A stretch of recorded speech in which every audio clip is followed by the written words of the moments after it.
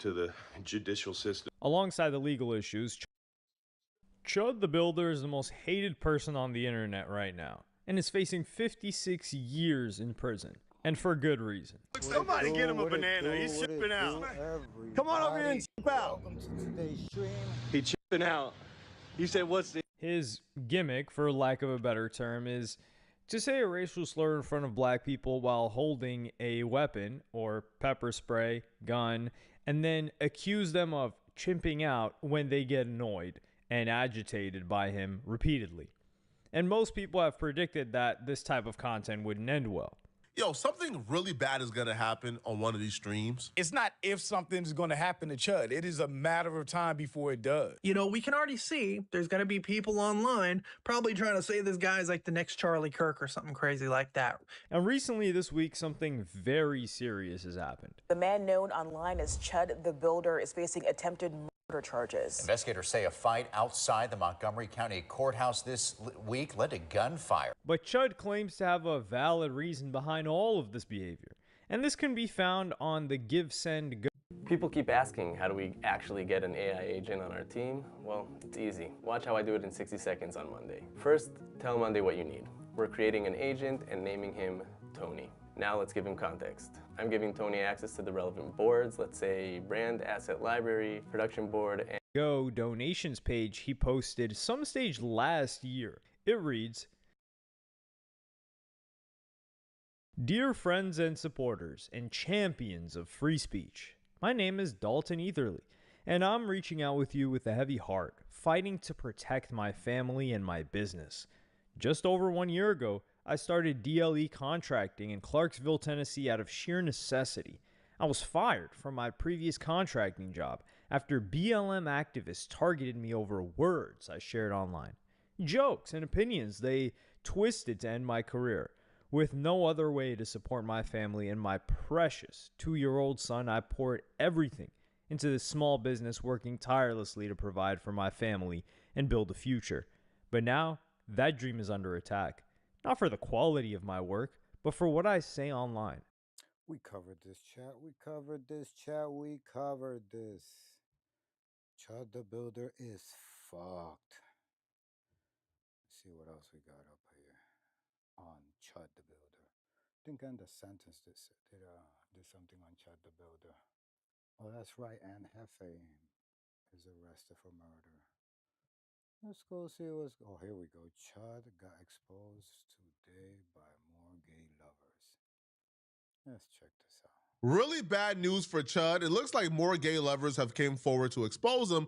But before we get to that, let's get to some updates that we missed since our last video. Chud got appointed a public defender, but to our luck, the public defender just so happened to be a superpower attorney with his own superpower law firm who just do public defender work as some type of civic duty and volunteering. So Chud got assigned literally the... I've gotten one of those. I've got lucky in life. Yes, sir. One of those doing a pro bono. And you end up being the pro bono lucky guy. Such a lucky man, huh? Chud the Builder is lucky. Wow, oh wow. Best attorney in the state of Tennessee to be his public defender. Black people, we can't catch a break, homie. We can't catch a break. This racist finally got arrested and he gets the best attorney money has to offer. Only thing is our tax money that's paying for his attorney. So the man got the best attorney possible off of our dime. This is, yo, you can't make this up, man. But it looks like the public has been putting a lot of pressure on this attorney, right? Calling him out for taking his case. And they responded back and they released a public statement responding back to the backlash of people calling their firm racist for defending Chud. They write, "General release to the public and press. Attorneys have very strict guidelines on what we're allowed to say to the press when cases are pending, so I can't share much about the case, but I would like to take this opportunity to address some of the hateful phone calls. Yo, y'all been tearing their office up, man. Y'all been calling the receptionist, letting the receptionist know she's a racist B, they a racist B, y'all done rock with racist B. Oh, no, y'all been tearing them folks up, right? Hateful phone calls and emails my office has been receiving since I've been appointed to be Mr. Etherly's attorney. My entire firm is being called racist. I am disappointed given my history and dedication to my clients, which includes people of all skin colors. Our individual rights as secured by our constitutions have— Nah, that's bullshit. Fuck all that bullshit. Bentley and Birch, you are a bunch of sellouts. Fuck you guys. Just saying. Racist for defending Chud. They write general release to the public and press. Attorneys have very strict guidelines on what we're allowed. Sorry, chat. I'm checking my sound. So I can't share much about the case. Checking my audio. Opportunity to address some of the hateful phone calls. Yo, y'all been tearing their office up, man. Yo, y'all been calling the receptionist, letting the Let's see. She's a racist B. They racist B. Y'all the rocker racist B. Oh, no. Y'all been tearing them folks up. Right? Hateful phone calls and emails my office has been receiving since I've been appointed to be Mr. Etherly's attorney. My entire firm is being called racist. I am disappointed given my history and dedication. I think my mic is too low. Which includes people of all skin colors. Our individual rights as secured by our constitutions have— Bentley and Birch, you are a bunch of sellouts. Yeah, I gotta put my mic up a little more. My mic is too low.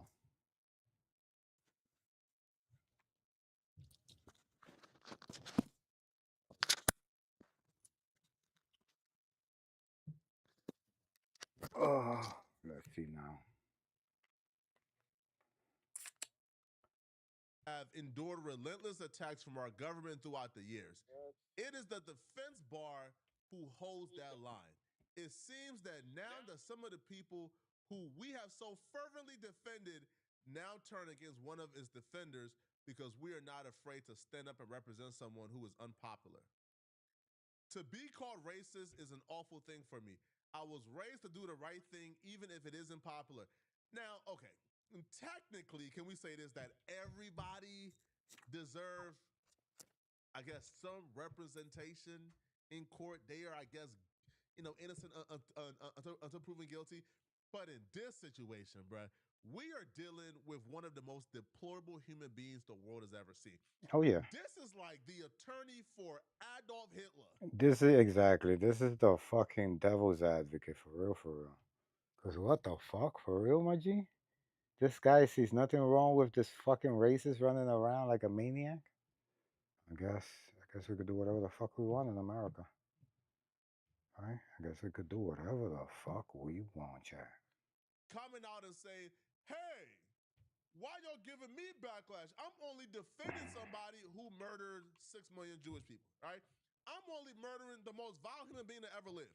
Now, have Chud reached Adolf Hitler status? I don't know. Right? I'll let y'all make that call, but he's close. He goes, my grandfather taught school and coached basketball during the height of racial integration in our country. He allowed his best athletes to play regardless of skin color. Oh my God. Yo, granddaddy coach high school, but yo, granddaddy coach like black athletes. What does this have to do? Yo, what's the price of tea in China? And because of his choices, was referred to as the N-word coach. I am proud of him for having the Oh courage my to goodness, do the right talk thing, about even racism. to the detriment of his social status. I am just as proud of his actions in that regard as I am his military service in the Korean War.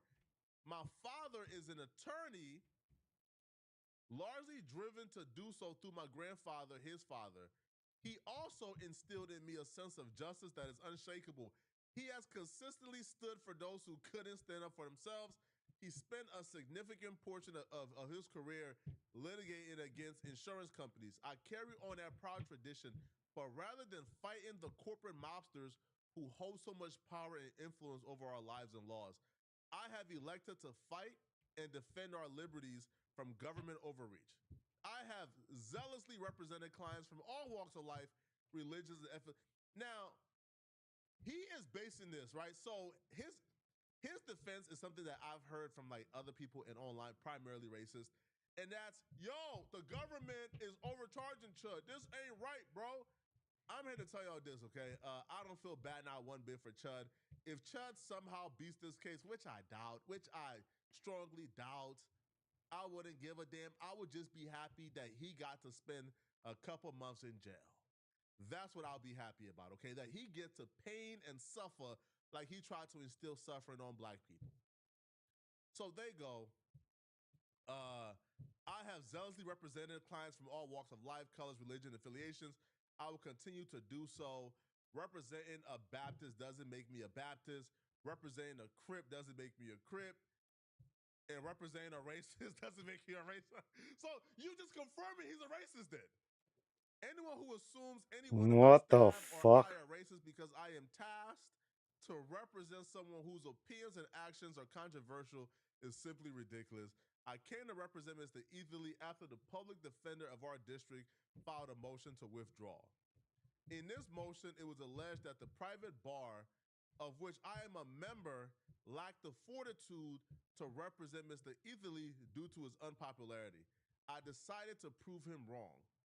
The role of a criminal defense attorney is to represent people regardless of their race. Wait, hold on. I didn't know this. So the public defender office filed a motion to withdraw?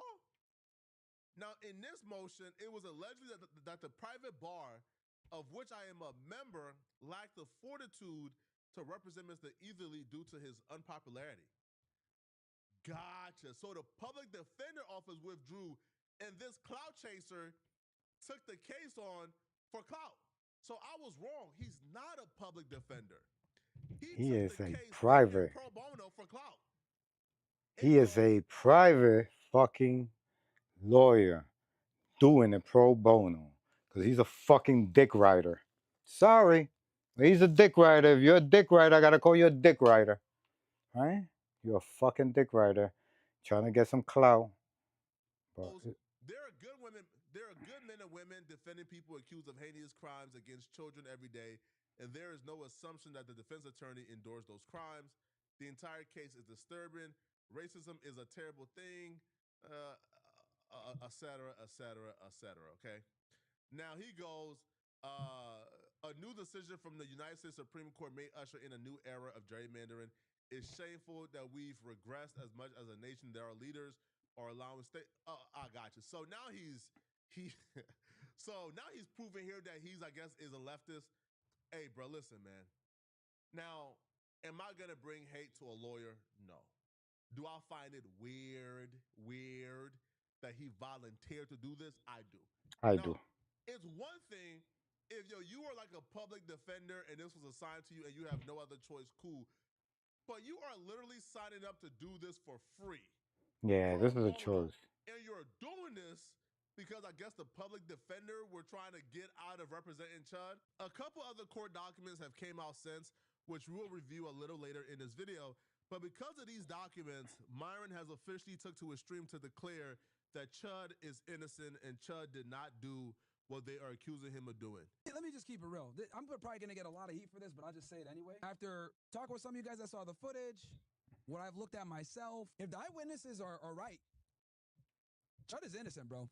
I run a podcast solo. No producer, no editor, no tech skills, just Riverside. Oh, fuck that guy for saying that. Recordings right from my... That's going to piss a lot of people off. Let me be clear about this, bro. I don't agree with IRL streaming and antagonizing people. I don't agree with that. I even messaged him myself and said, hey, bro, look, you got to move different. You got to be more intelligent. Literally, like the day or two before he got arrested. And he's a nice guy. He responded, right? He said thank you and everything else like that. But I do think that he's innocent. I do. Just based off the facts and how quickly they arrested him without even having the pump fund video, I do think that more than likely this arrest was politically motivated. We got to take the small wins where we can get it. Myron has said that what Chud is doing is wrong and that he doesn't support it whatsoever. So we'll take it. Hey, man, we will take it. But let's address this notion that Chud is innocent and the police had no reason to arrest him. This is politically motivated. They don't even have the video. Now, for some reason, like Chud supporters keep on bringing up this pub fun video. Now, they keep saying, yo, Chud was live streaming, Chud was live streaming, Chud was live streaming. There's been no evidence and no proof that Chud was actually live streaming, right? Nobody has footage and video. You think even before Chud pulled out a gun and shot it and the live went off. You think that nobody would have started recording when Chud started arguing with the black guy? That is a great point. That is an excellent point. Fuck a great point. Excellent point. Why wasn't he streaming for that one moment? The one moment that the shit happens. The one moment he's been streaming for. He's been streaming the whole time to catch somebody doing something crazy so he could pop them. And that's the moment he doesn't record? Seems more than just streaming. I think it might be more about the hatred he's sending. Like nobody would have hit screen record when Chud started arguing with the black guy, even before things escalated. I think it's pretty improbable that the stream wouldn't be out there if he did indeed stream. Now, even if the police don't got the footage from the stream, they got eyewitnesses and they have the camera footage, right? They have the courthouse. It happened out of the courthouse. The courthouse seen everything play out. Now, the words that was probably put to it probably would have came from an eyewitness, right? His friend that was with him. Joshua Fox had a friend with him. I think Chud had somebody else who was with him. So the eyewitnesses will be able to give an account of what was said, and the footage from the courthouse will be able to match it up. So if the police reviewed the courthouse footage and the eyewitnesses they talked to, and they said based on what they saw, that was enough to arrest Chud, it's hard to say, this is meritless. Like, I don't think so, right? I think antagonizing a conflict is one thing. Two, not using proportional force. If somebody punch you and you're probably bigger than this guy who punched you, instead of punching him back, you shoot him, that's not proportional force. That right there cannot be self-defense in the state of Tennessee as well. So either way, Chud is cooked. It's very important that you guys He's definitely cooked. I don't think the police had this video at the time they made the arrest. Rather, they said, you know what, let's just arrest him, absolve ourselves of the responsibility, protect him too, because if he walked away from this, it would have been national news and they might try to come and kill him because they doxed his address many times. But I've heard from multiple people that watched the live stream, who, by the way, are probably going to be the most credible witnesses because they actually saw what happened. To me, it looks like a self-defense case, and this has come from people that watch the stream. Yeah, bro. Guys, again, I don't agree with what he does, but at the end of the day, that doesn't give someone license to punch you in the face and attack you, bro. Like, you know what I mean? Everybody has the right to self-defense. It doesn't matter. Even if, like, he might have said some things that you're mad about or you don't like. From what I understand, he never called this guy a slur until he came up to him and he said, you're going to chip out. That's when he hit him. But apparently, he didn't even drop the N-bomb during this interaction. But the dude had been talking about attacking Chud on Facebook prior to this incident. So in other words, he had already made threats against Chud. I ain't gonna lie, the Facebook messages. Now this is too many cherry picking now. This right here is looking bad for Joshua Fox. I ain't gonna lie, bro. Thank you for the follow. Thank you for the follow. Thank you for the follow. I ain't gonna lie. I've been hoping to run into the Chud MF, but he don't be on this side of town. But outside of him, I'm gonna call them a bit and go about my day. So he's saying, man, if it's any other racist dude, I'm gonna just call him a bit and go about my day. Then somebody responded back and says, Chud just trolling us for a reaction. Don't let him bother you either. I don't think he's really racist. Like anyway, just clickbait. Yo, I hate when they say this, but what do you mean he's not racist? So then Joshua responded back and says, I'm trying to get some traction on my end. So when I start my Twitch, I got a little fan base. Again, this is gonna look bad for Joshua. He says, I'm trying to get traction. Yeah, cloud chasing.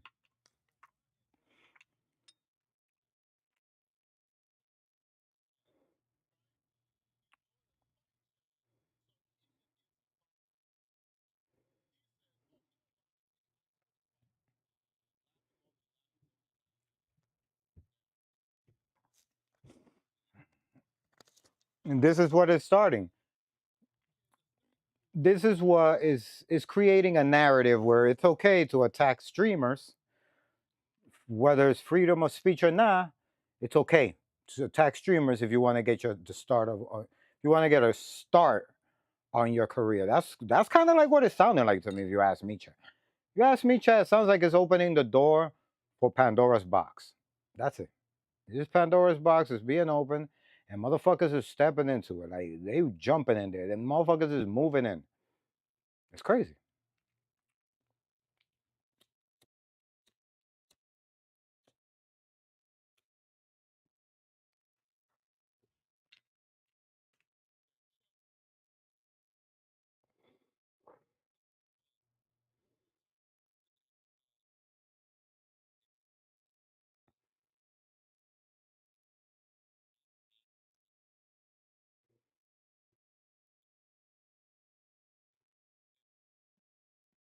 Yo. Oh shit, wait, hold on. The situation from Chud's defense, because they will say he already planned on fighting him. What do you mean, like Chud antagonized? He already planned on fight. He said when he see Chud, he will fight Chud.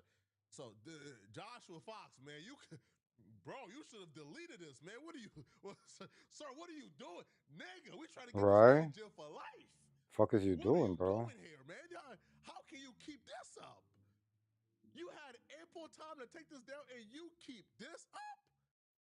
Oh my God, man. Enough with the good news, man. Let's get to the bad news for Chud. Now, another gay dude has came forward to say that Chud used to engage in some flexible boy activities with him and other gay dudes in their small town. Also, I don't know if it's already public knowledge, but like that Chud the Builder guy, the blatantly racist white guy that's in Tennessee and like just is blatantly racist, we're from the same town. And multiple times he sent me and my other gay boyfriends nudes on Grindr. So oh my god, great question. I don't know if you've like ever thought about this, but the world actually like operates on a timeline. And part of the timeline is the past. And in the past, I didn't have a boyfriend like I do in the current like present tense. So okay, but low-key, I'm happy that my video outing Chud the Builder, aka Dalton ll3r or whatever, is getting like traction because we went to the same high school together, and I just, trigger warning, I was popular on Vine. Like, He's that was a thing. crazy.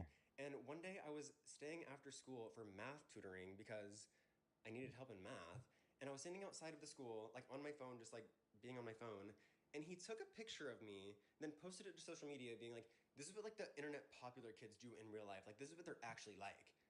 Bitch, I'm sitting there waiting for my mom to pick me up from after school tutoring, and you're taking a picture of me Right. So, at the end of the day, I won. What is he getting Jail, at? if not prison, and your bond was $1.2 million. I believe him 1,001%. This would explain all the hostileness, all the aggression, all the racism, right? Because for you to have that much flexible boy activity energy pent up in you, right? To have a bottomless booty like Chud, and we know he got a bottomless booty because the He chick that said a fucked him said she was bottomless using like dude. 16-inch Rico Salve 2300, like 16-inch. And Chud still felt nothing. So if you got a Oh my bottomless booty god. like Chud, if you done engaged in flexible boy activity so much that Oh all the my muscle god. contraction in the booty is gone, Oh my one god. can understand This nigga's why crazy. you would have so much pent up aggression because you can't Poetic just engage Flacco, in you those activities no more wildin'. because you too known. You wildin', And all the broski. gay dudes are leftists. They're Democrats. They're liberals. So you know if you get that booty scratch, they tellin'. So now you Oh got to go around god. the world mad at black folks because you can't get your booty scratched no more. All right, because you know them gay dudes is telling. Oh Oh man, god. Chud, Oh this is not god. the right way to deal with your suppressed feelings, okay? But y'all let me know in the comment section, what do you guys think, okay? If you're still watching this, What do you think, Chad? What do you think? Is Poetic Flacco onto something? Is he capping? Is he, because you know Poetic Flacco don't got no friends. That motherfucker, I mean, not that I mean he don't got no friends, but he ain't got no loyalty to like covering up bullshit no matter who the person is. So what do you think, Chad? Drop it in the comment box. What the fuck do you think, Chad? This is crazy, Chad. This is crazy, Chad. This is crazy. Holy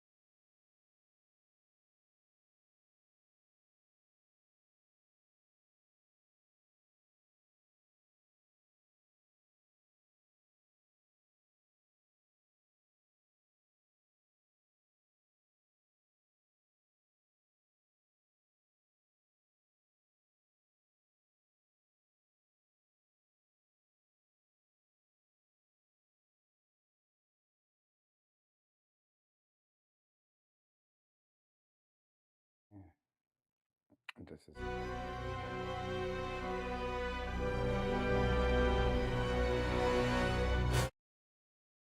There we go. So we're back to this arrangement. Da da da da da. Oh, hold on, let me see.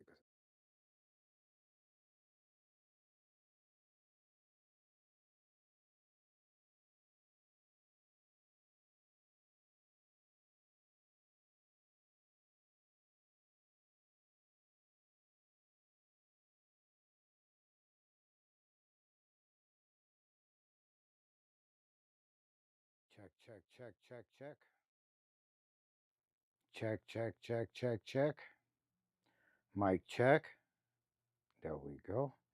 So there we go, chat. So now you get like a zoom in of what I'm doing in my whole master bedroom. You know what I'm saying? It's kind of like a way of like showing you the whole. Like when I'm sleeping, this is what you're gonna get. Probably gonna get this. Probably with a window over here of say all right. So it'll be like this. So this window will go either up or down. Or down. There we go. So we'll probably get something like this, right? And I'll be watching like Spiced Ham or, or like some scary shit that I watch when I fall asleep. So when I fall asleep, you guys get the whole master. You feel me? Maybe we'll do more like a little more cropping, maybe at the top. There's no need to have all of that at the top. That's a waste. It's a big waste at the top. Like so you can see all the top of my above the green screen, and then what? You feel me? And then what? At least right here, boom, you get like a TV. It looks like I have a TV. That's really just a screen. And then let's take some away from the bottom. No, the bottom is fine. The right and the left. Too much left. You can see my whole boot sedan, everything, my Gohansen. And the fact that you can see my Gohansen, you can also see my gaming chair. So you shouldn't see that much. Should be all the way to like about the green screen. You feel me? That way, when I go to sleep tonight, we could fall asleep watching TV together. You feel me?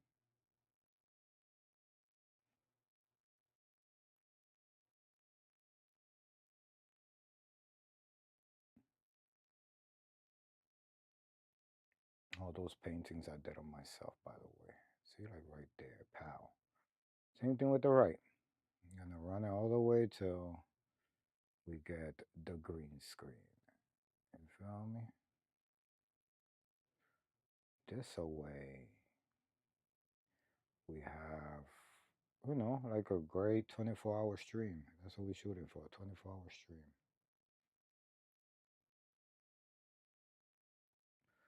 You guys gonna sleep over with me today.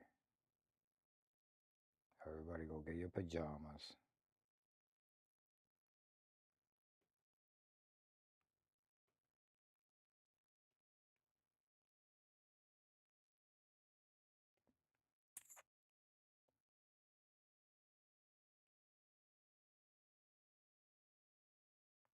Man, chat. And there we go. Perfect.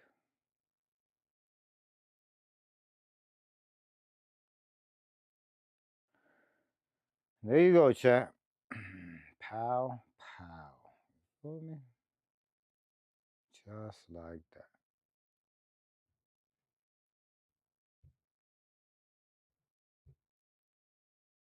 And then grab this right here. Where is it? Here. We could do this.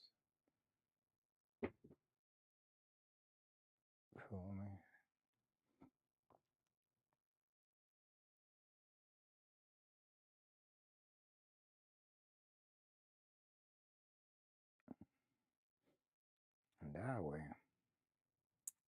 When we watching TV together, chat. Feel me? You feel me? Oh, man.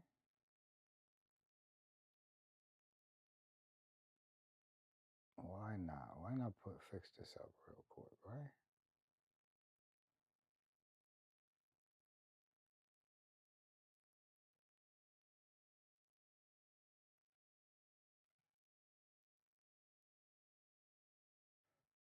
Move this right here.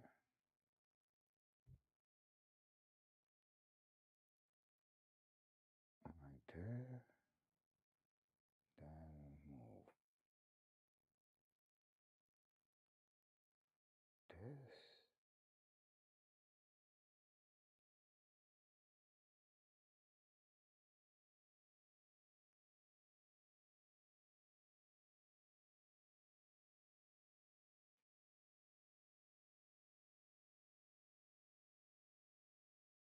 Move what is it? This.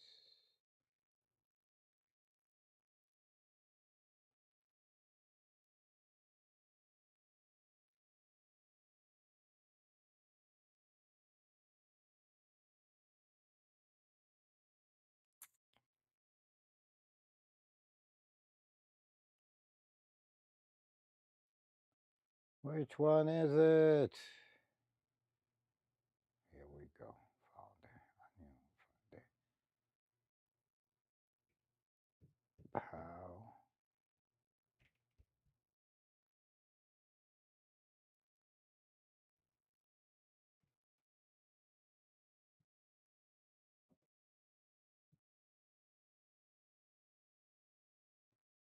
Here we go. Need to find the other one. This right here.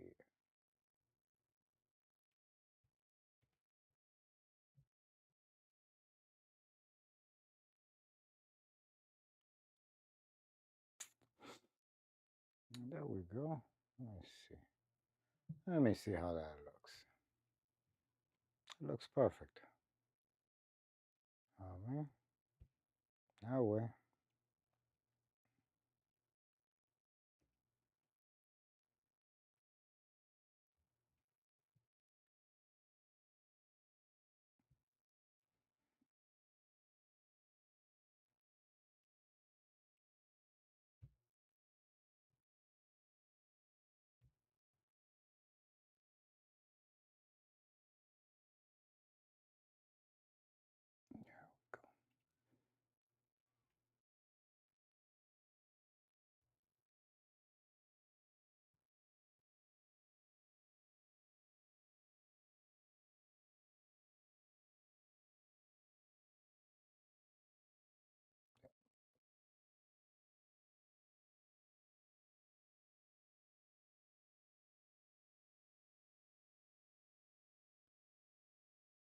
There we go, Chad. There we go. Now if we do this,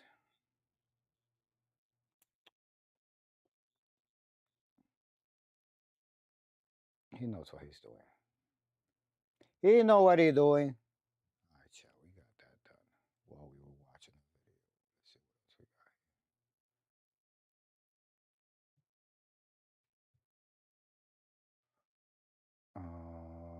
Don't believe you.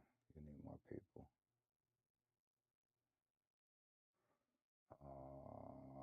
Point and shoot. We haven't heard from Point and shoot. Let's go to Point and shoot. He's a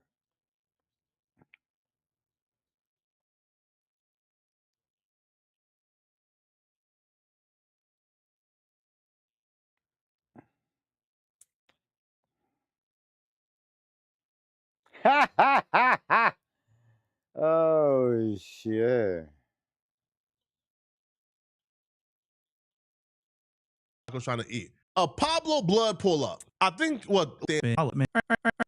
Right, so there have been some new developments in the young Ant Jefe murder arrest situation. So Poetic Manyango Jala, Frederick Jala is my real name, says that young Ant was involved in this taco stand shooting that happened on May the 16th in Los Angeles. So young Ant Jefe is at the taco stand minding his business, trying to get some tacos, trying to eat. a Pablo Blood pull up. I think what like into Pablo's from like 5'4" or 5 dudes, who knows, right? But the Pablo Blood pull up. Instantly, an altercation breaks out. He starts to bang on young Ant Jefe. Where you from, Blood? And Jefe, I'm from A-Tray Gangsta Crib. Cool. That should have been the end of it. Young Ant Jefe walks away, gets back into his car. Now, when young Ant Jefe gets back into his car, the Pablo Blood follows young Ant Jefe to his car. Allegedly, that's why young Ant Jefe killed the dude from Pablo Blood. So Jala Oh, says God. that's why young Ant Jefe killed the guy from Pablo Blood. So Jala is actually lying. He made that whole thing up. That's all rumors and just lies that he came up with. That is not what young Ant Jefe is locked up for. And so Jala gets called out for this pretty much right away by Remo, Officer Remo from No Jumper. Everyone knows Remo. Officer So Remo, Jala he's is lying, hilarious. and that young Ant Jefe went down for something that happened a long time Officer ago. Remo. DP gone wrong, and someone lost their life, and because young Ant Jefe was technically involved, or he was the lookout, or whatever he was, he didn't actually kill someone, but he was Oh, involved. God. It was like there was a commission of a felony going on when somebody died, and that's what made it PC 189 felony murder. Just an update. Just an update on the Ant Jefe situation. I know a lot of rumors and shit been hitting the internet. Everyone's trying to say that young Ant Jefe was actually involved with the shooting at a taco stand. I'm not sure about that. From what I'm hearing that young Ant Jefe was actually arrested from a situation that stemmed from like a few months back. I'm hearing it was like a DP gone wrong where I don't know, maybe somebody in his clique got DP'd, but in the midst of the dude getting a DP, someone actually passed away during the DP, and that is actually what shit. Jefe supposedly, allegedly. So Jala gets called out for this, and he panics and releases an emergency video with revised versions of the account. And this was actually pretty funny. So Jala now claims, so he says that he's got footage, and he claims that young Ant Jefe's vehicle was involved with the shooting, not Ant Jefe.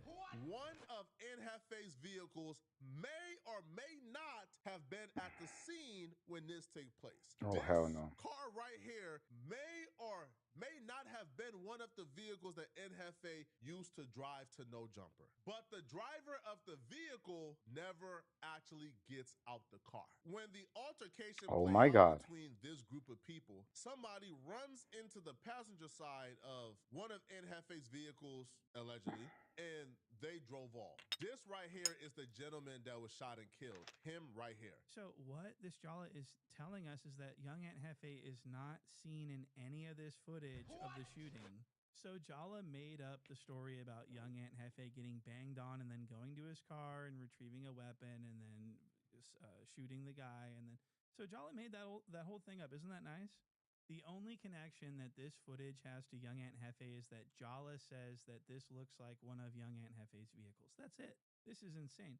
And what Jala does next is even more insane. Wait till you see this. So Jala justifies his reporting, his malicious, made-up lie story reporting based on this Instagram post. He's saying, look, this guy's the one saying stuff, not me. I'm getting my information from this guy. Thank you Pablo for the Blood. follow. High-ranking gang member from Peblos, Young Woo, it looks like he's not letting young Ant Jefe off the hook completely just yet, because he dropped a video where he essentially names young Ant Jefe and backs up the story that young Ant Jefe and this dude had an altercation. Now, from the footage I just seen, if that's young Ant Jefe's car, if that's one of the cars young Ant Jefe drive to No Jumper, if that's one of them, then young Ant Jefe never actually got out the vehicle when the altercation took place.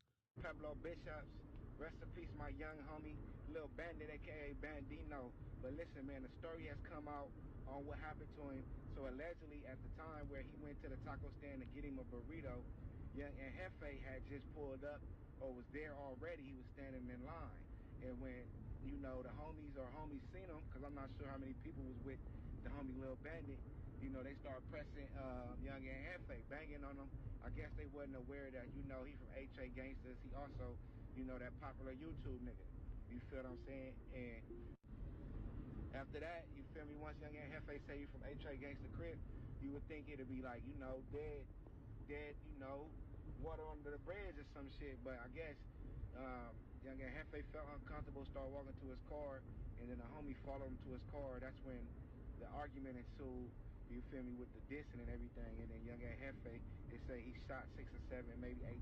They still blaming Ant for that murder, apparently. But shout out to Remo, man. Okay, so that whole story that you just heard that guy tell us, this Pueblo Blood, that story came from Jala's first video. What? He literally said it in his video. He said, this is coming from Jala. The Pueblos on beef with the HA gangsters. It should have been kind of like, you know, left alone. But where the Flacco was claiming that the homie Lil Bandit was dissing Young Ant Jefe hood, you know, dissing all kind of gangs. Ooh. So it goes back to Poetic Flacco starting the rumors. And shit like that, you feel me? All this guy did was repeat what he heard from Jala, and Jala presents this to his audience and tells his audience that this guy's backing up the story that he reported on. And backs up the story that Young Ant Jefe was getting banged on and went and got a gun and shot him and killed him. This is what Jala is telling his audience, and he's saying this guy is a high-ranking blood member, and he's backing up the story. So that is crazy. What's going on? So Jala literally blamed this unsolved murder on Young Ant Jefe or his car. And then when he got called out for this because it wasn't true and he knew it, he says that this blood member's blaming Young Ant Jefe, not him. He says this guy's blaming him. They still blaming Ant for that murder, apparently. But shout out to Remo, man. Poetic Flacco was claiming that the Poetic Flacco was claiming that the Poetic Flacco was claiming that the Poetic Flacco was claiming that the Now I want to show you this part where Jala throws shade at Remo for proving him wrong and calling him out for false journalism. Me and Remo has been on the phones trying to get y'all the most information we can get y'all, man. Remo has been a big help. He's been on the phones as well, doing some really, really, really great investigation and detective work when it comes to this case, man. But I'll be real with y'all guys, man. The Pueblo Bloods, they're still blaming Young Ant Jefe for this.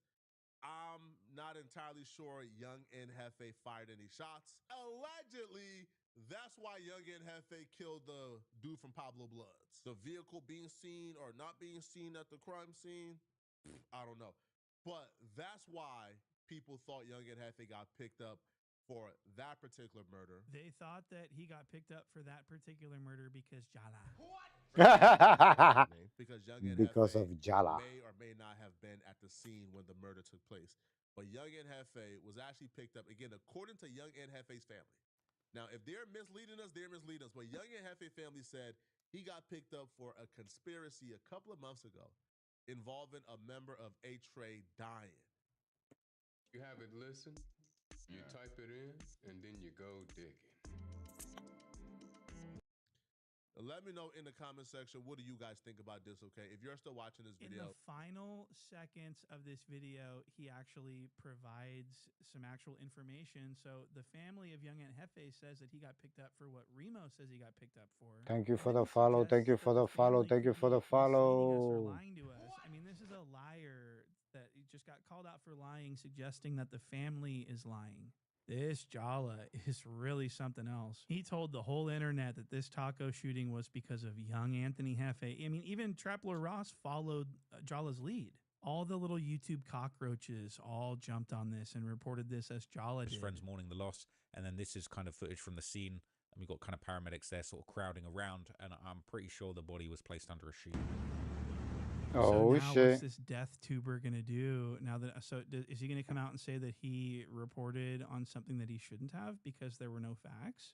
I'm wondering what Trappler Ross has in store for us after this. I think Oh that the my audience God. should demand an apology from them, a public apology for how shitty their reporting is and how greedy they are and how all they do is talk about whatever they can to get paid. They don't care about anything. They're not interested in anything. They just want money. And so they're willing to spin a narrative about someone, the worst day of someone's life, and about someone who died. I mean, it's really, I mean, where does it, so yeah, That's they need fucked to up. apologize, I think, to their audiences for lying to their audiences. I think so, And too. It does appear that I do believe they need to retract their statements. Ant was arrested for what we originally thought. That was reported by TMZ, which is felony murder, which is when, you know, someone dies during the commission of a felony. Everyone committing the felony gets a murder charge, okay? And the $1 million bail, people were confused about this. Yes, you can post bail, a $1 million bail, before you see a judge, before you're arraigned. That's what bail is. So you can post bail even though you haven't seen a judge. I don't know Hell yeah, that's normal. where people are getting that from, but it's really interesting. I'd like maybe a better explanation of what, because maybe I'm getting this wrong. I don't know. So this is the bail schedule for Los Angeles County, so you guys can read through And it. guys, this is 5 hours old, so there's no way that you could think that what Jala said is actually factual when this is fresh news. Like, this is more current than Poetic Flacco shit. All right. So, guys, you could clip this. This is the truth. The truth is, Ant Jefe is in there for a murder, but it isn't for the reasons why Poetic Flacco is stating, and he dragged somebody into it.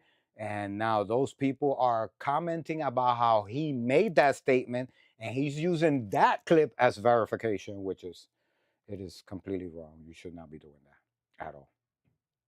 And figure out why his bail was set to that. And if you want to learn about Jala's scammer activity, check out this video and go give it a like and a comment for me, okay?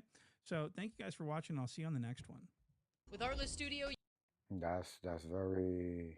Look, and the sentence got a video on it. Let's go watch A No that. Jumper host has been arrested for murder in Los Angeles, and No Jumper is quickly becoming the 1017 of YouTube platforms, with all of the talent crashing out. Almighty Suspect is going to prison, Brick Baby's going to prison, and now Ant Jefe may face the rest of his life in prison. Oh my Quick goodness. pause, because this might actually help you out. If you've ever needed access to your money before payday, there's a banking app called Current that lets you get up to $750 as a paycheck advance once you qualify. So instead of waiting for payday, you can get access to your funds earlier when you actually need them. Paycheck advance is clearly my favorite part, and I'm sure will be yours too. But if you're trying to build your credit or just want your direct deposit sooner, it handles all of that in one app. If you scan the QR code, it'll take you straight to the sign up page where you can create an account. Just go through the normal sign up steps, enter your information, and order your current card. After you complete those steps, you'll see the option to enter my promo code Jake1090, which unlocks the $75 bonus. If you ever feel like managing money is stressful or tight sometimes, it's definitely worth just checking it out, because that's literally what it's designed for, helping people like you stay more on top of their finances. The LAPD says there was an argument just before the gunfire, and it all unfolded just steps away from a busy taco stand. Telemundo 52 spoke with the brother of the man who was killed. I also spoke with one man who was working at the taco stand last night. He told me he heard about 7 to 8 gunshots. Let's go ahead and get you to some video from earlier. In this clip, you can see... That's a big hole. God damn. Y'all see the size of that shit? That's like this here. What the fuck he toting? Missiles? Bullet holes in a fence near the stand. The LAPD says the shooting was reported just before 2 in the morning near the intersection of Holmes and Slauson Avenues. As you mentioned earlier, there are a number of businesses in the area. Police say a man walked toward a car and there was some sort of an argument. Police say the man was then shot and the shooter took off in a car. It is unclear at this point what led up to the argument. The family of the man who was killed has identified him as 30-year-old Deshaun Coleman. They shared a photo of him with our team. Here was more from his family and reaction from a man who was working at the taco stand. That is a sad tragedy, Chad. That is a sad tragedy. I'm just like mind blown. Like, for real. Mind blown. Holy shit, Chad. We don't know nothing. All we know, we need justice. He was a good person, a loving person. He took care of everybody. We hear some people yelling. People yelling, like yelling. People were gelling. Jordan Guzman testifying in the Los Angeles County Court. People were gelling. We heard gelling. Yelling bad words. Yelling bad words. Start fighting. Did you hear the gunshots? Accent. Yeah, I hear the gunshots. I hear like 7 gunshots, and that scares me. I didn't move. I was frozen, like no zero nerves. I didn't know what to do. I didn't know if to run or to stay. Jordan Guzman told me he has been working at the taco stand Thank you for the follow. Thank you for the follow. Thank you for the follow. A shooting in the area again. At this hour, police are still looking for the shooter, and they do not yet have a description of the suspect's car. Anyone with more information on this is asked to call the. Well, anyone with more information doesn't need to call, because the people in Los Angeles with more information just post it all on Instagram. As far as we've heard from this news report, somebody got shot at a taco stand after an argument, a confrontation. That's probably a story that's unfolded in Los Angeles thousands and thousands of times, right? In taco trucks, it gets deadly over that shit. But they're asking for more information. Well, a Los Angeles street journalist who also apparently is a blood gang member would pretty much give all the information on what took place. I got one challenge for you. Try Whisper Flow one time, and I promise you'll understand why Hey man, shout out to the Pueblo Bishops. Rest in peace, my young homie, Lil Bandit, aka Bandino. But listen, man, the story has come out on what happened to him. So allegedly, at the time where he went to the taco stand to get him a burrito, Young Ant Jefe had just pulled up or was there already. He was standing in line. And when, you know, the homies seen him, because I'm not sure how many people was with the homie Lil Bandit, you know, they start pressing Young Ant Jefe, banging on him. I guess they wasn't aware that, you know, he from H.A. Gangsters. He also, you know, that popular YouTube nigga. You feel what I'm saying? And after that, you feel me, once Young Ant Jefe say you from H.A. Gangster Crib, you would think it'd be like, you know, dead, you know, water under the bridge or some shit. But I guess Young Ant Jefe felt uncomfortable, started walking to his car, and then a homie followed him to his car. That's when the argument ensued, you feel me, with the dissing and everything. And then Young Ant Jefe, they say he shot 6 or 7, maybe 8. Hey man, shout out to the Pueblo Bishop. That's more information than we got from the news. And I'm gonna run this little portion again just so you can hear this, because this justifies everything. So allegedly at the time where allegedly. As long as you say so allegedly, it doesn't matter if you snitch and tell the entire story of what happened, because you said so allegedly. If you're a gang member, for all the gang members out there that apparently don't know this, if you say allegedly and then snitch, you're good. That's like the key word. That's like the past. That's, you know what I'm saying? As long as you say allegedly and then tell Instagram exactly what happened, you're good, because you can be like, nah, blood, I said allegedly. I ain't say it happened. I said it allegedly happened. So coming from a blood in Los Angeles, his homie, Bandino, etc., was at a taco stand getting a burrito.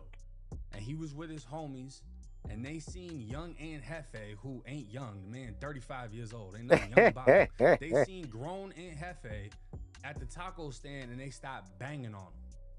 In Cali words, that means, what's up, blood? You banging, brah? They throwing all this shit up, whatever. They trying to find out if he gang bang.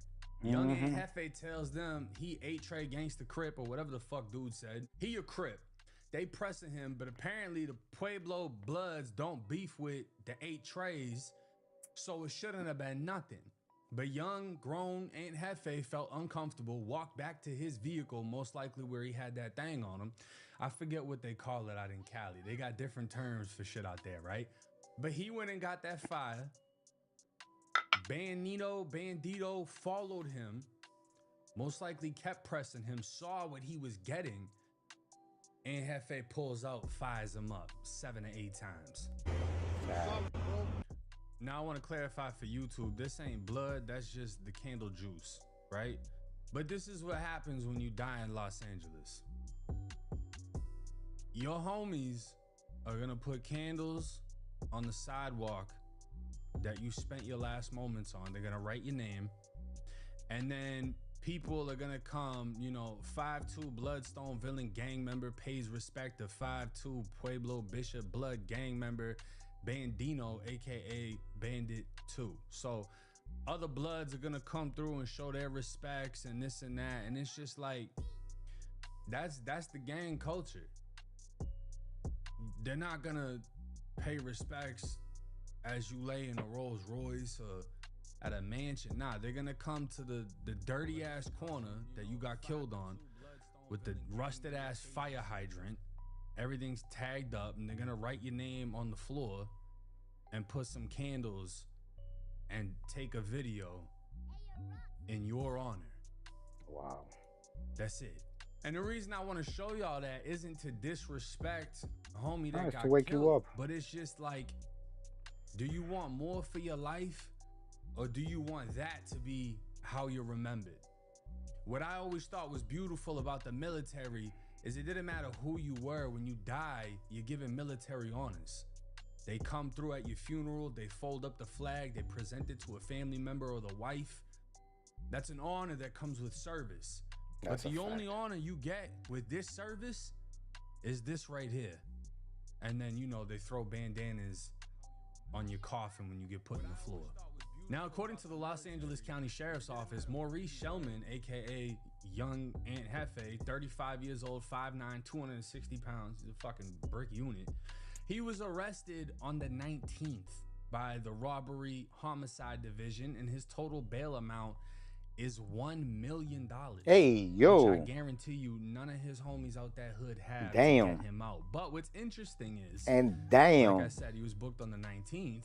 This video, They don't want him talking to come about out. Jaleese being fired from No Jumper after some shocking They don't want him to allegations. come out. She accused Skinny from the 9 of doing some crazy shit, whatever, right? Ant Jefe would post this video on his own channel on the 19th, prior to his arrest. In his eyes, he's crazy. There's not another video on his channel where he looks like this, right? This could very well be the face of somebody that knows they just threw everything away. He had an opportunity that many have had prior. I'm gonna be fucking honest with you. You know who's one of the most successful coming off of No Jumper? Poetic Flacco. He Whether left. y'all love him or hate him, He left that when the man is going not got only good. grinding, he's He's getting not a dumb. bag right now. Yeah. So No Jumper, as much as people act like Adam takes advantage of people, no. It's all about, And no matter what, even if he doesn't make more money than most of them, guess what? He's a free man to build up his empire. Sky's the limit. You understand what I'm saying? The rest of them need to get bailed out. And that's money they're going to owe through lawyer fees. And then when they do get into the clear and out of the fucking red and they're back on, they're still going to owe something. And society's not going to look at them the same. It's crazy, chat. It's just crazy. It's crazy that No Jumper breeds crash outs. the opportunity. What you decide to do with the opportunity is entirely on you. You can go up there, just be a host, get drunk, get fucked up, and go catch a body. Or you can be behind the scenes, see how Adam runs his multi-million-dollar business, pick up the gems, start your own shit off, and become successful. Who else? Remo, another person, created his own blog page. Now it's successful. He's getting to it. He's getting the bag. And now he's one of the main ones helping No Jumper run that ship, right? But this man clearly looks like he's going through something. And I'm gonna mute it because we don't really care what he's talking about. We just care what the visuals are like. And Yeah, he look like he knows. Just look at the It's a background wrap. here. What is this? A pile of clothes? Is this a TV or a computer monitor? Like, is this an apartment or a motel? I can't even tell. No, that But looks this is like a the motel reality type. of how most could be his apartment. gangbangers, OGs, whatever, are living in some shit like this, which looks as if the room I'm in is bigger than the entire living room he has. But this face right here, I don't know what did it. I don't know if it was alcohol, drugs, or crying because he knew what was to come. But soon after this video dropped, he'd be arrested for murder. And with the arrest hitting the news, people are quick to comb through every little thing you've done or said or anything like that because they want to find out how much you slipped, what could have possibly happened, what you could have done. And this video was recorded and, you know, I guess he's admitting to a shooting. I don't know who this person is. Imagine being able to build an app with your name on it just by thinking about it. Meet Base 44. But Hot Topics is pertaining to the shooting I did The shooting. I don't know who this person. Now those type of slip ups, I don't even think that's a slip up. I think that's him trying to act like he slipped up and still posting it. Unless that was screen recorded off of a live video. If he decided to save that and post that, that's from an image, right? Because he didn't get arrested for shooting up the Hoovers or nothing like that. But it's an image trying to be portrayed. Otherwise, he literally did slip up. And if you'll slip up like that with a camera recording you, you'll slip up in the interrogation room. I don't give a fuck who you are. If you could put a camera in front of you and slip up and say, oh, the shooting I did, you can 100% repeat the same type of bullshit in the interrogation room. Now, this is the Facebook of the victim, Bandino Trampin'. To say he's from Vegas, or at least lived in Vegas, but he's actually from Los Angeles. Everybody will be putting RIPs on his page, and you know, he's got pictures with his homies. They throwing up whatever. They dissing whoever, you know, obviously that's saying fuck something. I don't know who these guys are, but clearly he doesn't like them. And apparently he even had a Chud the Builder is the most girl, hated. and he's throwing up blood. And I highly doubt it. But if this is the name right here, I don't know. Oh, that's his god baby, Kiana. Because I thought the name was Kia Myers, Moorhead, Queen Cash, EBK Ash, Trinisha. I was like, I know damn fucking well they didn't name the baby that. But dude's banged out, even in the family pictures. So it's like, not really a surprise that shit ended like that. And then the name threw me off too, because I thought it was Bandito, but it's Bandino. So I Googled that, and come to find out, Bandino is an Italian male name of Germanic origin, meaning noble and fiery, or nobleman with a flaming sword. Because I was just confused, because I thought it was Bandito and then Ant Jefe, and it's like both of them have some Mexican names, and then they, you know, whatever happened, dude got murdered in front of a taco. The whole shit seems crazy. I don't know. But at the end of the day, to see somebody that had an opportunity get booked for a murder over a stupid ass situation because people choose to put themselves on multi-million-dollar podcasts and then still live in the hood. And I've seen him on some of his videos where he's posting up. Wanna come sit with me? Come sit You know, with me. like he's trying to be the street element of the podcast. You got some hosts that are just neutral people, civilians, That's that me. bang bang, and then you got the guys that come up there that's banged out, that gotta act tougher than everybody else, and maybe they are. I'm not saying they Are you gonna be comfortable? All I'm saying is this is how the shit ends. You would think that when presented with an opportunity to be better than you've ever been in life, the fact that you're up next to people who have made more money than your entire hood, you would think you would take this opportunity to change instead of representing the same thing that's led you to absolutely really nothing. But not everybody sees it like that. And who am I? Well, I'll tell y'all who I am. I'm the one that got out of prison, started a YouTube channel, changed every aspect about my life, made an amount of money I never thought I would have, and now I just try to show y'all how not to go about life. It's never too late to change the direction you're in, the path that you're on. If you want to be the tough motherfucker that goes up there and tells all these tough ass stories and lets everybody know you still with the shit, and you want to get locked up with $1 million bail for blowing somebody down in front of a fucking taco truck, by all means, bro. By all means, and we'll make videos on how tough you are. Yeah, we definitely. Just when you're never coming home, and you're on a level 4 or a 50-50 or whatever the fuck it is in Cali, you're never getting out. You're stuck in there, and you got to make little videos inside of there showing everybody how real you are and how tough it is inside of them concrete ass cells. You got what you worked for. That's what you wanted. That is essentially what you worked for. Me? Nah, I'm straight. I want, you know, couple $100,000 cars, big ass houses, diamonds. You know, I want the nice things. I want to travel. I want to be on boats and shit. If y'all want to do the cell life, go ahead. Keep doing what you're doing. Follow Ant Jefe or end up like the other one, Bandino. That's where the life takes you. It's one or the other. You will rarely see success stories come out of that type of lifestyle. Yeah, but if that's the life you want, that's the life you chose. You gotta bail. When it turns into this. You gotta know the bail. I bailed in 2013. Y'all rocking with me. Till next time. Drop it in the comment box, Chad. Smart Drop it in the founders know comment box, Chad. Drop it in the comment box, Chad. You already see the vibes. You see what we dealing with, child. You see what we dealing with. Sheesh. Let's see what else we cooking up on the internet. We live today, child. We live today. We are live.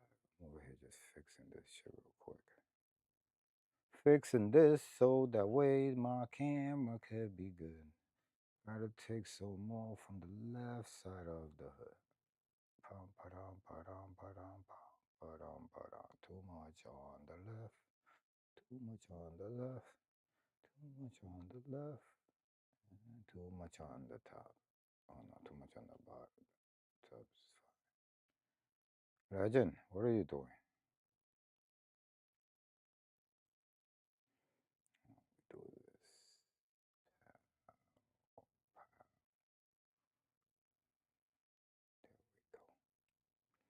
That works for me.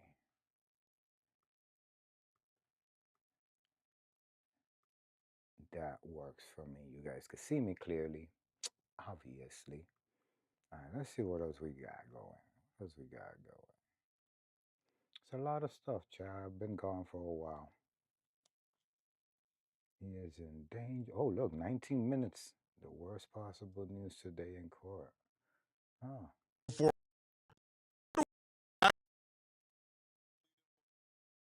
Thank you, thank you, thank you, thank you, thank you, thank you, thank you for the follow.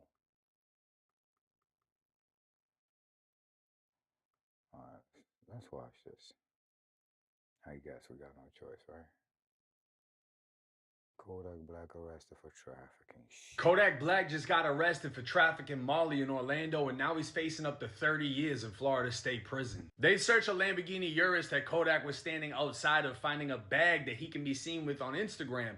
Well, in that bag, they find his prison ID from when he was in the feds. They'd find his gun lighter that he's always taking videos with. And they'd also find 25 grams of Molly. On the front passenger seat floorboard, they'd find 2 of Kodak's rings, and then a $100 bill that was rolled up with residue still on it. Now, trafficking doesn't mean he was selling, it just means the amount he was caught with. Unfortunately, we all know that Kodak be using drugs. And according to his lawyer, he got tied to this case because they found a bottle of promethazine in the same bag with everything else, and it had his fingerprint on it. But personally, I don't think prison is the way. I think Kodak needs to tap in with his higher power, find sobriety, get on a fitness journey, and bounce back. Kodak Black just got arrested for trafficking. What do you think, Chad? They're gonna give him time? Come on, man. You think they're gonna give Kodak time? I think they're just gonna slap him in the wrist. They're gonna be like, "What the fuck are you doing? Wake the fuck up! You bugging the fuck out." Everybody go subscribe to Bull Light. You know what I'm saying? 4, they got Bull Light. Let me ask you a question, Bush. Let's see what Bush got here. Whack 100 trying to set up Young Ant Jefe, Poetic Flacco, and the other LA YouTubers exposed as frauds. Ooh, we gotta watch this.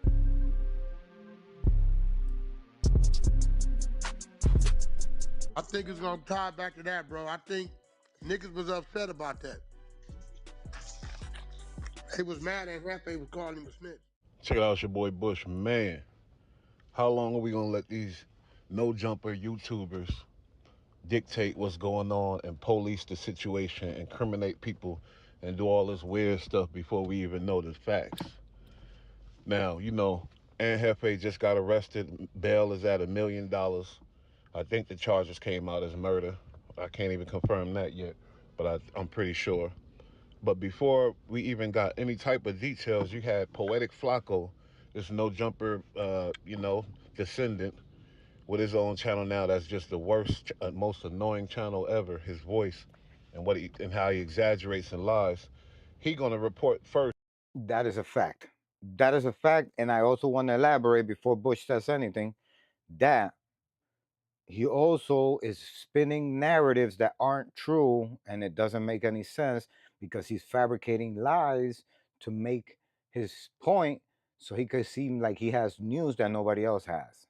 First, oh, and Jefe popped the blood open some tacos at the taco stand. Everybody ran with that. That's ridiculous. Bunch of y'all platforms need to be ashamed of yourself. A lot of y'all gangbangers out there, everybody ran with that story, which was false. Now new details coming out, and now you got Whack 100 playing the ultimate detective, doing exactly what he did to a lot of people, and making up narratives for the feds to run with. And you got these dudes. And that's fucked up because the fact that you point the finger at people because they're bad people, and then you want to like paint this narrative like you know what's going on. Like how valid is it that they know what's going on if they YouTubers and the street guys are in the streets? I'm just saying. Dudes in the clubhouse agreeing and talking it up. This is crazy. Check this content out, man. Nah, it wouldn't be no. Hot topics is pertaining to the shooting I did Bro. Nah, it wouldn't be no prelim shit out. Yeah, that's what the feds shit come out fast. Hey, see, this the thing, though, right? I think that day that Ant Jefe was talking about that, right? He was talking about the shoot. What you think he was talking about that day? Okay, that day he was talking about the shit that happened at A. Hoover Day. Well, why did he say that? I think he, he was, he had a lot of misspeaking events where the nigga had said a whole lot of bullshit.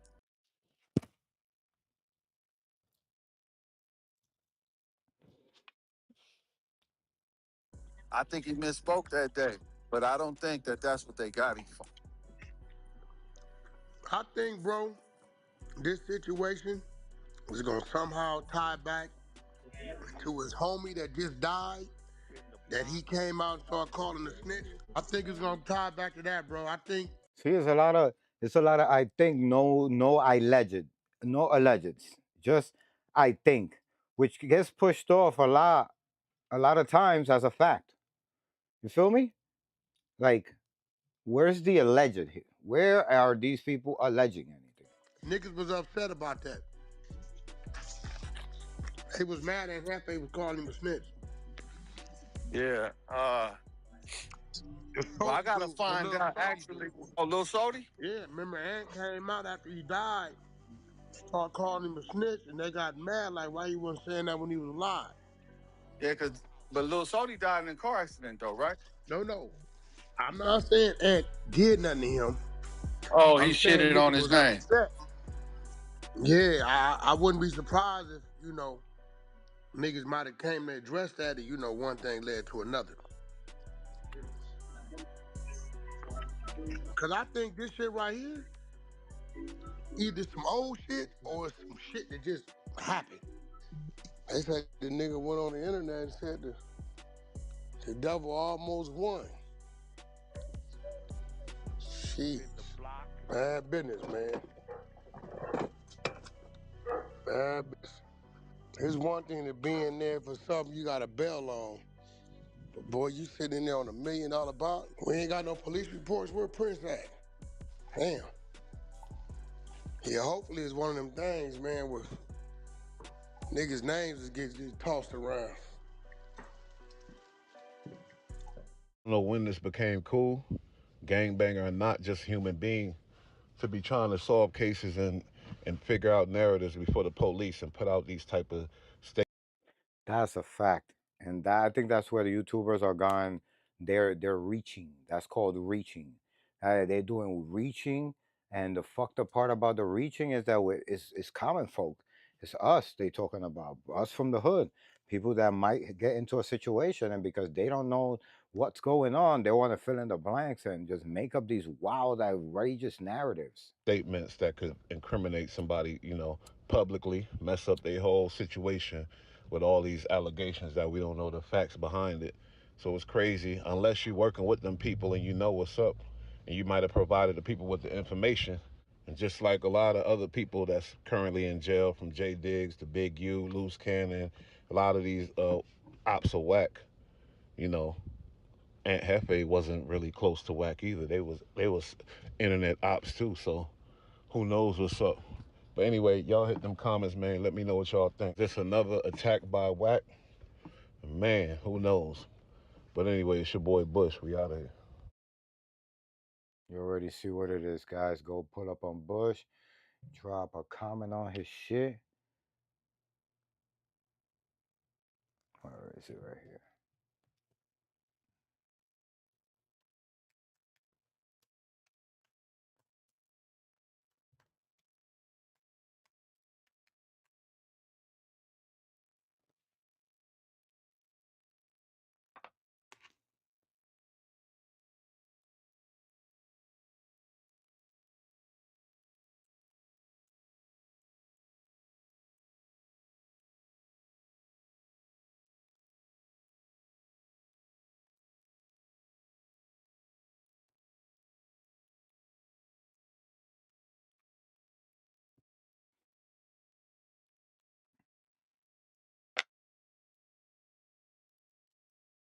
I need to issue a retraction.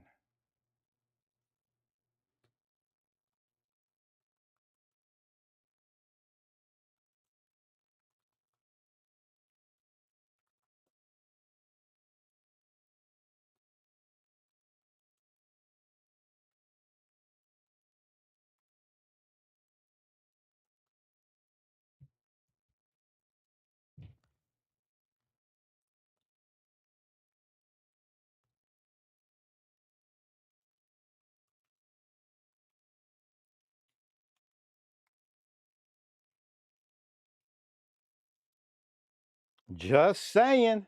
Know what I mean? Nobody said allegedly not once, man. It's crazy. Motherfuckers are just talking reckless on the internet. Straight up. Wow, shit for the night. Anyway, let's keep hunting. What are we seeing? Youngin Ace under fire after shocking claims. And like a sinister refrain. You start to wonder, how is it that this man, someone who hasn't even been officially charged,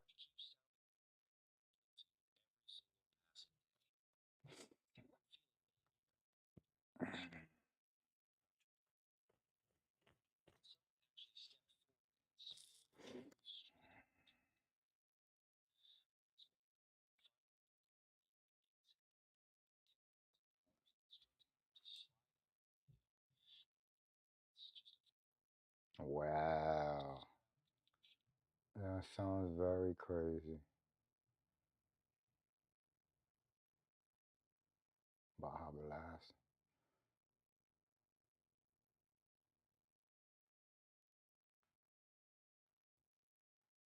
Bend it down, press.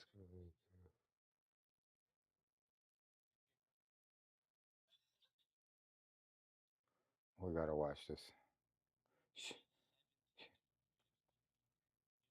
Shouts to Mac Moolah for doing his content. I don't know him personally, but streamers who do they shit without needing permission to clarify shit, and even when motherfuckers pull up on them, they stand their ground. Shouts to all those streamers.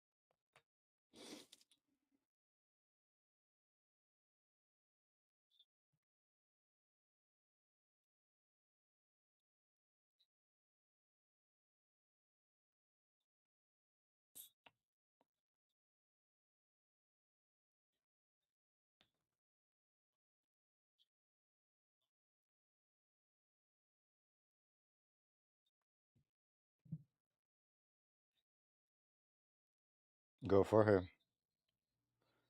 That motherfucker, you know what it is with that motherfucker Clav?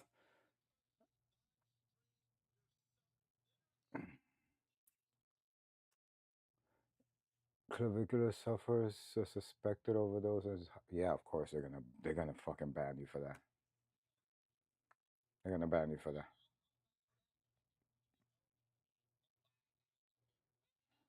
Oh my god. Oh my god. Oh my god. Oh my god. Yo, Mac Muller be wildin'.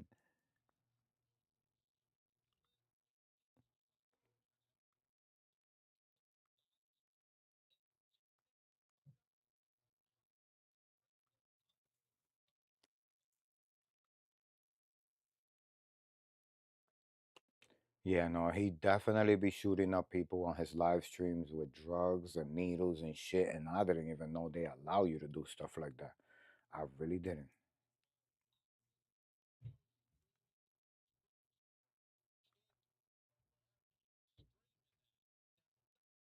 That's crazy. You know, he's like the cool unk of streaming. Hey, man, I'm not gonna waste no time. All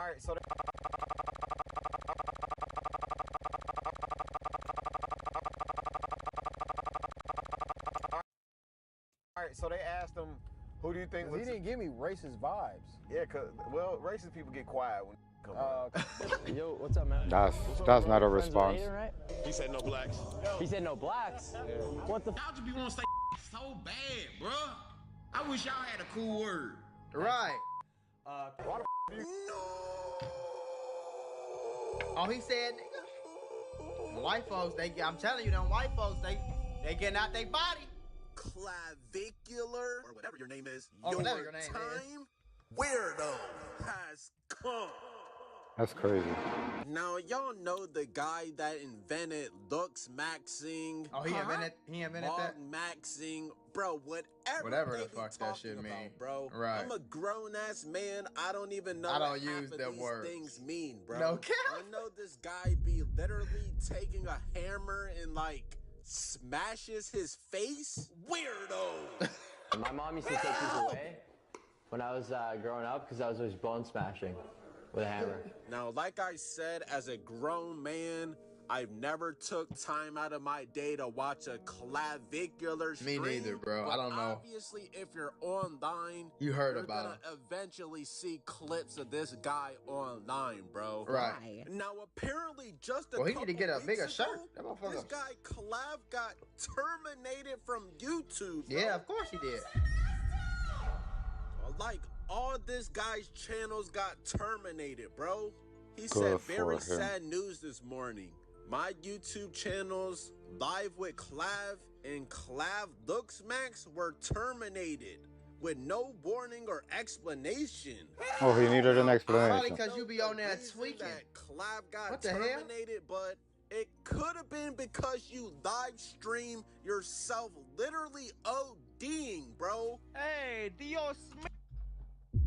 I found out that he didn't OD like 4-5 times on camera. Help! So I don't know. Hey, look, man.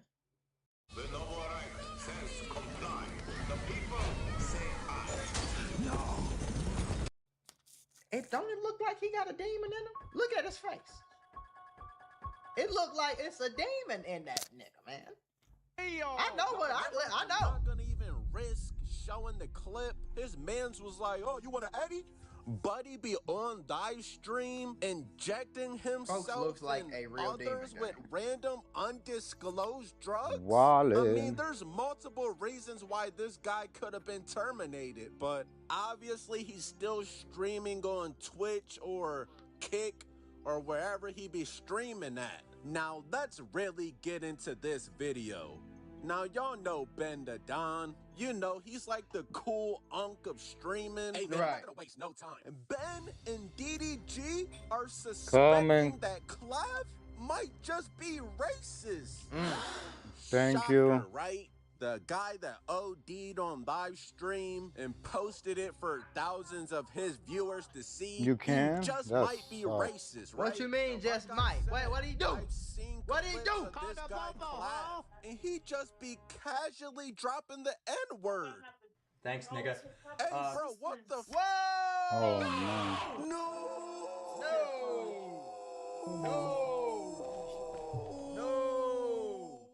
Why y'all can't use your own word?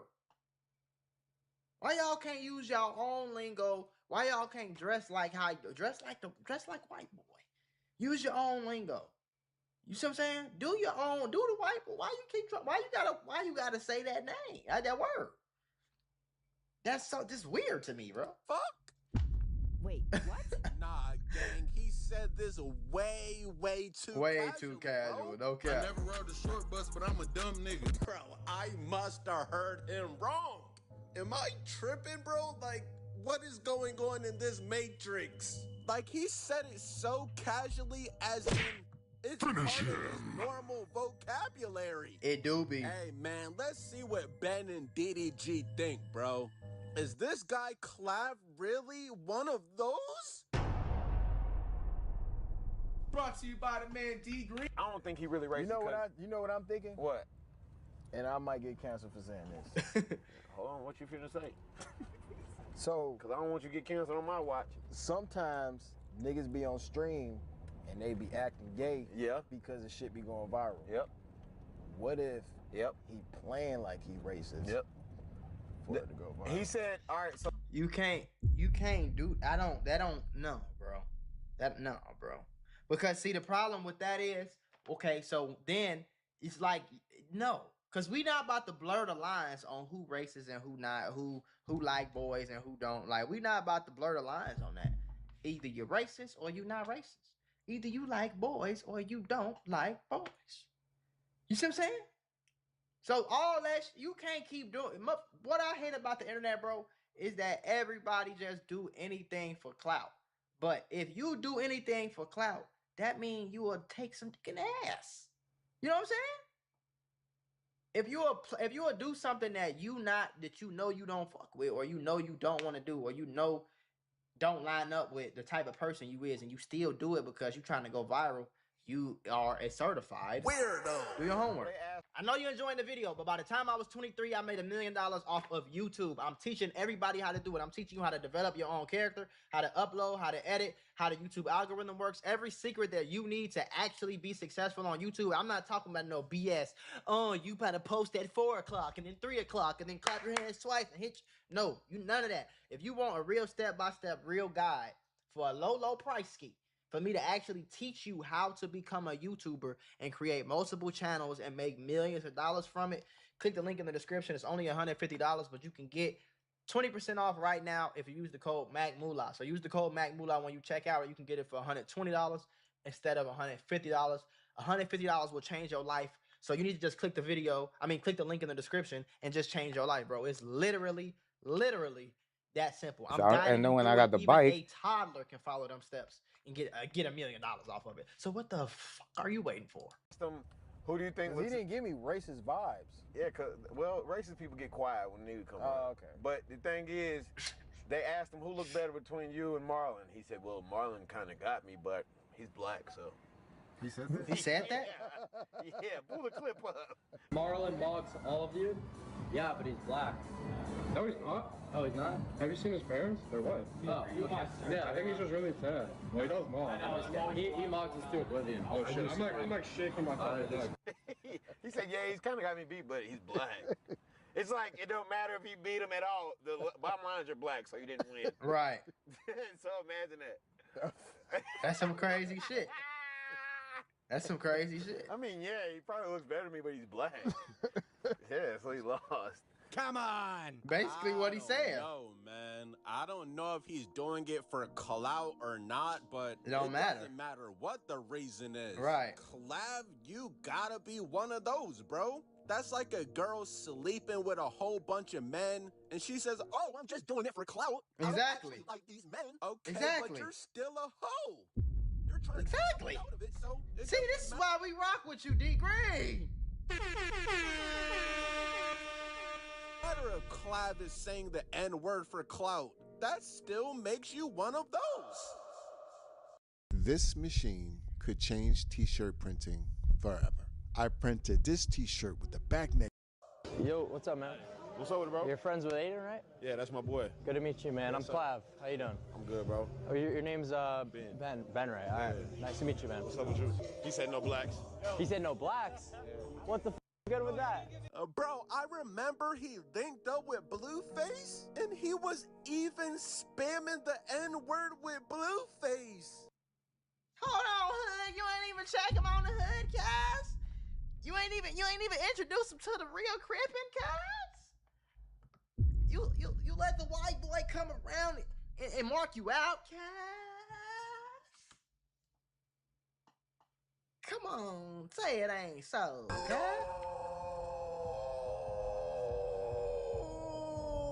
No, Blueface. Now, the only reason I can think that Blueface is not swinging on Clav is because he's rapping to his own lyrics, bro. I don't know, Blueface. And we all know Blueface is one of those two, bro. Let's face it. Blueface looks like a Chipotle bag. Ever since he got with Krishan Rock, man, Blueface ain't never been the same, man. Respectfully, Blueface, you've been a weirdo ever since you started getting these extra face tats, bro. I'm just saying what everybody else is afraid to say. And now, apparently, this guy, Clavicular, pops up in Ben Dedon's chat and said, "My nigga Ben." Oh! What up? My nigga Ben. No! Weirdo. I know you fucking lying, Clav. Clav, I'm gonna tell you, Clav, I will put your ass in the headlock. Come in my chat, it's street niggas in here, all type of shit. Don't come in and talk about my nigga. Clav, I will fuck you up, nigga. Don't come and say, "What's up, my boy?" That's all you gotta do. "What's up, my boy?" You coming in here trying to be on that, and I'm gonna have them hitters come put you in the headlock. They ain't gonna hurt you or nothing. They just gonna put you in the headlock. Sure. That's the problem. Cause that's all. At this point, bro, it's like, come on, gang. Come on, gang. But yeah, Clav, what's up with you? See how he's still friendly? That's the problem right there.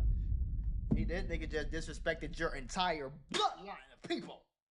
How would your ancestors feel about you instantly making up with the man who disrespected your ancestors for generations? 262 fucking years of slavery, and you niggas is gonna still walk around here talking about nigga? Do I look like Chicken George to you? What the hell is that?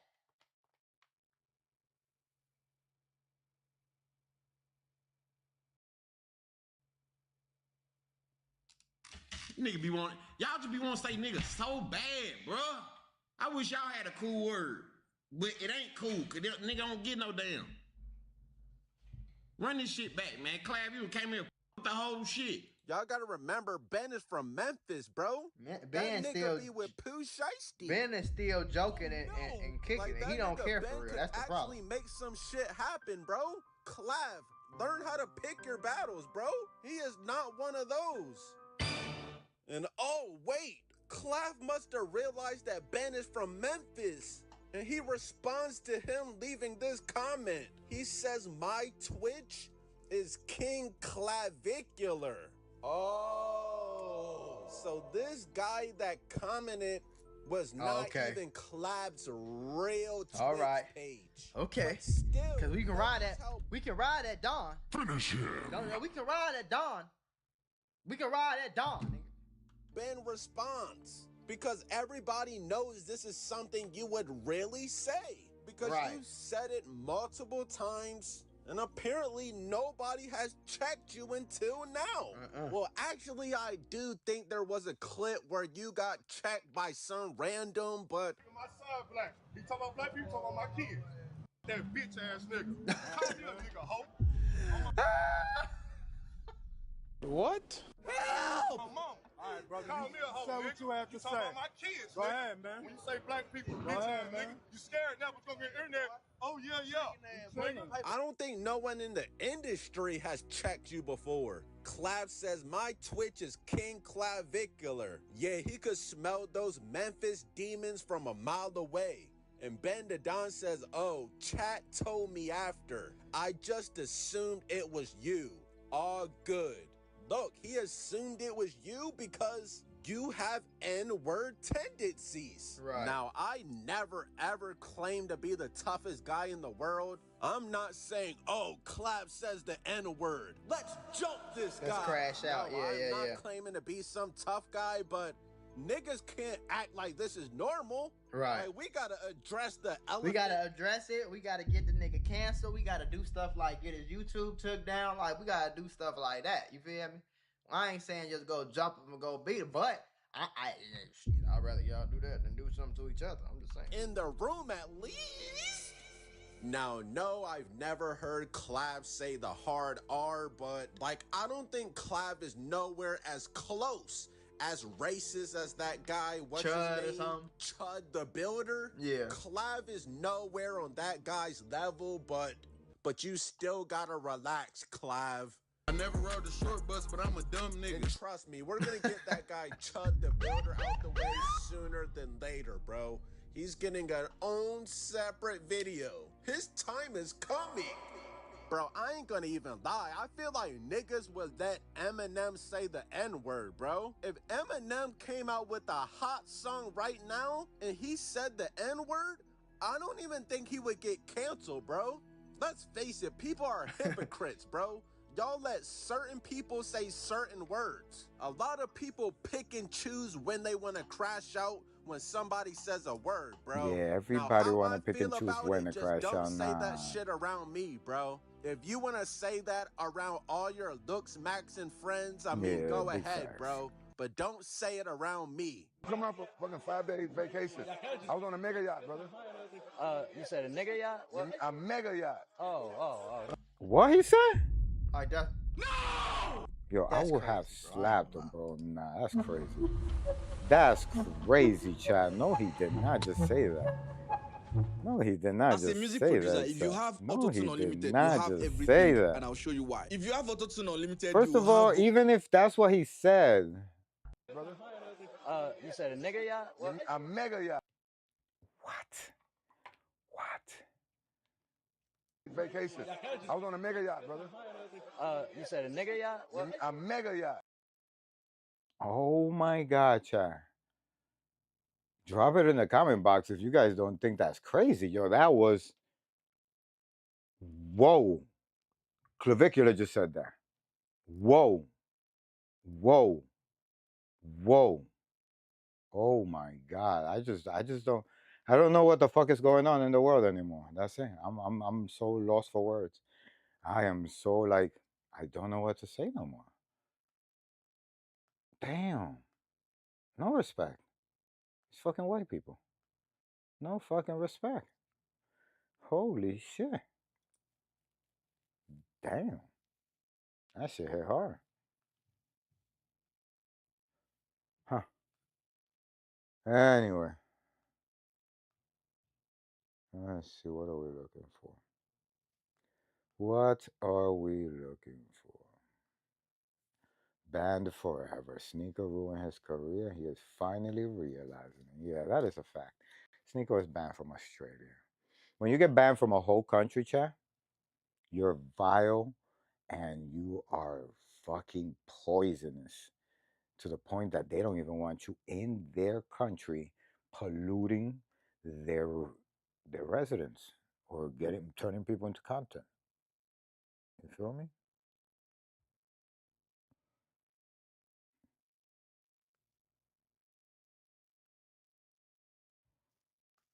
Oh my God. No, we cannot watch academics. He'll fuck up our stream with a flag.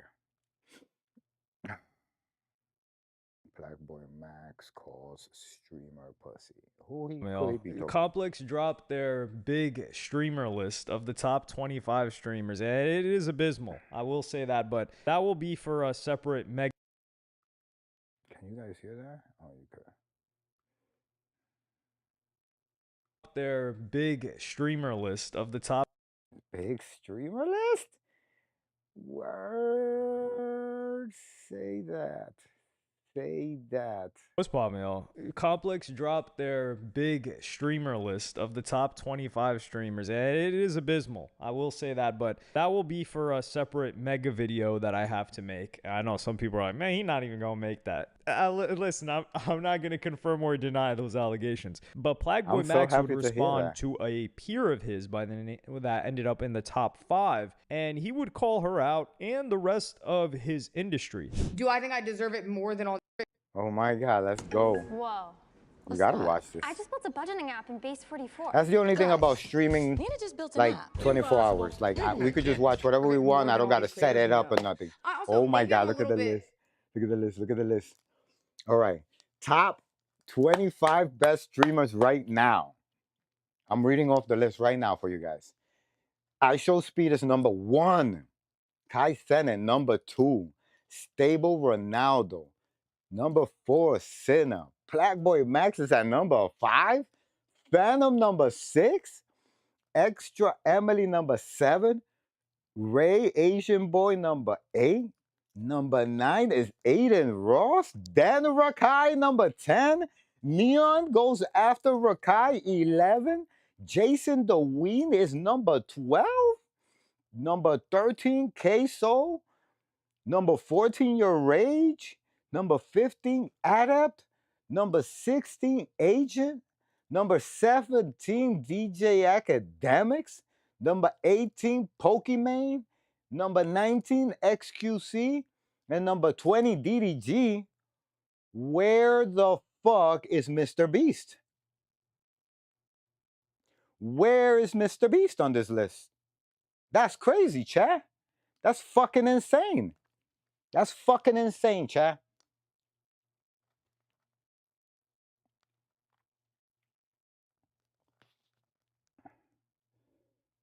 Where the fuck is Mr. Beast? That's crazy. Where is Mr. Beast on this list? That's crazy, chat. That's fucking insane. That's fucking insane, chat.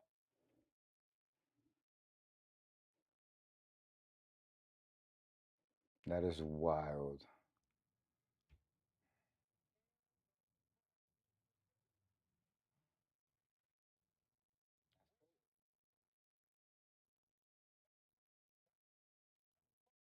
Sorry, I gotta do this clip right now.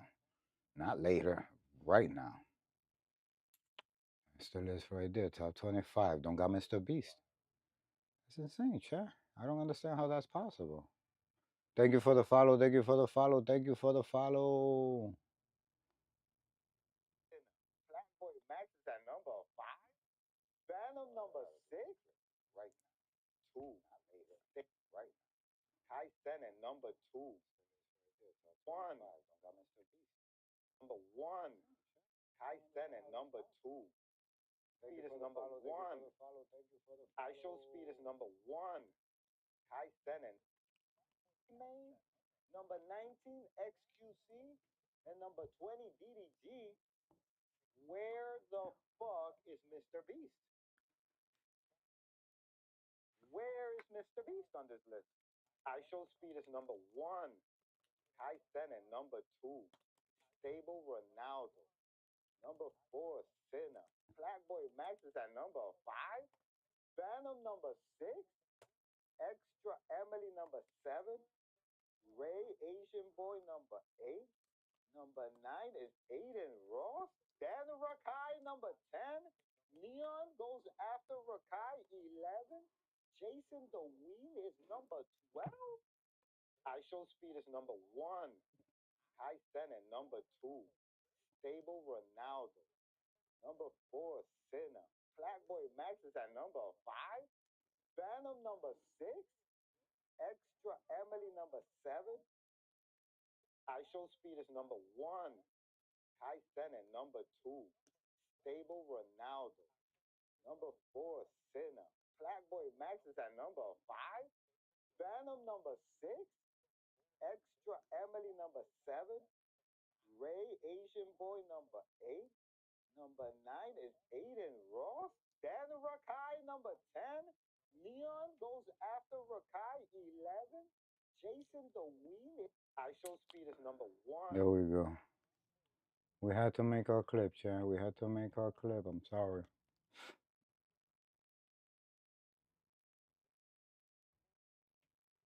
What the fuck am I hearing there? What am I hearing there?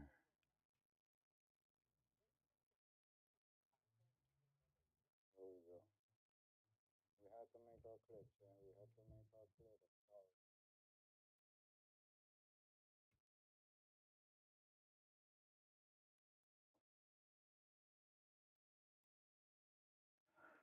Holy shit.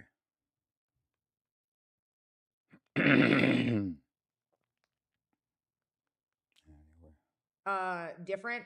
I think it's very ego to think you deserve this over any creator. You could say a lot of things. Guess I got an ego then too. Yo, Hey, look, I'm gonna Mr. tell y'all this Beast is though, not right here, there. right? Chat, I'm That's not gonna lie, crazy. bro. Streaming is so, bro. It's something that I peeped. Streaming is so pussy. Everybody's pussy. It's weird. Like, let me explain to you why I say this. In Outside? what world would any That's a best good idea. artist, actor, etc., if they was lower on the list below something, they'd be like popping a shit.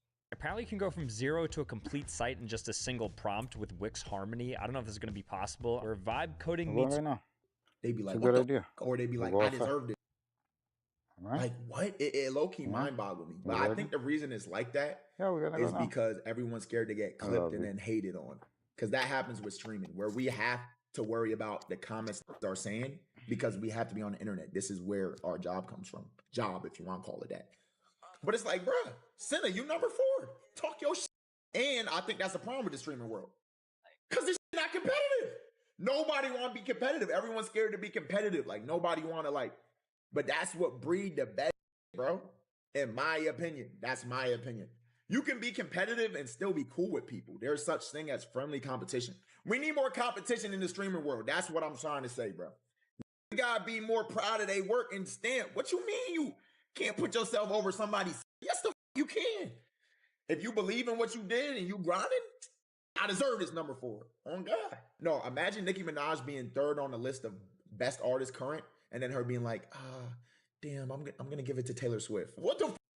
Bro, I'm a Nicki fan. I'm like, huh? Nicki, what is you talking about? Nicki, I love you deserve it.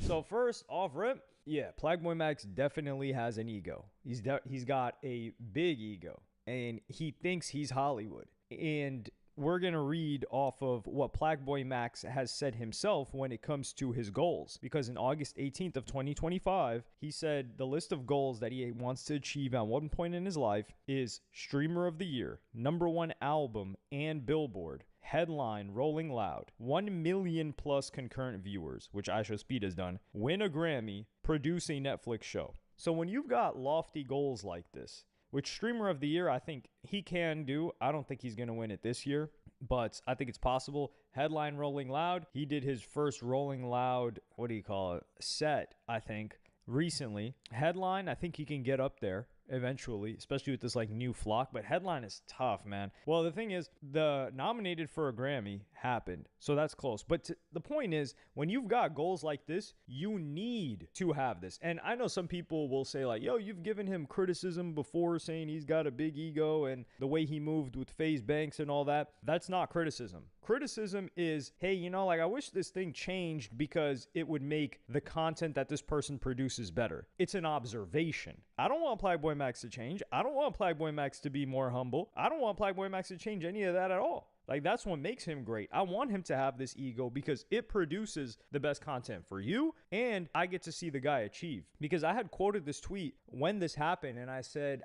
I think the one that he was least likely to achieve was the win a Grammy.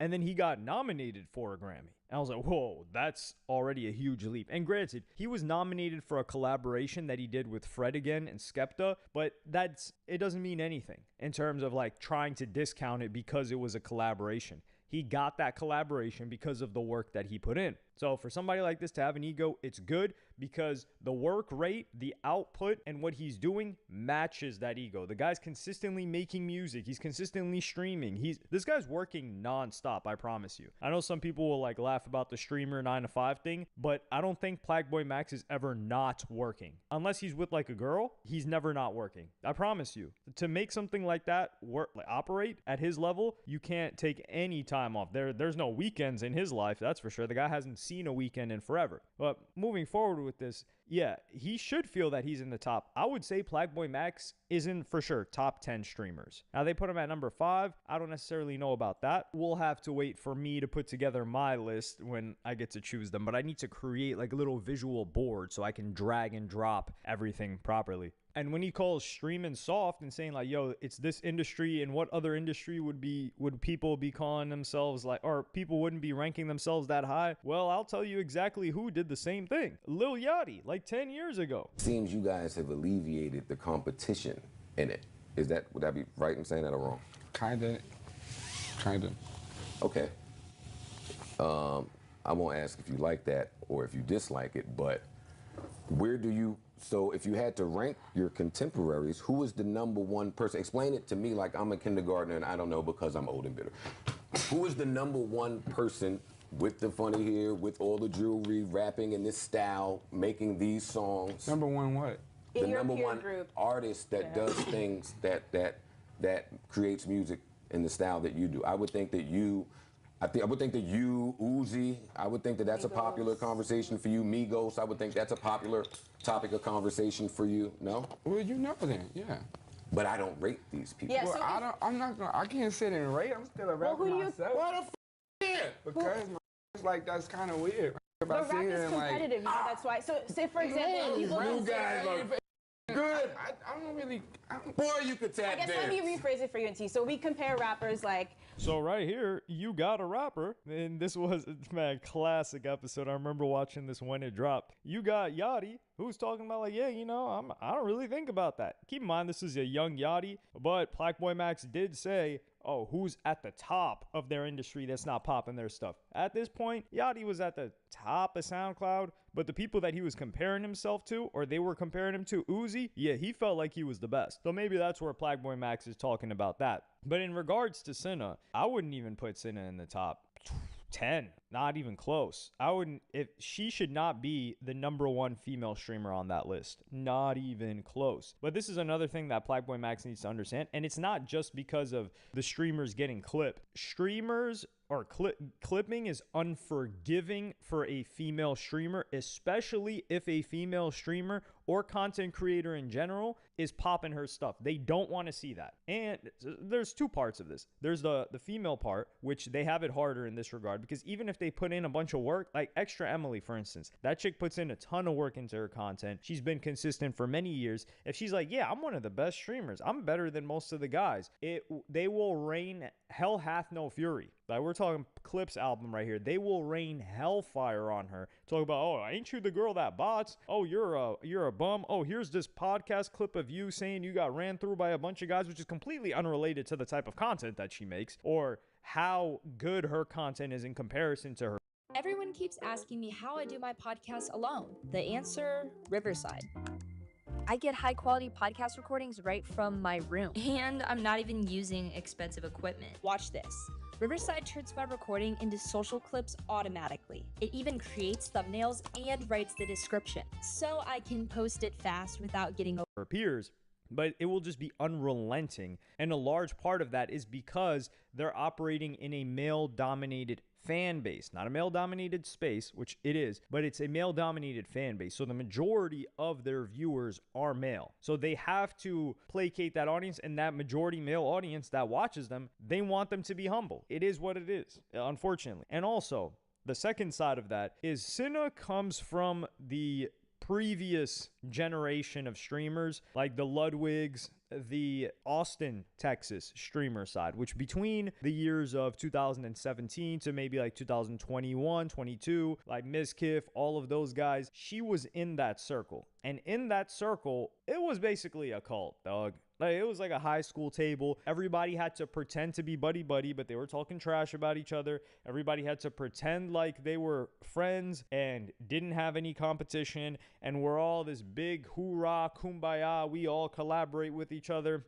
And it worked for quite a while until it all collapsed. And now Sin is part of another community. Well, she still has ties to that. She wants to do her own thing. But the point is, that's what she was built up on. If you popped your stuff in that community, you were excommunicated. And back then, if you got excommunicated, you were donezo. Like, an example of a girl that got excommunicated and she was donezo was this chick, Caterino, I believe. Yes. I don't know who she is. She was exposed for like cheating on her boyfriend. All right, or Chad, something. we're going to take a quick to a break. bunch of dudes, and she was a streamer that had a sizable base, like maybe a little bit under 1,000.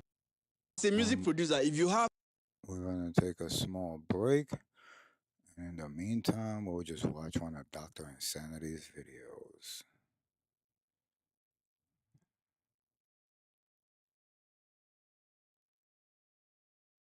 Florida police captured Florida's longest actives. I think I saw that already. I saw almost all of them.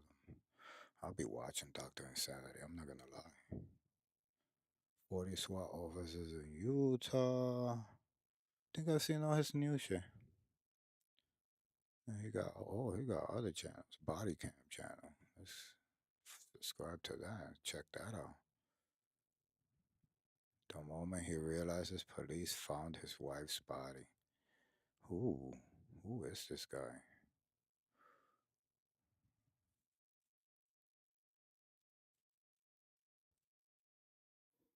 Team thinks he could get away with decapitating his girlfriend. Oh man, we got a whole bunch of good ones here. Oh yeah, but we're gonna take a small break, chat. I wanted to run it all 24 hours concurrent, but I think we're gonna take it some baby steps. So when I come back, we will be playing some PlayStations. If anybody is ready to watch some game hopping, let me know, because that's what we're doing in a few. Everybody sit tight. Don't forget to hit the subscribe button. I put a sale up. It's gonna be 2 hours of discount on thank you for the follow, thank you for the follow, thank you for the follow.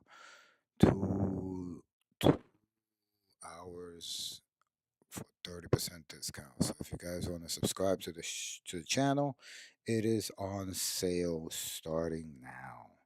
So jump on it, jump on it, jump on it. We're gonna be playing some PlayStation in a few. For now, let's put a nice lengthy video for you guys. Oh, Feartail be having some long videos for you. What? Feartail be having the 5-hour videos. So most disturbing people of 2025, only 1% of the people you could get through. All right, this is what you're gonna watch.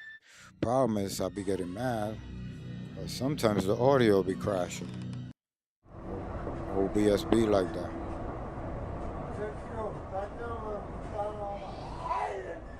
Public transport can be pretty scary, right? You're crammed in with...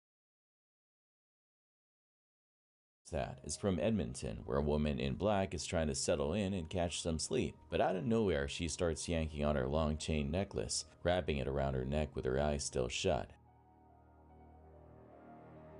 Then she sits up, feet on the floor, head down, hair covering her face. She pushes her hair aside, takes off the necklace, drops it on the floor, and shifts over as other people get on at Central Station. Fast forward a bit, and she looks totally normal. She digs around in a red bag, pulls out what seems like her phone, then puts it back. That's when things get really creepy. Her eyes go wide, her jaw tenses up, and she looks like she's possessed. She starts grinding her teeth, tilting her head back, runs her hands through her hair, and suddenly roars at other passengers. Then she lunges at a guy next to her and grabs him by the throat.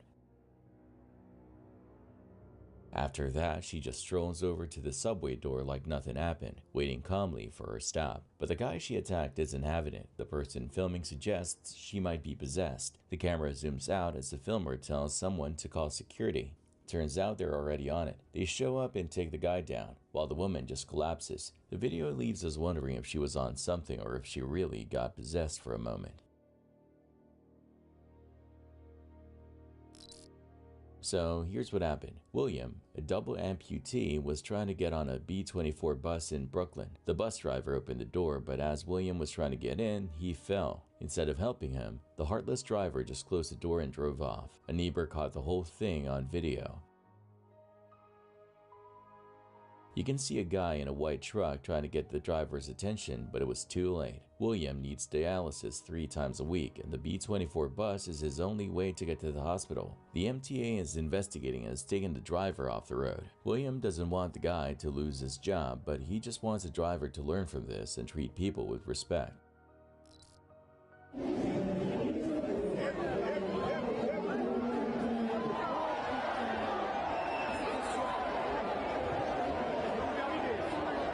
Can you believe it? Some teams decided to have a live bull as their mascot. Like, seriously? That's just asking for trouble. Well, the bull decided it had enough of being a mascot and made a run for it. It almost trampled some players on the field. Luckily, nobody got hurt, but I bet they'll think twice before using a bull as their mascot again.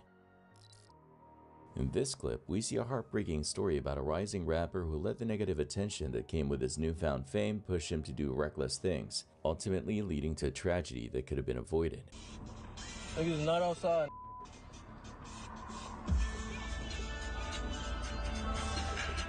Bro, stay on cue, what do you mean? LV Slim was an up-and-coming rapper from Baton Rouge, Louisiana. While not much is known about his background in the mainstream, Baton Rouge has a vibrant hip-hop scene that's produced some big names. You got artists like NBA Youngboy, Kevin Gates, and Boozy Badass, and LV Slim was seen as the next promising talent. During a Facebook Live, LV Slim is out in his neighborhood, seemingly looking for trouble with his rivals. His viewers keep telling him to go home, then things take a shocking turn. He gets shot. Yeah, he's from what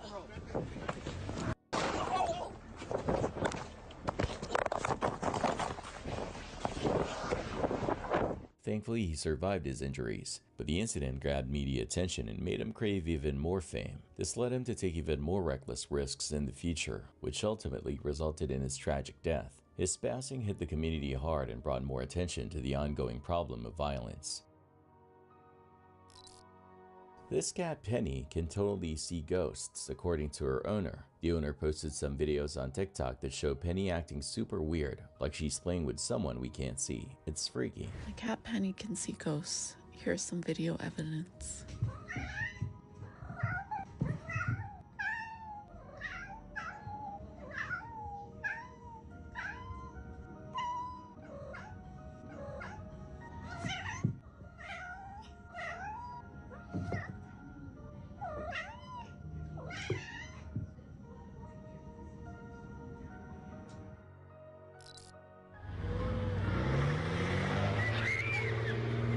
Number 1 on the list of dangerous roads is the Camino de la Muerte, or Road of Fate in Bolivia. It's a narrow, rocky downhill stretch that's about 50 miles long. It's so treacherous that the Inter-American Development Bank named it the most dangerous road in the world back in 1995, with around 200 to 300 people dying on it each year. In this video, a bus driver is trying to navigate this risky road, which had just been hit by heavy rain, making landslides a real concern. To keep his passengers safe, he orders them off the bus, and they watch in fear as he tries to inch across a shaky, crumbling section of sand and rock that really shouldn't be crossed. Some passengers try to help him out, with one guy even signaling for the driver to steer away from the edge. It looks like he's going to make it, but suddenly, the ground gives way, and the bus tips over the cliff, crashing through the trees and tumbling down the mountain. Luckily, all 50 passengers survived the terrifying ordeal, but sadly, the driver didn't make it. In Alliance, Ohio, this woman got into a fight with her boyfriend and then tried to run him over when he went to the police station for help. The cops told her to get out of her car, but she wouldn't listen. They had to break the window and drag her out, and she even rammed a police car in the process. The woman's sister was freaking out in the background, and the cops think she was on drugs. Out of the car, or you are under arrest. He needs to stay away from me. 48 headquarters. Stay right here. Okay. Touch her. Do not let him touch her. No, tell him to stay away from me. What's your name? Stay away from me. Here's the deal. You can either come out of the car or I'm going to break out the window. Tell him to stop. I'm going to break out the window if you don't exit. No, you can go over there. No.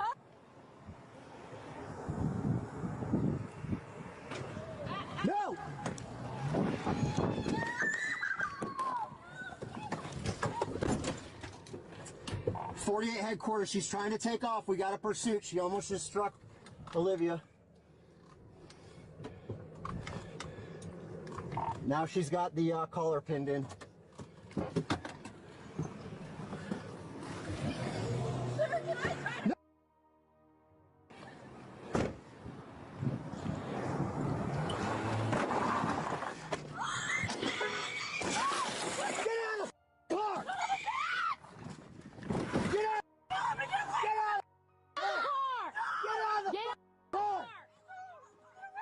They arrested her and she's now in jail on a $100,000 bond. She's facing some serious charges, including assault and resisting arrest.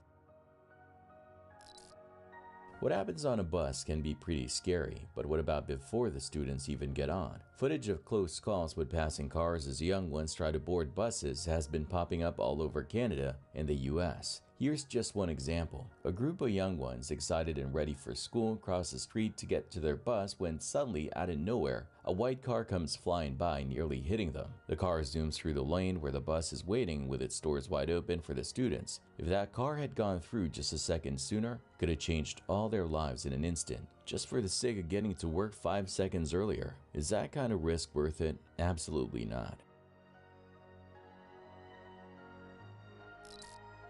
TikTok user Jersey Son was just hanging out, wanting to meet a client when he got approached by someone who was straight out of a classic Karen scenario. She was threatening to call the cops on him for, well, it's hard to say because he was just standing on a public sidewalk. He mentions in the video description that it's all real and that his 1, 2, 3 at the start was just a playful jab at her. Honestly, she gave him exactly the reaction he was looking for. In this video, two ladies are having a heated argument about a dog. The girl with the camera is shouting at the other girl in the car about how she's treating the dog. You keep punching your dog, I'm gonna f***ing call 911 on your ass. Give me the dog, bitch. Give me the dog. Don't f***ing do that, you f***ing bitch. I will f***ing hurt you. I understand. Don't f***ing do that. Are you a f***ing idiot?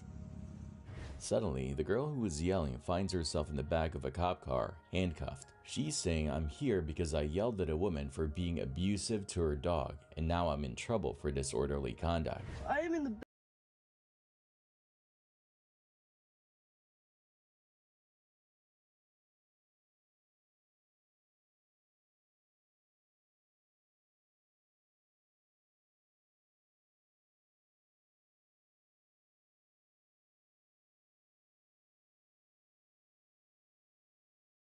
If so, was Art the Clown there to watch it with you? That's what happened here as a cosplayer dressed as Art entered the theater and sat down to watch. Sure, he's not actually Art the Clown, however, it's still very scary. How would you react if you saw this in your theater?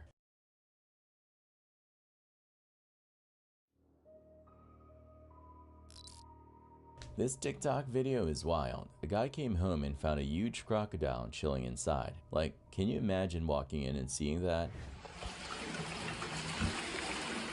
Oh my goodness. Holy shit. Check out this hilarious tow truck fail. The driver totally misjudged the height of the car he was hauling, and it ended up smacking into the ceiling. Oops.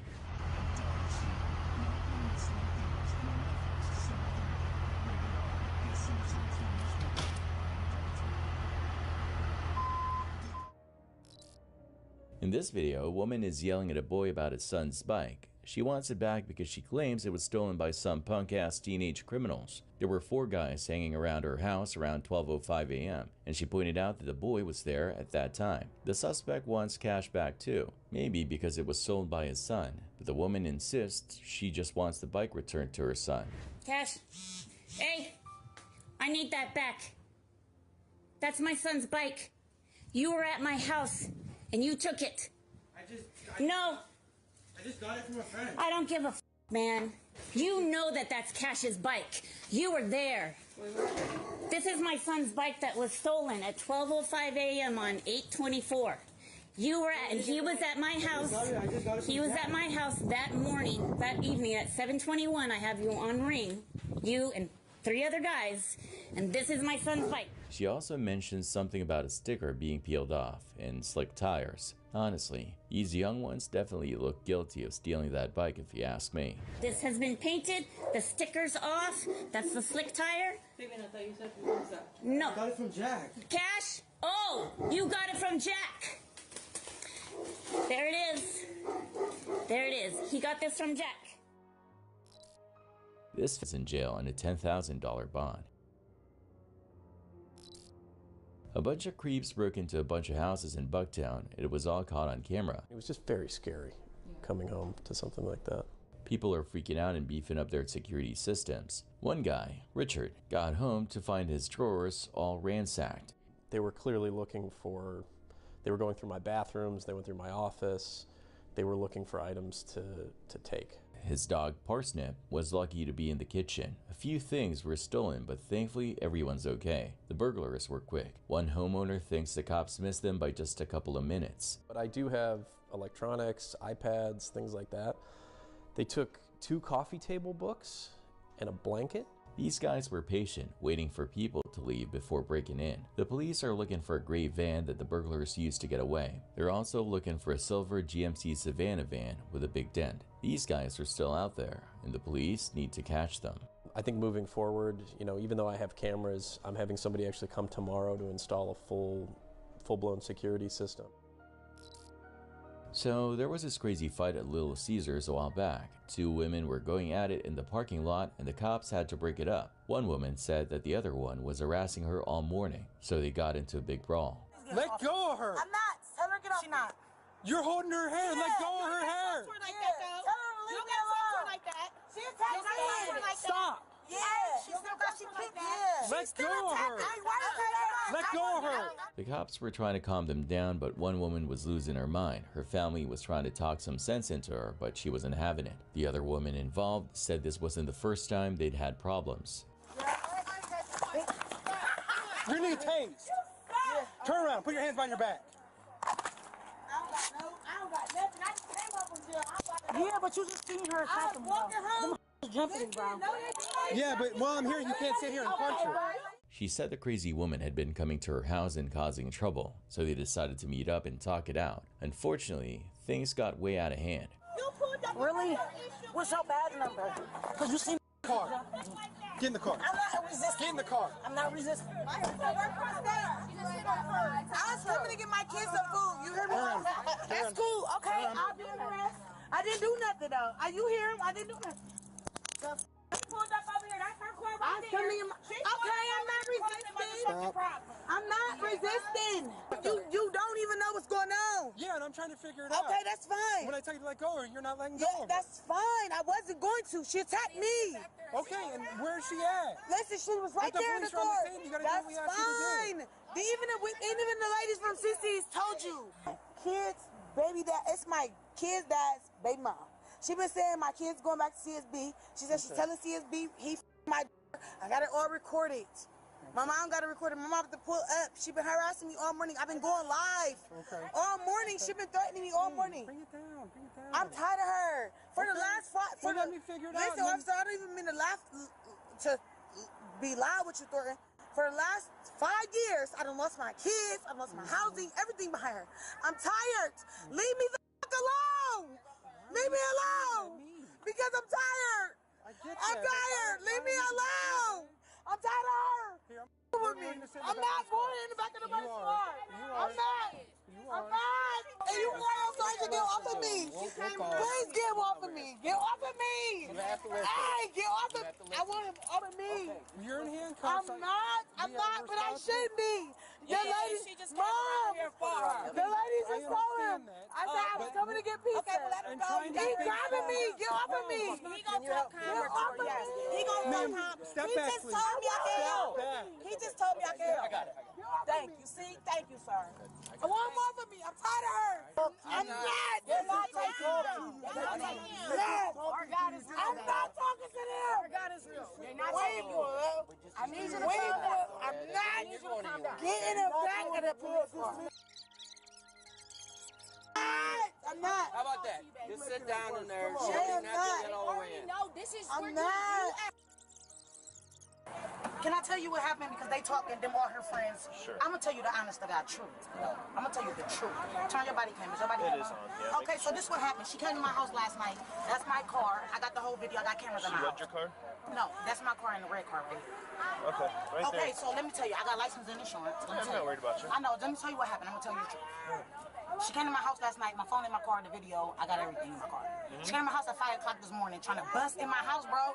My baby dad answered the door. She was trying to kick him out the way. My daughter was on the chair. I was drunk last night, so I ain't gonna lie. I didn't hear the shit happening. So when I woke up this morning, she called on my phone like, let's meet up. She like, meet me on Cary. So I'm like, I'm not meeting you on Cary. I know, we got a call Yeah, earlier I'm for okay with someone real with you. streaming. I ain't lying to Yes, you. sir. Yeah. She lying. These is all her people. They all came to fight me. I pulled up by myself. I'm gonna tell you the truth. I got a call on Tuesday. I'm tired of me and my family.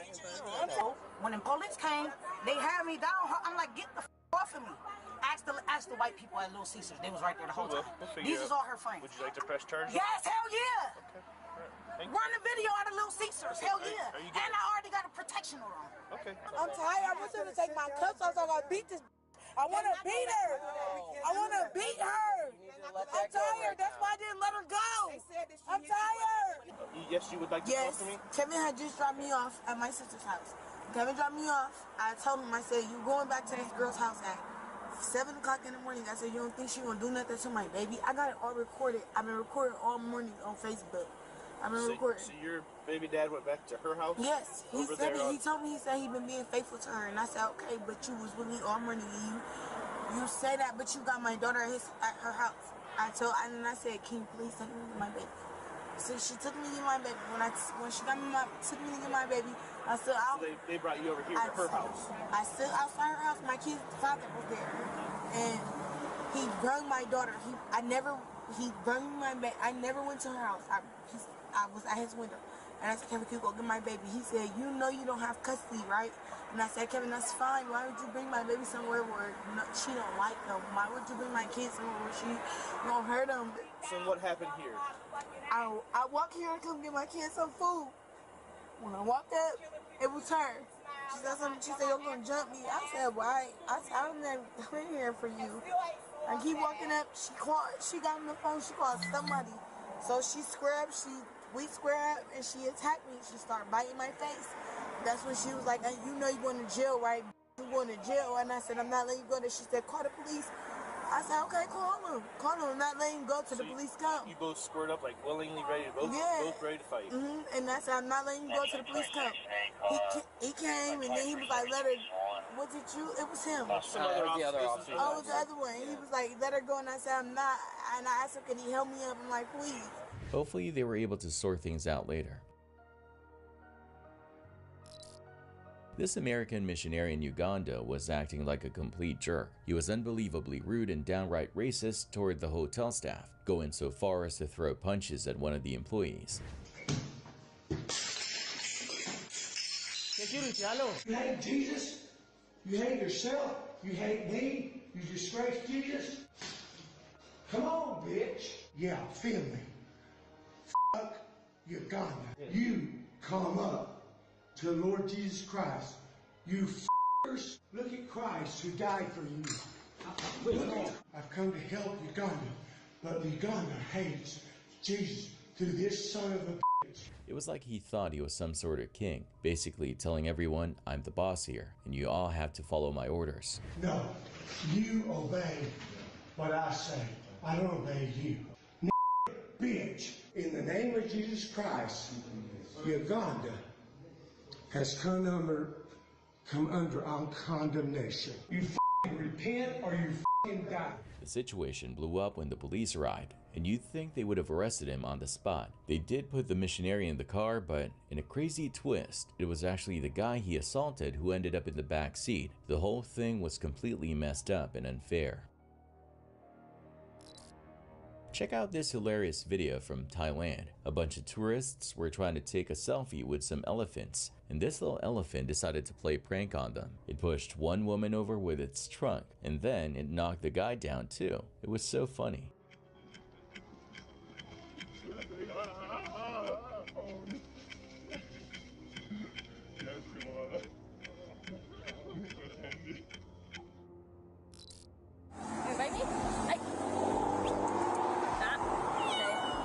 little kitty cat got itself into a sticky situation on a busy road. Luckily, a kind Ohio State Highway Patrol trooper named Katie came to the rescue. You're okay, bud. You're okay. You're okay. It's okay. The scared kitty tried to hide in the police car, but Katie and a helpful person managed to get it to safety. Come on. You gotta let go. All right, come on. It's probably hot in there, too. I know. We'll just put it in the back seat of my car. Here, I'll unlock it. Okay. Okay. The little furball got right in the back seat of the police car, and it wasn't too happy about it.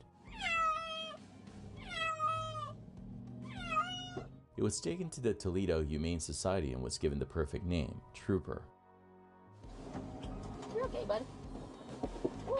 Now Trooper is safe and sound in its new forever home. It's a happy ending for a scared little kitty. Talk about karma biting back. A guy tried to burn down a barber shop in Australia, but things didn't go as planned. He ended up setting himself on fire. Police released a video showing two guys on bikes wearing helmets rolling up to the shop. One of them smashed the door with a hammer, then tried to light the place on fire, but the fire flashed back and the guy caught fire.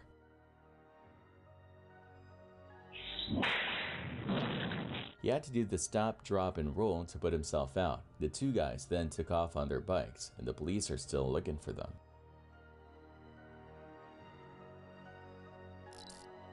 In Hidalgo County, Texas, on October 8, 2024, during Operation Lone Star, a Texas Department of Public Safety aircraft spotted a Dodge Charger dropping off two undocumented immigrants at a Love's Travel Stop parking lot in Donna. The pilots kept an eye on the scene as the two people tried to hide among the parked trucks. DP advising vehicles getting back on frontage. Black t-shirts, blue jeans walking away from you. Those are going to be the individuals. Meanwhile, a DPS trooper found a Dodge Charger, but the driver sped off. Left turn on Ivy, left turn on Ivy.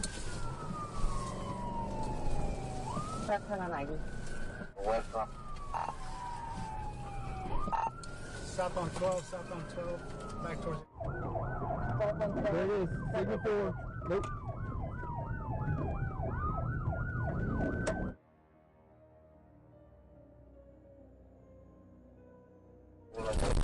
Coming on to Gloria.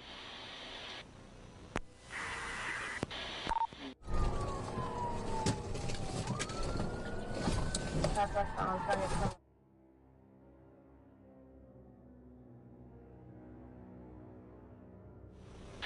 187. Can you see over there by the BBC 5P? Hit unsuccessful. He's in the parking lot. Looks like a motel parking lot. Whatever. Northbound, whatever. Northbound row, Longoria from 83. Okay, you take a look.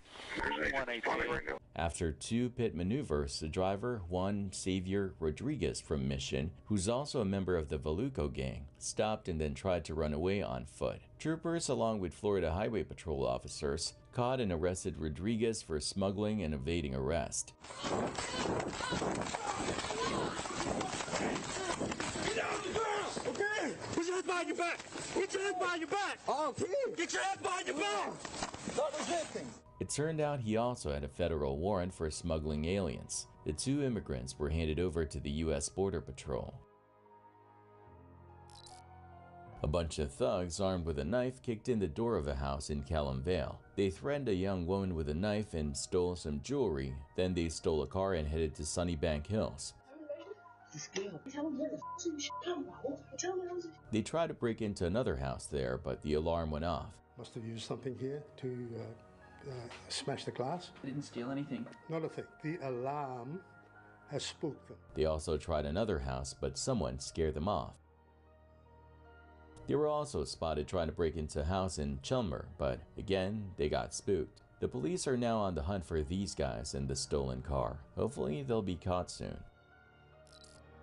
It was just a normal call about a guy crossing the street illegally. Little did the cops know things were about to get crazy. The guy wouldn't cooperate and was giving the officers a real hard time. One officer got too close and bam, the guy tried to stab him. So the male is walking eastbound. He's off the roadway. He's just shouting at me and pointing a flashlight. Do you have any charges? As of right now, I don't have any charges. Just stop right there. Stay right there. Get out of the road. Get out of the road. So now the male's standing in the middle of traffic trying to block 24. Let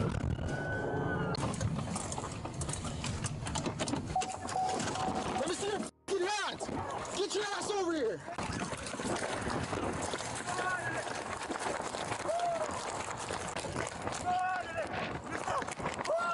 Get on the f***ing ground. What the f*** you do this to me? Get on the f***ing ground now! Get on the ground! Get on the ground and get f***ing tased! Get on the ground! Get on the ground! Do something! You come here! You can do it. Hey, do something! Do something! You know what? I got you. Hey, don't remember! I ain't got the power! Get on the f***ing ground! Look, quick! I ain't got this! No, put it on the f***ing ground! He can I ain't got this, bitch! Get his ass. I ain't do it! Do it, bro! You ain't gonna do shit! It's not Do it out, bitch! Look, I'm just gonna go ahead. I got this! Stop, bro. Stop, wait! Do something!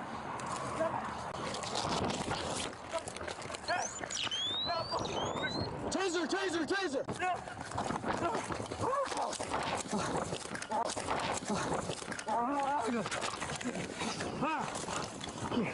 Give me your fucking hands!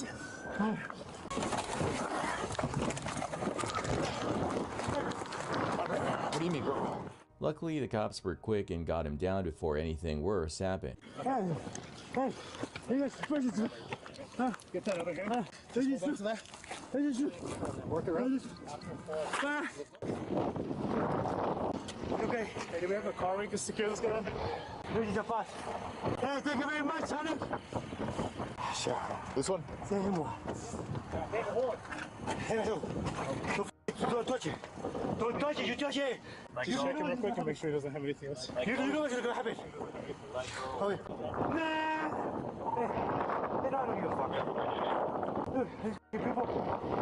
Whatever he had, he tried to stab me with it. Did He stabbed me on my vest. Act bad. Stab you what? Whatever he had in his hand, dude. Was it those? No, he had like a little fucking pig thing or something. That sounds like aggravated assault. Really weapon to me, dude. No, yeah, he stopped, he squared up, and Where was that at? right here where we dumped him. Stop moving. Stop moving. When they searched him again, they finally found the knife he used. Now he's facing some serious charges, attacking a cop, resisting arrest, and a bunch of other stuff. Just because you're on vacation doesn't mean you can swim wherever you want. In 2024, 2 tourists jumped into the waters of the San Michele Cemetery in Venice, and locals caught it on film. Now they're facing a big fine and could be banned from the city for up to 5 years. A guy named Mike Cass, who lives in Carlsbad, California, once used his drone to track down a clown that had been spotted in the area. From up in the air, he sees someone wandering around a big building who might be wearing a clown costume, though it's hard to tell from a distance. As he keeps searching, he finds the building, but no one's around. But when he checks the footage later, he notices a strange guy lurking behind him.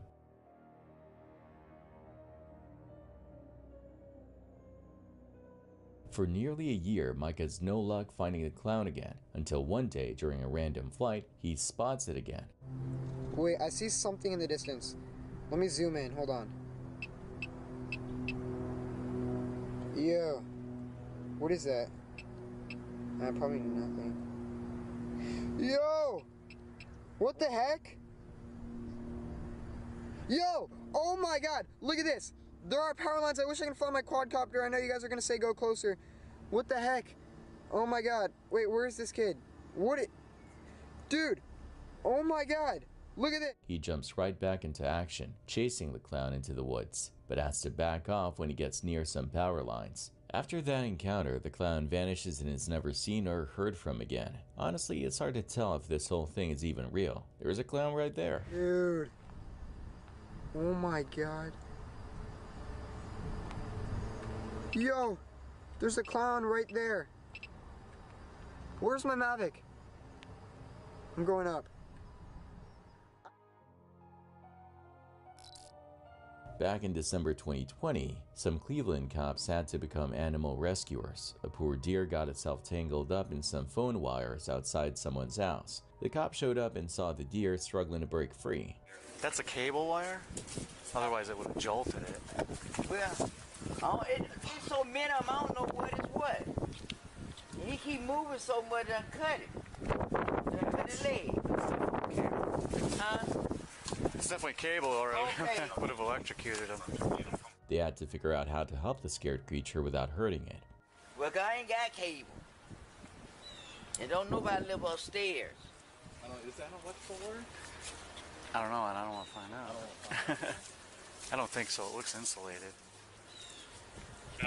Even if you cut it, he's got it so tied into it, the leg is done. Oh my God.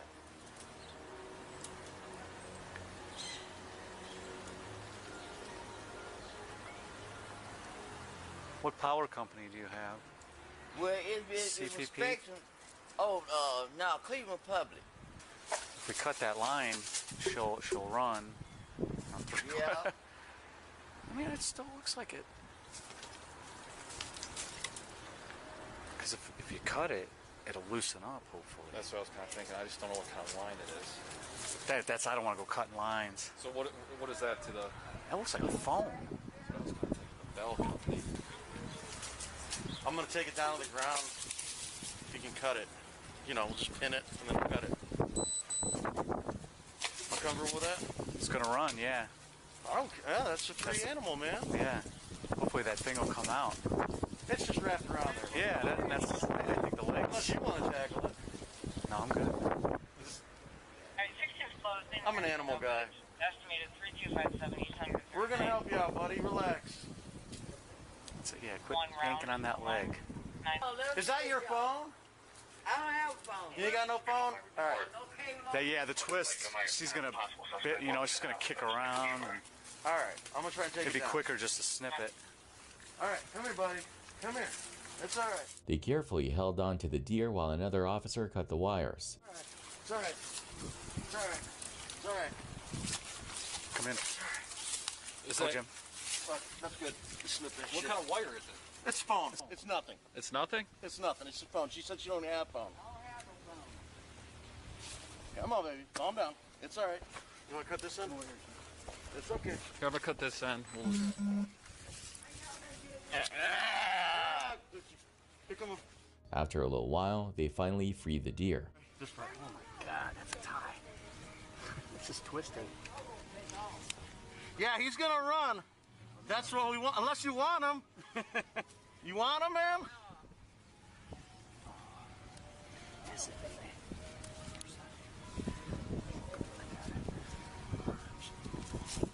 Nice, dude. All right. Nice. Ready, John? Is it Yep. good? Yep. Yeah. All right. Come on, buddy.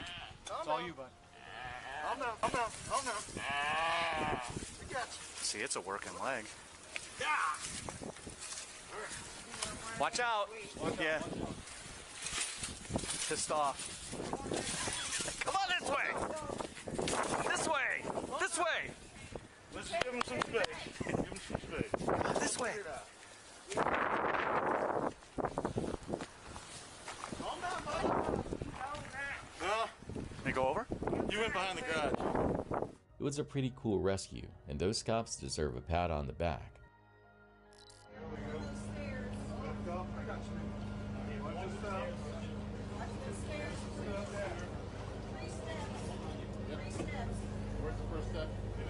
Check out this amazing rescue during Hurricane Milton. A brave crew saved an elderly woman from floodwaters. The poor lady couldn't walk on her own, so the rescuers helped her by carrying her. Got it. Got it. Got it.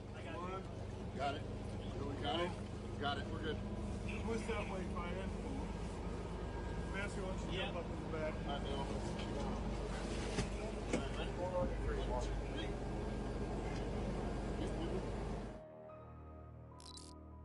Little Big Planet is a super popular puzzle platformer series with around 10 million user-created levels, plus 3 main console games, 2 handheld versions, and 4 spin-offs. It's all about user-generated content, created under Sony's Play, Create, Share idea. The games let you guide Sackboy and his friends on adventures through millions of user-made worlds, and they're designed for young ones enjoyed by millions of children around the globe. You wouldn't expect to find anything creepy in Little Big Planet that might freak young ones out, but surprisingly, there are quite a few Easter eggs that have intrigued players for years, and some of them are definitely a bit eerie. In 2019, a bunch of gamers found a secret, creepy image in an old PlayStation 3 game. It was a bloody man with weird eyes and a messed up face. Nobody knows what was there, but it's definitely not something you'd expect in a child-friendly game like Little Big Planet. The bloody man image is super creepy. No one knows what was in the game's development. It's weird because it's so scary, and it doesn't seem like it would have made it into the final game. The files have been deleted, so we'll never know the truth.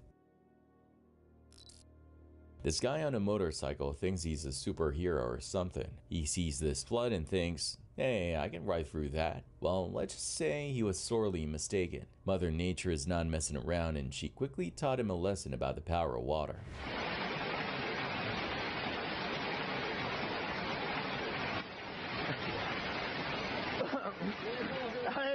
Cuando caiga pa'l pingo, yo lo quiero ver.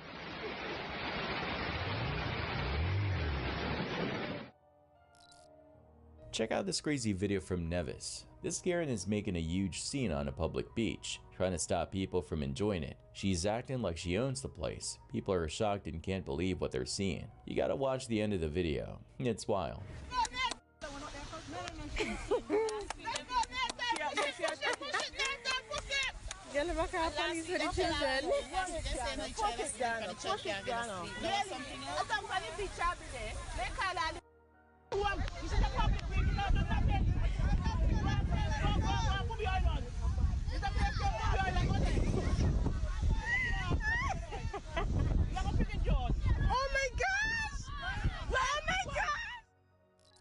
One more up.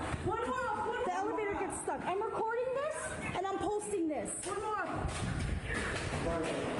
You put the fire alarm? Pull it. Yeah, we have to pull the fire alarm. Pull it.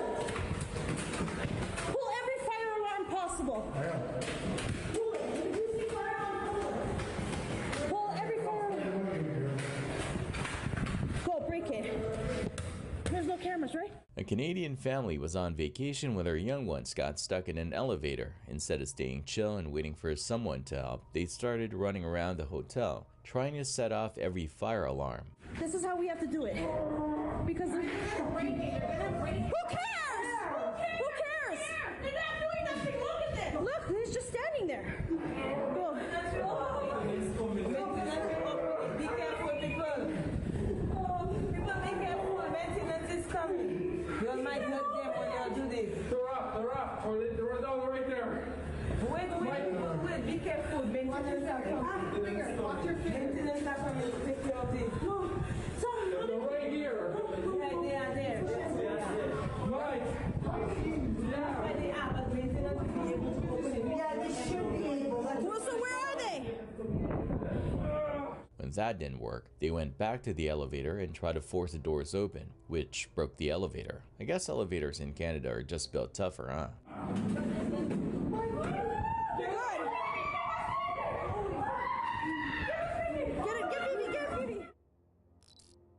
So the cops got a call about a bank robbery. 911, where's your emergency? Dollar Bank on Chippewa. I think those, this is Officer Bozek Broadview. I think those guys are hitting the Dollar Bank right now. Yep. Okay, you think there's a bank robbery occurring at 7500 Chippewa? Okay, bank robbery, 7500 Chippewa. Two dudes were driving a black Toyota Camry, no license plate, speeding down Chippewa towards Brockville Road. They were wearing hoodies and masks, looking super shady. The cops needed backup, so they radioed in their location. Okay, approaching Walling. Is he speeding up? No plate. Westbound. 480 westbound.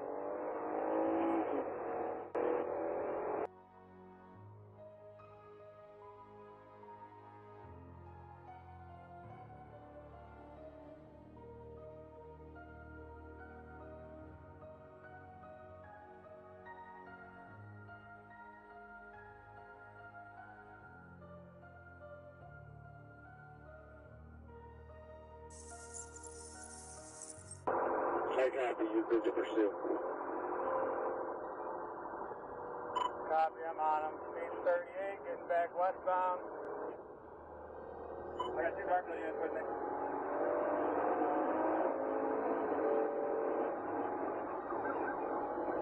Speed 90, still westbound, coming up to the bridge, going over the bridge. Speed 105, traffic heavy. Speed 90, traffic still moderate. If there's any troopers in the area, that would be some help. We're still northbound, coming up to Grant. They chased the robbers down the road, but it wasn't easy. They just hit a vehicle, they're bailing. One male bailed. One male bailed. He hit my car. Tell that Garfield, yeah, he's got to pursue on his own. My vehicle is dysfunctional at this point.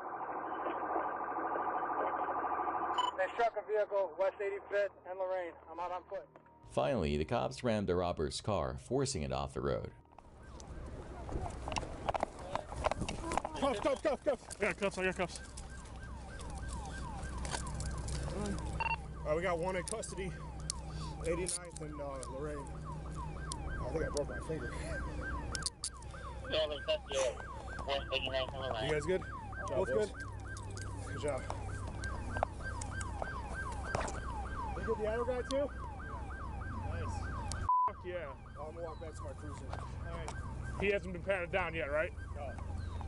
The robbers got a bit banged up, but they were okay. The cops called for medical help just to be safe, even though they were hurt. The cops cuffed them to make sure they didn't try anything. The situation was under control. This drone footage was shot in October 2017, and it shows a shark getting close to a 7-meter crab boat near Port Lincoln, South Australia. You can see the shark swimming under the boat, and then out of nowhere it turns around and nudges the back of the boat.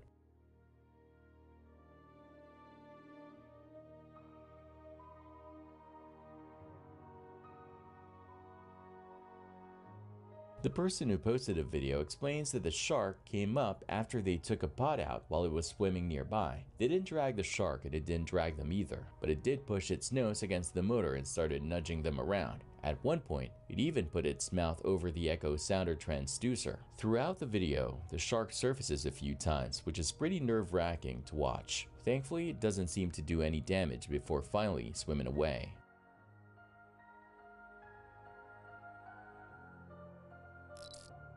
Check this out. This black car pulls up to this apartment building, driving like a total maniac. They almost crash into the wall.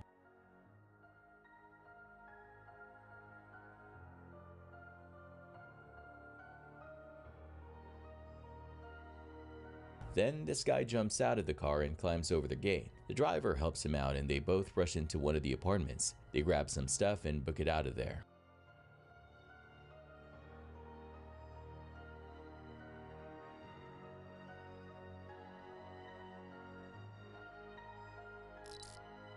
In March 2023, around 2 a.m., 3 armed guys broke into a Houston apartment by smashing the back patio glass door.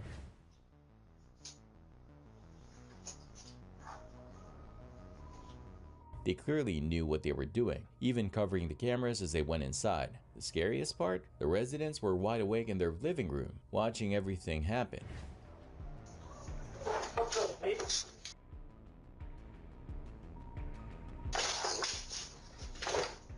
They didn't even get a chance to call the cops, but here's the kicker. The armed men didn't just grab cash or jewelry, they also stole the resident's $4,000 French bulldog.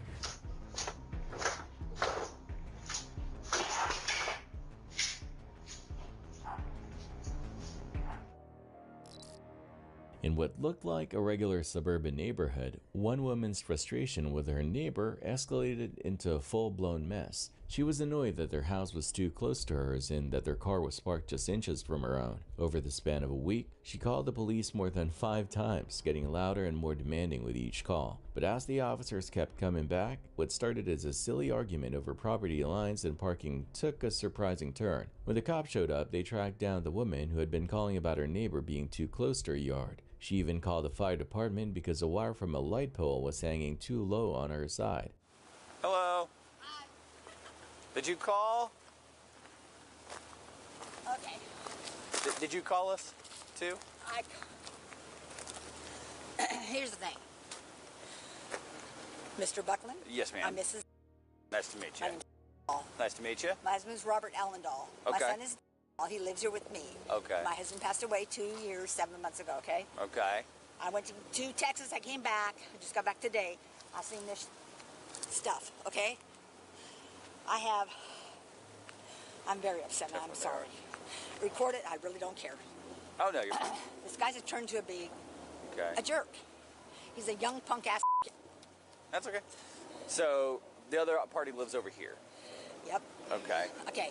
1980, I bought that house. We bought that house, my husband and I. Okay, so you live there too? No, I lived here. We lived here. My husband and I lived here. We bought that house. Okay. Okay. 1983, we sold the house. Okay. Steve and Janet Carrera. Okay. Who we bought it from was the, which is so funny, because, so, I'm going to calm down. I'm at this point. Okay, so, I come home from Texas after a week being gone. Okay. You understand? Okay. He has pushed and pushed and pushed. Okay. My son, he said, can we use your driveway? We have used it for 44 years. He wanted to use your driveway. This guy that is not, no. This guy now that is in this house, does not own it. So he rents it? I don't know. You ask me. You tell me. Okay, so you sold it in 1983. This guy now lives here. He's renting it probably or possibly. No, I don't even know. Okay, It's you don't know. supposedly his grandparents. Okay. He says you can't drive up and down the driveway anymore. Dave says, okay, turns around, walks off. Okay. He doesn't want you guys to drive up and down this Up driveway. and down this driveway, which is a... Right, like a... This is private. Like an that is easement? not... Yes, man, sir. Okay. I'm sorry. So this is what he's doing, okay? See how his van and his car is right on the borderline. Can you legally do that? Ma'am, we're not getting involved in this. We're just Yes, here to you tell are. you that there's no, we're not. As police officers, as fire department, no, you're not. Hang on. Personal. Hang on, ma'am. I'm asking for help. I'm trying to relay. I've been here 51 years. Ma'am, the other thing too is that I don't want to back off. I'm sorry. this driveway, it might be an easement, but that's also going to be a civil Sir, come back, because I don't mean that rudely. Wait, ma'am, you are rude. That's. I'm sorry. No, I'm okay. I'm Mr. okay. Springer, please. So, to be frank, there's a couple things going Please on. do. Okay, you're intoxicated because I can smell it on your breath. I have drank some wine, yes, because I'm done with this man. Okay, and I'm what you would call an expert in finding people that are intoxicated. Okay. So, but Does you're that- hang on, but listen to me, okay? Oh my You're God. on your property right now, and that's fine. Okay, but what I'm saying is, you're animated. Your cause this to be a bigger issue than it needs to be. Now listen, the right of way here, that's gonna be a civil issue, okay? Civil means Civil means you need to go talk to a lawyer and God. either take him to small claims or figure something out to talk to an attorney because We're that's talking money. yeah, because that's a land issue. Okay. As the officers tried to talk to her neighbor, the woman kept walking away, making the situation way worse than it needed to be. The police tried to calm her down and told her to go back inside, but she wouldn't have it and kept yelling at her neighbor. Don't do that. That's the property line. That's stupid. Don't do that. No, it's yeah, I fine. know. Don't do that. It's attached to 2 poles that have power Listen to on me. it. My husband was a licensed electrician. I don't Who do you think care. ran this freaking line? He's licensed. Right here in Brook Billionaires, Oklahoma, Lightning Electric. Ma'am, we're still talking to him. I bet you are. Okay. Do not make me take you to jail for obstruction. Do it. I do not want to I'm do not that. obstructing anything. I'm trying to go over and talk to this I want to be person. heard. Go. Okay. Look at the pupils.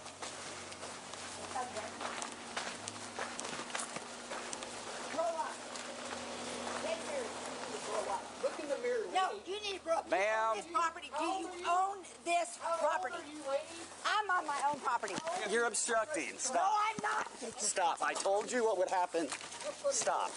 No, I did not. You fucked up. Get on the ground. Stop. Eventually, they had to cuff her for obstructing their investigation. When they put the cuffs on, she started acting strangely, claiming the police broke her leg and arm. You broke my leg and my arm. I'm not kidding. Stop. Roll over. I can't. Oh. God, lady. Oh my God. Oh my God. My leg's broke. No, it's not. David! Yes, it is. Yes, it is. Oh my God. You broke my leg. You broke my leg. Can you get off your arm? I can't. Are you Stop. able to get off your arm? No. Stop. Oh my God. It's Huh? Okay. It's broke. No, It's stop. not. Yes, it is. Fuck, I heard it. Squad this way, right? I want an ambulance 911, please. I didn't cross his...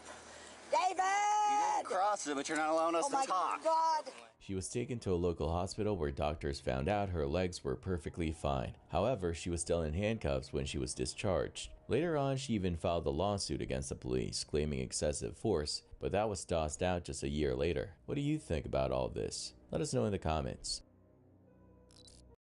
The annual trip with friends happens every summer with Expedia. The debate? Vacation home or hotel? Wait, what if they could do both? Everyone wins. Okay, back to having fun. Expedia, the one place you go to go places. Men don't do basic hydration. We need super hydration. Old Spice Super Hydration. Vitamin booster for 24/7 healthier looking skin. Babe, are you using all the Old Spice? Oops, sorry. We're all out. This tourist had a totally different experience than most people who visit India. She seemed determined to annoy the locals at any cost, even grabbing onto a passing scooter and refusing to let one guy leave a religious site.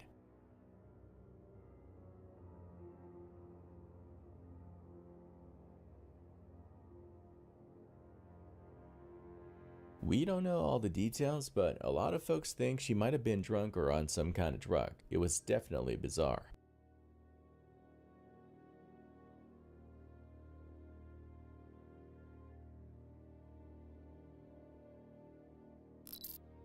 Yikes, this is nuts. These thrill seekers got stuck 200 feet in the air during a storm. Can you imagine being up there in that heavy rain and wind?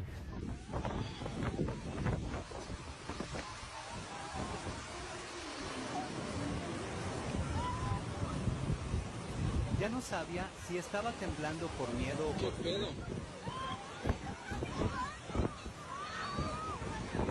If you're thinking about doing something like this, check the weather first. It's not worth the risk. A couple was in a total panic trying to stop a cruise ship from leaving without them.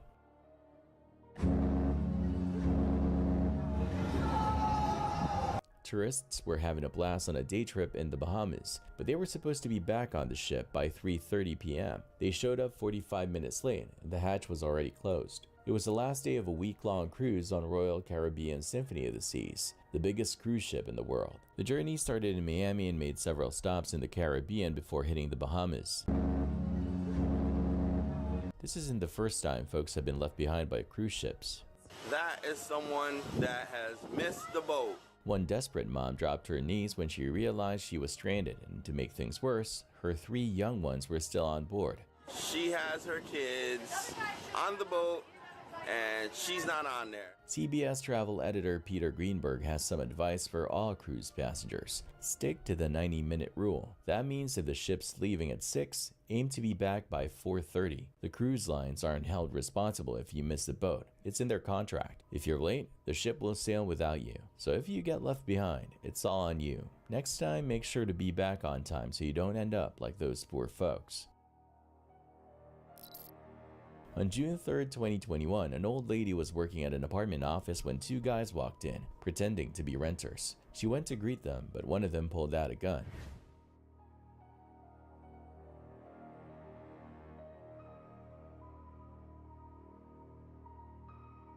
He choked her, forced her to the ground, and stole her jewelry. The other guy searched the office for money.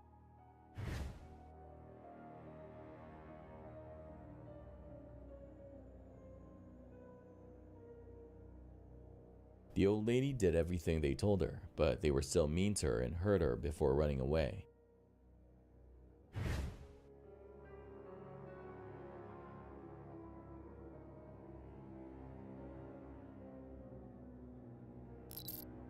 In a video, you can see a guy running into an elevator, looking really scared.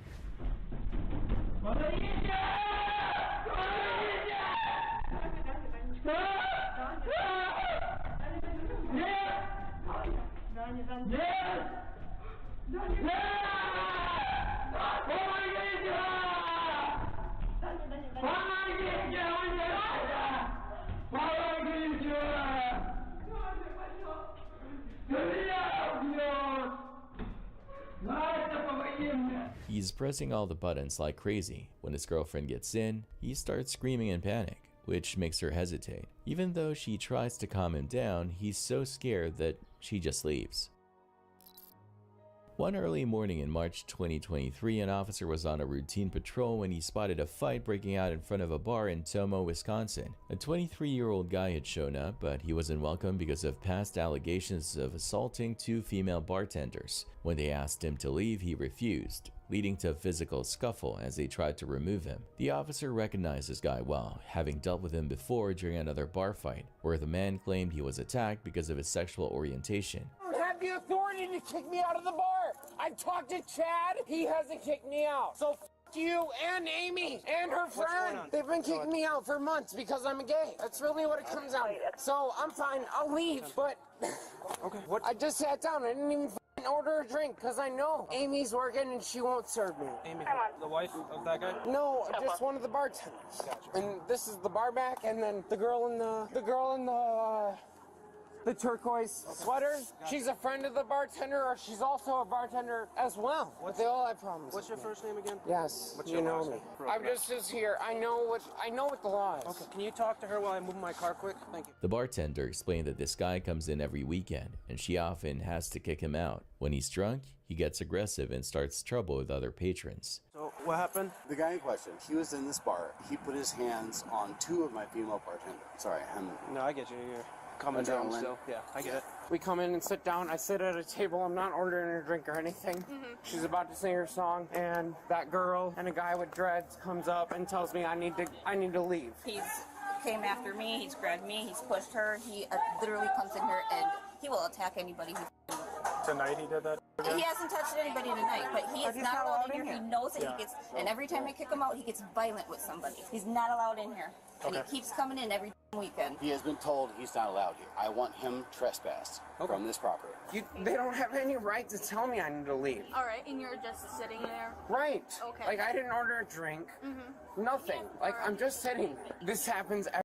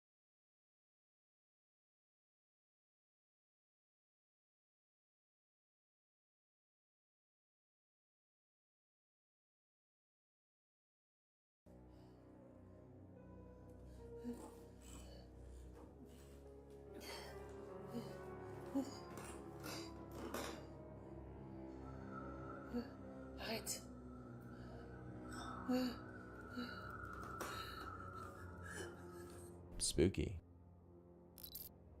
Panera Bread has been making waves lately. Besides that crazy viral clip with a lady in the frying pan, TikTok user Zolov shared a super strange and tense encounter with a Panera employee who didn't seem to believe in packaging. This is how I should grab my food from a drive-thru. Seriously? I'm not tripping. Why she look so confused? Where did she go? I am not tripping. Hi, I'm sorry, what was the issue? You think this is how you should handle your customers, your product?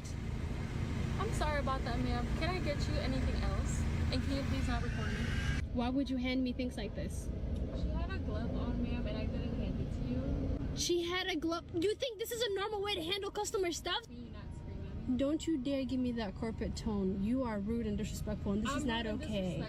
Take this back. Take this back, and I want my money back. You can get out of my drive-thru. There you go. I want my money back. Get the f out of my drive-thru. Take the shit. One comment I found hilarious was from a user who asked if Panera plans on serving drinks by just pouring them into customers' hands. Panera responded, saying they reached out to Zolov to apologize and gave her a refund. But honestly, we can't imagine that employee is still working there.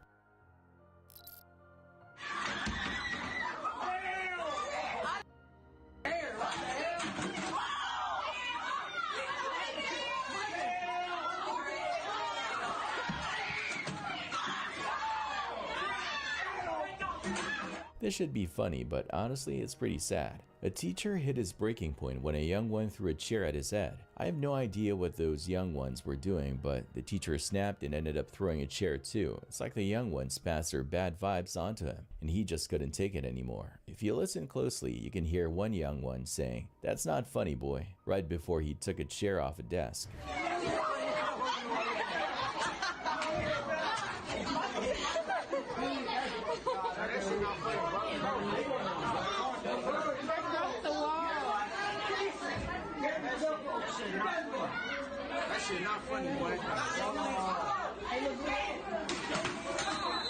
At least it sounds like there was one decent young one in the mix, so not everything is lost. This is the weirdest hill you'll ever see. It's totally man-made. It's what's left after a bunch of people went to a Taylor Swift concert in Munich, Germany. It's like a hill made of dirt and trash left behind by the crowd.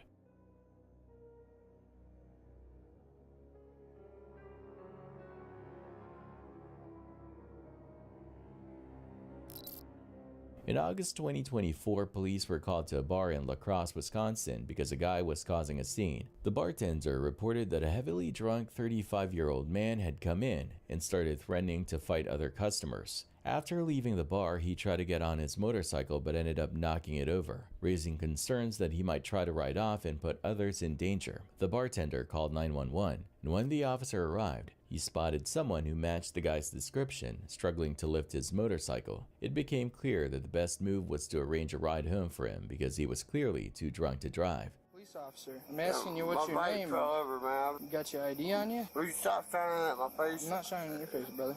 Yes, you are. I'm shining at the ground. Yes, you are. I'm shining at the ground. What's going on? Shine at the ground then. That way I can talk to you. Just sitting right there, okay? Hey, what's going on? He just kind of came in and was making a ruckus, being really belligerent. It was like talking about, oh, I'll beat your ass like doing it right now. I was like, yeah, you gotta, like, I'm gonna close this place down. I didn't want you to get on your bike and get in a crash, man. You tried, man. We're just trying to help, dude. Yeah, I didn't want him to get on that thing and try and wreck somebody else's night. You're good, dog. You're good. We're just talking. You're good. We joked a lot. All right. I believe you. The sheriff of La Crosse County showed up to help convince the guy to take the ride. All right, brother. How are we going to get you home? Right now. Right. Huh? How are we going to get you home? Where's home? I don't know. Where are you staying at? I'm 10-2 right now. Somebody's coming. They can just keep coming 10-40. What's that? I ain't done this. Yeah, they were worried about you because you're in there just... You We're seem like all drinking, man. Right. You better watch everybody that walks out. They were worried about you driving away in your motorcycle, too. I didn't. I know, you tipped it over. I bumped into it. I know. I won't go drive it. All right. Well, I mean, you didn't right now, so... No, I'm not going to. Okay, here's the deal. That's a bar, I'm f***ed up. You got your ID on you? No. I want to get you a ride home or something, but I gotta know who you are. I ain't got no warrants out for me, man. Can you just let me go? I'll walk Can you home. tell me what your name is, then? Can you tell me what your name? That's not for us. That's something else. That's not for us. We'll see. I'm just talking to you. You have to pick that bike up, man. I'm trying to sell it, man. I'll help you pick the bike up, but I gotta know what your name is. Do you know where you stay? A minute or two from here. In a hotel? On the island here, though. What you up here for, work? That's your bike, though, right? You just said it was your bike. It don't matter. Listen, you're not in trouble right now. I'm just trying to figure out where you need to go and... Leave me alone. Huh? Leave me alone. I don't want you riding that bike. You said the hotel on the island, though, right? I mean, I can give you a ride, but I gotta know who you are first. Huh? Can I talk to him? Go ahead. Yeah, go ahead. There's nothing here. I just want to get him out here, you know? I just don't like him walking drunk. When the man handed over his cigarettes, he missed a chance to toss them in the river and swap his bad habit for something healthier. After checking to make sure he was leaving, the officer realized the guy might have headed toward the river, worrying he could fall in and drown. They found a trail of unlit cigarettes leading to a dock, where they heard loud splashes that sounded like he might be in trouble. The sheriff quickly announced he was going in with flotation devices and called for the La Crosse County Dive Rescue Team and the fire department. Yes, the boat's on the way. Dive rescue's coming. The sheriff managed to get the man to swim to the west bank of the river, but he kept insisting on getting back in the water. 907, they are out of the water. 907, I'm jumping in, going over there. Josh, come here. Come over here. What? I'm gonna go across. Not in the water. Let's go. Not in the water. Not in the water. I just want to go home. They are. I promise. Going back in the water, swimming back across. Time for a wrap. Come down the crescent place where the pines are. I will take you home myself. You're lying. I'm not lying. You know my home. Dude, I'm tired though. Come on. I'm checking it. No. Grab the buoy. When he gets on the dock, put him right across. Alright. I'm not on you. It's a sheriff. Sheriff. Grab the buoy. Don't let go of me. Hey, grab the buoy. Don't let go of me. I am. I'm not touching you. You can't swim in my mouth. The seagull. Seagull. Does he need help? Do you have a life vest yet? We have a life vest? We don't have a life vest.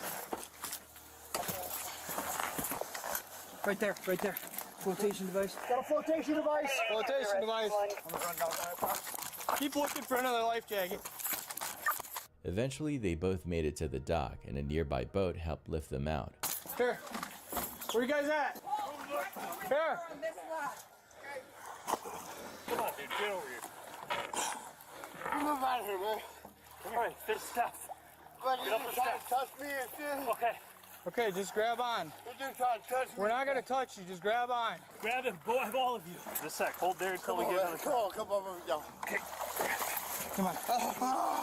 Come here, John. You can get up right here. I just put a ladder in. I just put a ladder in right here. Don't touch on me, man. That's the guy about the water, dude. What's wrong with y'all? Help me. Oh! Put your hands on your back. I ain't done shit.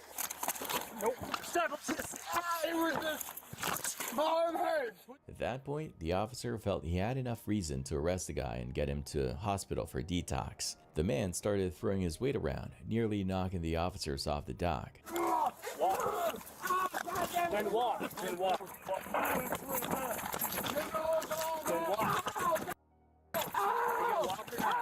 Oh my God! Oh my God! Look at my ribs! I can't feel my head! Stop! Watch your head, man. I don't want you hitting your head on Let me go! Let my fucking handcuffs go! I cannot feel my fucking hands! Please let my hands go! The ambulance crew had to sedate him since he was completely uncooperative. But it didn't stop there. At the hospital, the guy threatened to leave and refused to cooperate. He had to be strapped to the hospital bed, where he verbally abused the staff and fought back. No, we don't have to have these on. If you can just sit here comfortably in the bed. Yeah, okay. Is that okay? Just talk about If you start swinging at people or being a dangerous thing, but else I am a protector. I almost sit up from it. I can't breathe. Don't be headbutting, dude. You're pushing down the wrong path, man. I am a... I'm a fucking person! Because of his behavior, the doctor ordered sedation, and they had to hold him down during the procedure. As a result, this 35-year-old man from Mississippi was hit with misdemeanor charges for resisting and obstructing an officer twice. plus disorderly conduct. He was initially given a $1,000 cash bond, but since he couldn't access those funds, it was later switched to a signature bond. I thought there were some stupid people in the world, and then there's this. 3 rows of cars. Middle row, completely blocked in. Snowdonia National Park in Wales, UK draws a lot of tourists with its beautiful views and tough hiking trails. But lately, all those visitors mean that even if you manage to find a parking spot, you might have trouble getting out of it when you come back to your car later.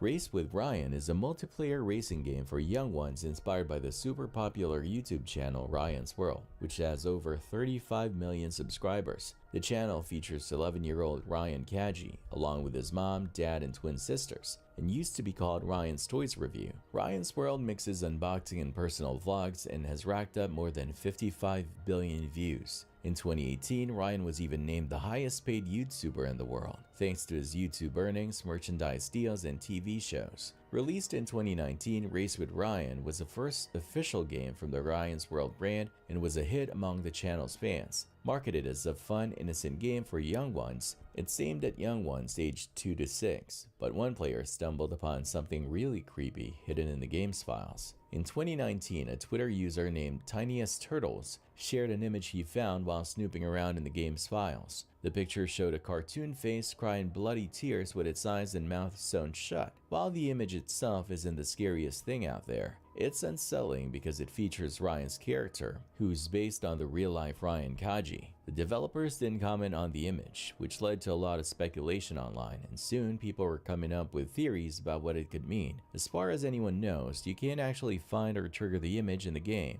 It's just hidden away in the files alongside other textures that would modify Ryan's face based on what happens during races. Some people think the textures were made by a frustrated developer just trying to blow off some steam, or maybe it was a placeholder used for testing animations of Ryan's character getting hit during a race. Others speculate that the developers might have included the creepy texture as a joke after finishing the other textures, since it was easy to find in the files. There's even a theory that the developers added it to grab more attention for the game, but that seems a bit off for a young one's game, especially with such a graphic image. Some users believe there's a more sinister angle to it. One popular conspiracy theory suggests that the bloody texture is Ryan's cry for help, as the stitched face resembles a doll's. People think Ryan might have asked the developer to include it to show how he feels like a puppet for his parents' profits. While that theory is pretty far-fetched, the texture is still incredibly creepy and feels totally out of place in a game made for young ones.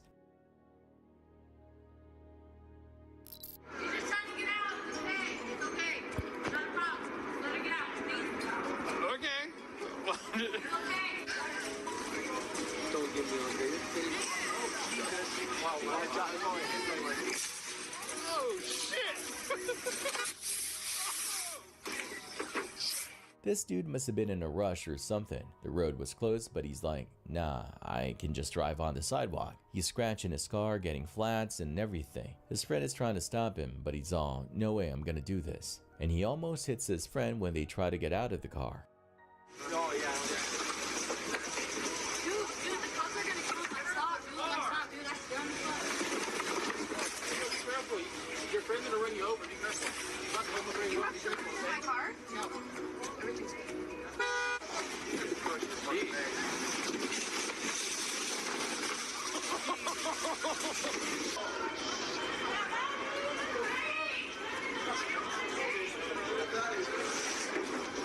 That's dumb. That's dumb.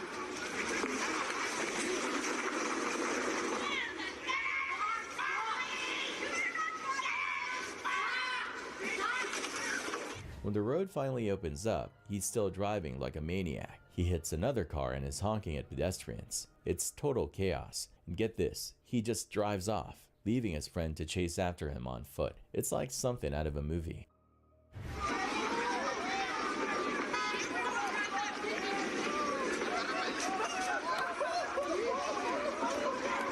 my god, and she left her friend!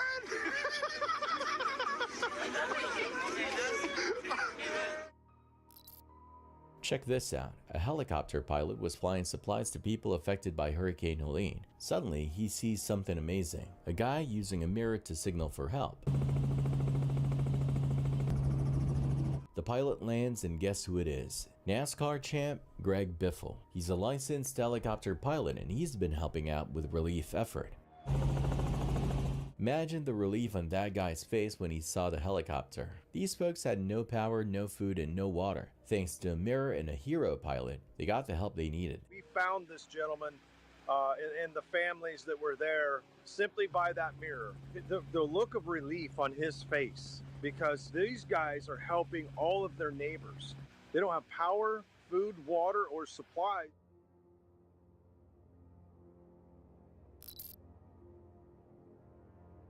This disrespectful couple was seen wasting holy water at a sacred religious site in Bali. Whether they knew it was holy water or not is up for debate, but either way, what they did was just plain trashy.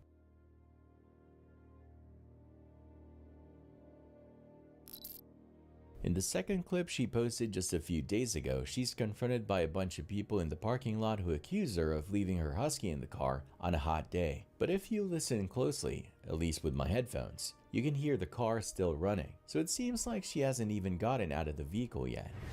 Why are you minding my business though? Because that dog is being tortured.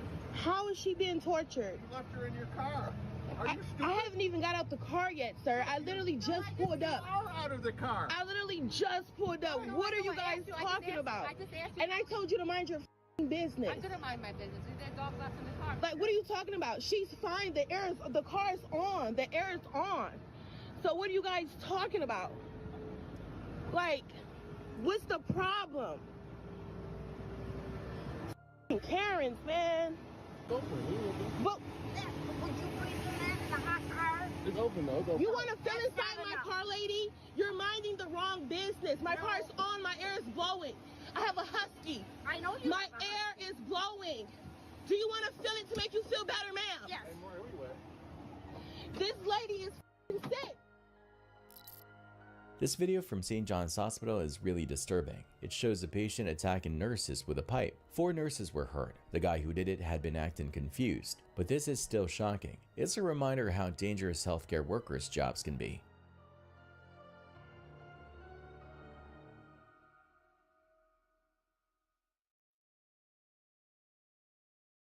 We're seeing more and more violence in hospitals. In Minnesota, they have even formed a task force to deal with the problem.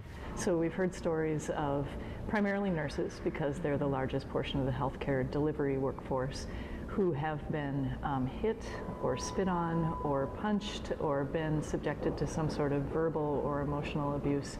And that makes the workplace a very stressful place for them to be. Nurses are often the targets of physical and verbal abuse. It's a serious issue that needs to be addressed. Check out this terrifying moment when an Indian family is just chilling in their living room, totally unaware of the nightmare about to hit them.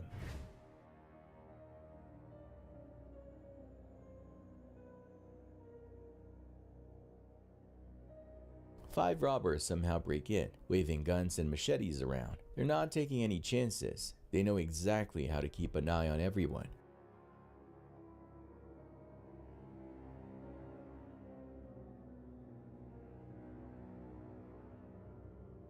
They force the whole family into one room, and while 2 of the robbers keep watch inside, the others have the run of the house, spending the next few minutes grabbing valuables before making their escape.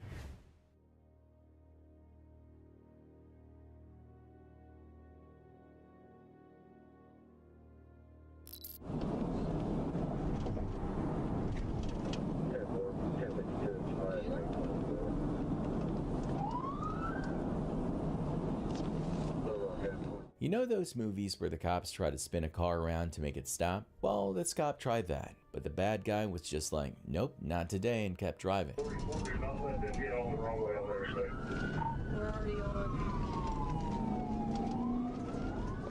It got even crazier when the bad guy started going the wrong way. He ended up crashing into another car, but luckily nobody got seriously hurt. The cops finally caught the guy. His name was Brandon Jerome Baker, and he was charged with a bunch of stuff like speeding and driving drunk. It's crazy how some people can be so reckless.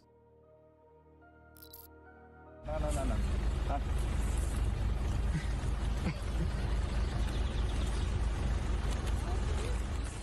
This guy thought it would be cool to feed a bear. Like, seriously? That's a bad idea. The bear got a little too close for comfort, and this guy was probably thinking, oh no, I'm the snack now. He definitely learned his lesson about feeding wild animals. No. Huh?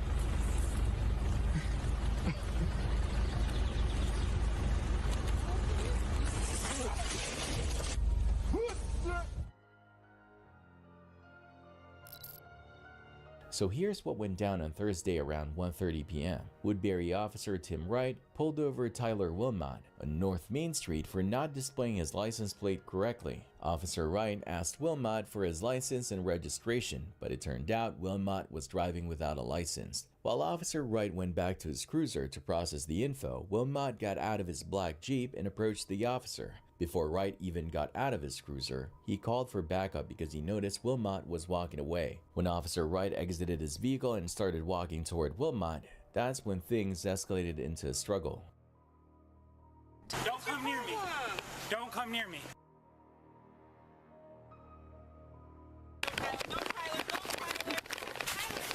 The video shows Wilmot swinging at Officer Wright with what looked like a weapon, and soon after, Officer Wright ended up on the ground. We stopped the video here because it gets pretty intense. Just moments later, another police cruiser arrived, and Officer John Cow chased after Wilmot, eventually using a taser to bring him down. Give me your other hand. Meanwhile, Officer Wright can be seen coughing up blood and calling for an ambulance. Send me an ambulance for me. While Officer Cow was handcuffing Wilmot, he turned to check on Officer Wright, who pointed to his neck. Did he stab you? He attacked me. Yeah, I think so. The footage then shows blood on the left side of Wright's face. That's where the body cam footage cuts off. In court on Friday, when Wilmot was arraigned, we learned some disturbing details about his past and his history with Officer Wright. Most notably, the stab wound was just 1 millimeter away from Wright's carotid artery, meaning he was really close to potentially dying. This situation is still under investigation. Wilmot, 31, is facing charges of attempted murder and assaulting a police officer, among other charges, and he's expected back in court on the 9th. Early Saturday morning on October 5th, Bridgeport police officers responded to a frantic call about a disturbed individual at a house on Terry Place. Upon arrival, they encountered a 45-year-old man, Huntley Jackson. As the officers attempted to de-escalate the situation, Jackson suddenly lunged at them with a knife. In a split-second decision, Officer Setti became the target of the attack, sustaining multiple stab wounds to her shoulder, head, and neck. Which hospital do you go to? Let's see if Dad can open it. Sir! Can you unlock the door? See? This is why we don't do this. What's your name? What's your name? This is why we don't do this shit, man. Get out of the room. Get out of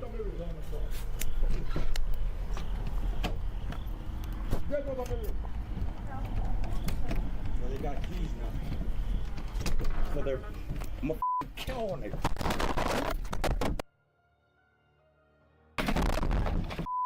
To protect his fellow officer, Officer Jimenez was forced to fire his weapon, striking Jackson twice. Both individuals were rushed to St. Vincent's Hospital for emergency medical treatment.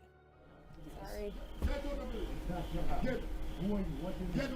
What's your name? I just go through the back. What's your name? Oh. No, get away. I love this shit, man. Get out of the room. Get out of the room.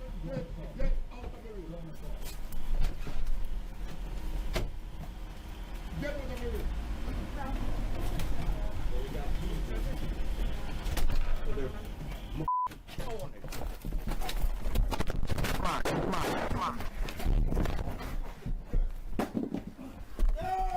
Don't hit him. Top five. Don't move. Don't move. Don't move. Drop the knife. Drop the knife. Drop the knife. Drop the knife. Drop the knife. Drop the knife. Don't hit him, please. Drop the knife. We're not dropping shit. Don't hit him. Don't hit him. Drop the knife. Drop the knife. Yo, my. Fortunately, officers said his injuries were not life-threatening and she was released after receiving care. Jackson, however, underwent surgery and remains hospitalized in serious but stable condition. He has since been charged with attempted murder, first-degree assault, and assault on a public safety officer. Shots fired, shots fired. Don't move! A judge set his bail at a staggering $750,000. Drop the knife! Drop the knife! Drop the knife! Drop the knife! On July 13th, 2024 in Ohio, the cops got a call about a crazy lady at a convenience store. She was running around waving a knife at customers, freaking everyone out. When the officers arrived, they cuffed her, but she was fighting back like crazy. Let's go. And she got a knife. Don't, hold on. Stop. No, hold. Stop. Please stop grabbing me. You grabbing me. You ain't talking me. Stop. Oh my God. I didn't do it. Stop. Hold on. I You didn't need to stop. Listen to Put me your hands good. behind the wall. Hold on. Put your... But you pushing me. You didn't say nothing to me. But you're grabbing me. Oh my God. Oh. This what you doing? Roll over. Oh my God. They had to wrestle her to the ground to get her under control. Roll over. Oh. Roll over. Roll over now. Hold on. See, this is Roll bad. over. For real? Roll over. Sir, this Roll is over for now. Me. This is crazy. Roll over. I just came from work. Listen, I just came from work. I just came from work. I never did nothing to nobody. No, I ain't got a gun. Hold on. I have taken. Oh my God. Roll over. Now I'm about Roll to go. over. God done me down. Okay. This is crazy. Oh God, Jesus wept. Oh my. I can't believe this. I ain't resisting nothing. I'm not. I just came from Arby's. And from my job from work, y'all. We don't want her back in the store. Guess what? Y'all got me down bad. No, it's okay. I ain't gonna say nothing. Got me down bad and didn't pay me for nothing. I have a knife and I had a taser. I got mace to protect myself as I just got off of work. I went to Arby's and got a thing. I ain't come here for that, man. I came from work. Look at me good. I'm a goddamn fugitive for what? To come to get black and miles? That for my protection when I'm out here. Stop and just walk. I am. But you know what? This shit is crazy. I just got off of work. We gotta get search on I have it because of my... Never mind. You know what? This is my life story. I ain't did shit. I work to protect. Never mind. After they finally got her into the back of the cop car, she was still causing a scene. Me, I'ma call my lawyer and take me for nothing. I try to protect myself. I ain't did shit to nobody. I roll out here. Move around. I hate Akron. I ain't did shit. I work. What I'm gonna tell my job tomorrow? Oh, I got off of work and got an orange cream drink from Arby's and went to whatever the Bass Barker Market and get black and mouse, then all of a sudden I'm going to jail. For what? The officers talked to some witnesses who said the woman had stormed into the store and started scaring everyone off with the knife. Yeah, because she dropped it right here when she picked it up. And then she had it like this and walked right The knife? Yeah, talking to him. We have it. Oh, you got it? I have it, yeah. Oh, okay.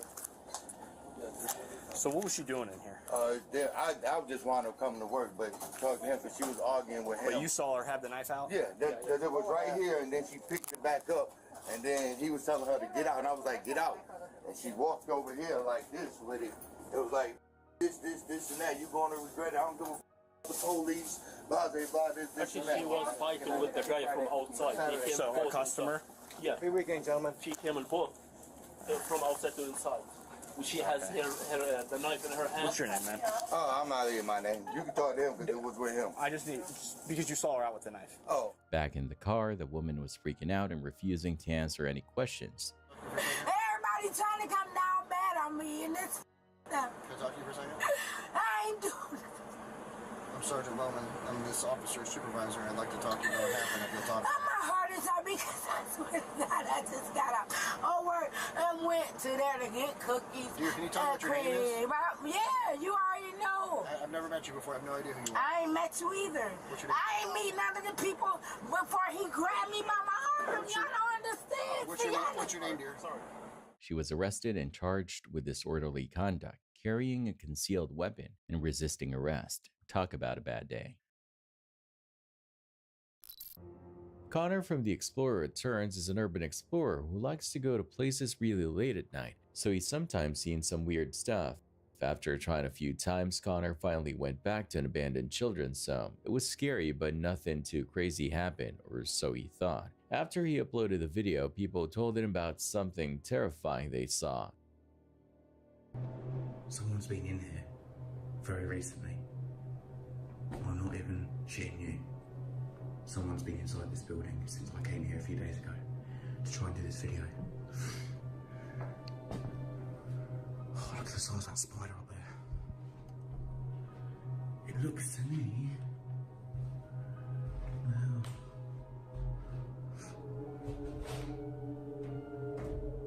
what the f*** is that noise? What the f***? Hello? Is there anybody there? If there's someone here, I will leave. In the video, you can see a person in a hood watching Connor, and then they quickly hide. Some people, including Connor, wonder how he didn't see the guy. He thinks he must have been looking somewhere else. This isn't the only time he's accidentally filmed something mysterious. 3 years later, Connor went to an abandoned care home. He first knew he wasn't alone when he heard a loud noise.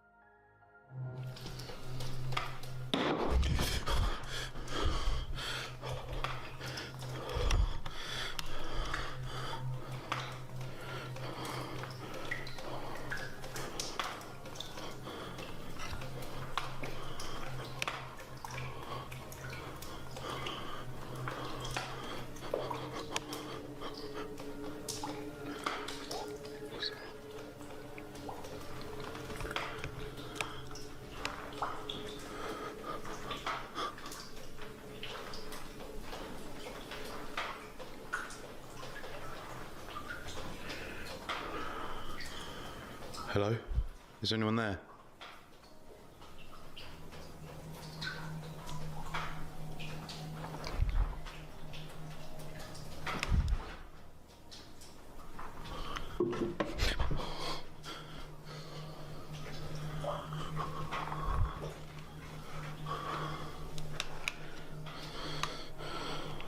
Connor checked where the noise came from and saw a fire extinguisher on the desk. Later, he went back and the fire extinguisher was standing on the table. Maybe he moved it without noticing. But there was also a shadowy figure that he definitely didn't move.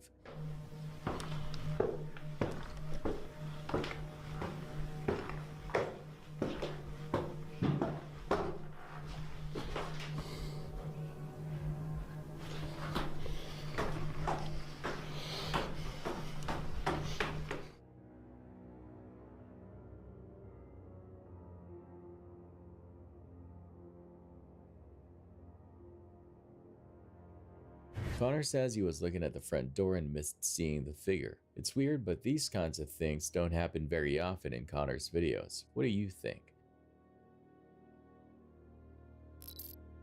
So on July 23rd, this dude heard some freaky noises on his land. He called up his buddy Andrew, who's a total skeptic and doesn't believe in ghosts or aliens or anything supernatural. They went outside to check it out, and can you guess what they found? A weird alien looking thing. It was totally freaky. The heck is that? Oh, shoot, shoot! Just get out of the house, get out of the house. Just get back to the house. Just get back to the house. Jesus Christ, Jesus.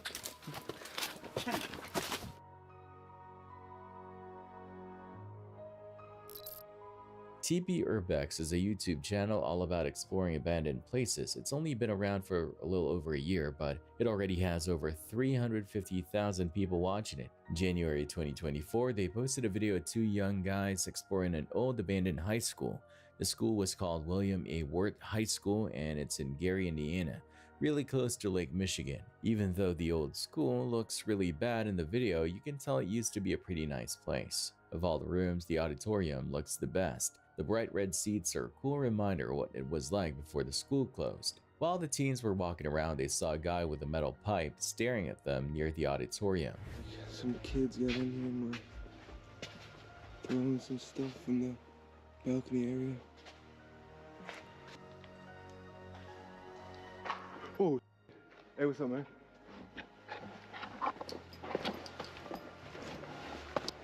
You want us to get on out of here? Hey, we'll leave, bro. We'll leave, all right? Come on.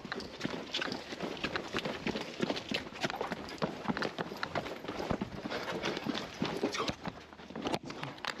Just get out of any door. This door right here. You sure? Let's go. Yo, let's go. The guy started chasing them out of the building, but he stopped when they got outside. It's really creepy how he didn't say anything. He just chased them with a metal pipe he probably wanted to use as a weapon. When something like this happens, you have to think about everyone's side of the story. The guy who chased them might be homeless and living in the school. He probably sees the building as his home, so it's annoying for him when people come in without asking. But for the explorers, it's scary to be chased by someone who has a weapon and might not be thinking straight. These guys were exploring an old abandoned school called the Robert Fulton School. They had their cameras ready to capture everything. As they walked through the creepy hallways, they could feel how old and spooky the place was.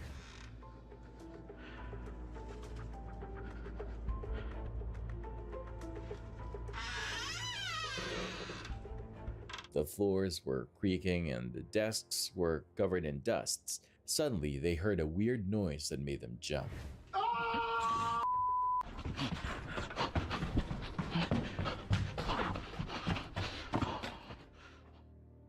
This video uploaded to TikTok by Dakota Williams shows a close call as a man drives in the lane of the uploader. Take a look. What are you doing? Why are you getting into my lane, dude? Okay, gonna call me a bitch because you're in my lane, you stupid motherfucker. Called you a bitch? Yeah, old man. I hope. The man drives in the oncoming lane and felt the need to honk back and call the woman a name. It's crazy to me how drivers blatantly in the wrong will act like they did no wrong. Subscribe if you agree.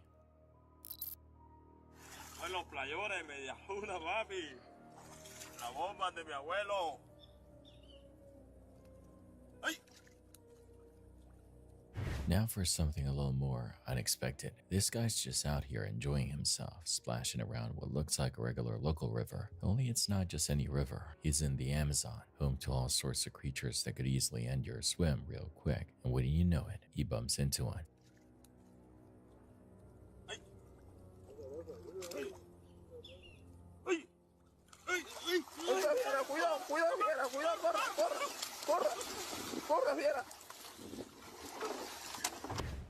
From what folks can tell, it looks like a black caiman, which is the biggest kind out there. Luckily for him, this one's still a juvenile, but don't let that fool you. These things can grow up to 20 feet long when they're fully grown. It makes total sense why the guy doesn't stick around to find out if Mama or Papa Caiman is lurking nearby. He's out of there fast. If someone asked you what a sidewalk is for, you'd probably say something like walking, right? Seems obvious, but apparently this woman had a different idea, because here she is, casually strolling right down the middle of the street like it's no big deal. Out of nowhere, a car comes flying around the corner, and it looks like she's about to get absolutely flattened, like blink and she's gone kind of flattened.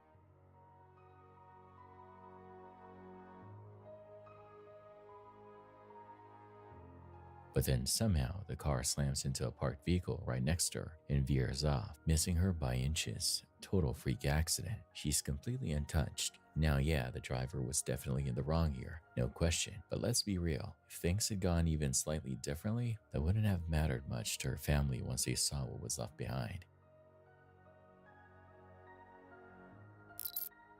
Leah Amberly was just unwinding in the tub while her 2 infant sons were napping nearby. Seemed like a peaceful moment, but that calm didn't last long. She suddenly heard noises, like someone entering the house. At first, she figured maybe her husband had just come home early from work, but then two masked men appeared. No warning, no time to think. She didn't know if they were armed or what they wanted. All she could do in that moment was beg them not to hurt her babies. Without her phone nearby, she bolted to the front door and used the Ring doorbell to get a message out to her husband, basically telling him, call the police right now, and luckily he did. Jake! Jake!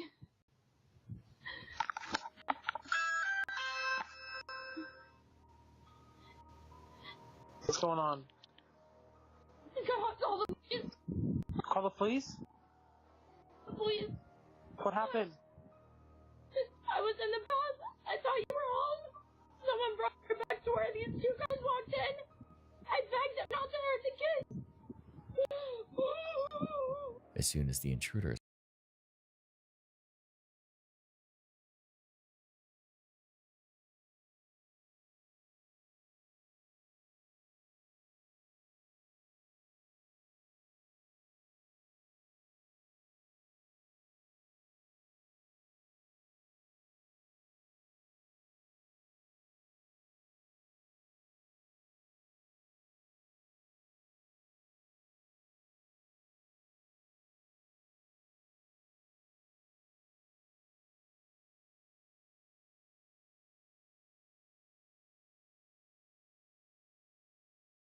Whoa.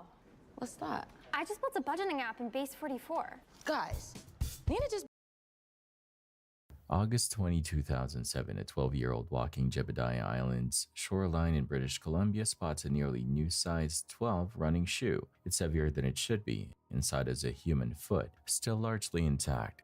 6 days later, and 50 kilometers away on Gabriola Island, hikers find another sneaker with a foot. Different brands, both right feet, not a pair. Those two discoveries were only the beginning. Over the next dozen years, one or two shoe-encased feet surfaced almost annually around the Salish Sea, on the Canadian side and in Washington state. By 2019, the count reached 21. Theories exploded. Victims of organized crime, human trafficking, even remnants from the 2004 Indian Ocean tsunami, riding the Pacific currents. Internet lore elevated the idea of a Salish sea killer, severing feet and tossing them into tidal highways. The forensics tell a different story. In case after case, DNA identified missing persons who had entered the water, some intentionally, some by accident, years apart. One foot traced back to a fisherman, lost in 1987. So, why feet? And why in shoes? Because shoes, especially modern foam midsoles, are both protective and buoyant. In marine environments, scavengers in decomposition separate limbs at the joints. Over time, feet inside sneakers are shielded from predation, then float free as the rest of the body sinks, disperses, or is consumed. Prevailing currents and complicated shoreline topography do the rest, depositing footwear on beaches where people will find them. Only one outlier hinted at human concealment, a Seattle discovery in December 2011 in which the lower leg was still attached and wrapped in plastic, likely evidence related to a separate homicide rather than a link in a serial chain. The rest aligned with oceanography, anatomy, and shoe design, not a murderer patrolling Ferry Lane.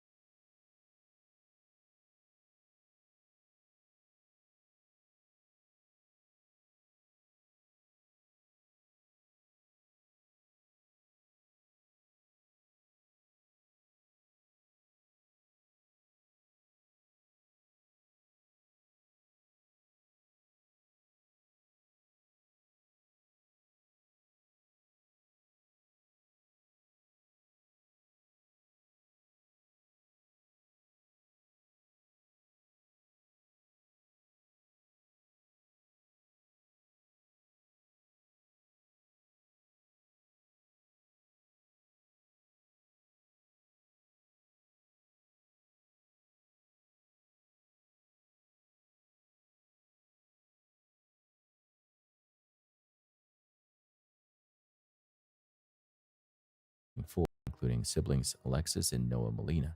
The scene is small town chaos. Reading tables overturned.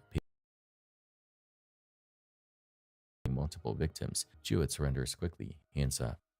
Later statements outline months of deteriorating violent ideation and reported hallucinations. He admits he originally planned to attack at school, then chose the library. Suits claim a chain of preventable failures, a home that left psychologists allegedly aware of suicidal and violent risk who did not meaningfully intervene. Alexis, shot while shielding her younger brother, undergoes surgeries and long rehab. Noah Jewett pleads guilty to 30 counts, receives 2 life terms with parole possibility plus 40 years. The legal record centers on moments and how no one acted can equal no one stopped this. For Clovis, a library meant for quiet and learning becomes a case study in how opportunity, not motive, often dictates an attacker's choice of location when Kimberly Nicole Perkins Clark, 27, mother of 4, lives under escalating control by Sam Clark Sr., 52. Patrol audio from October 2015 captures the dynamic. He calls about missing money, accuses drug use. 8600 Chauvin Lane as soon as possible. She has money in her pocket, which she's not supposed to have. I got $500 just out of my blood cabinet. Okay? You're not leaving. Kim, don't leave this house. Kim. What's your name, sir?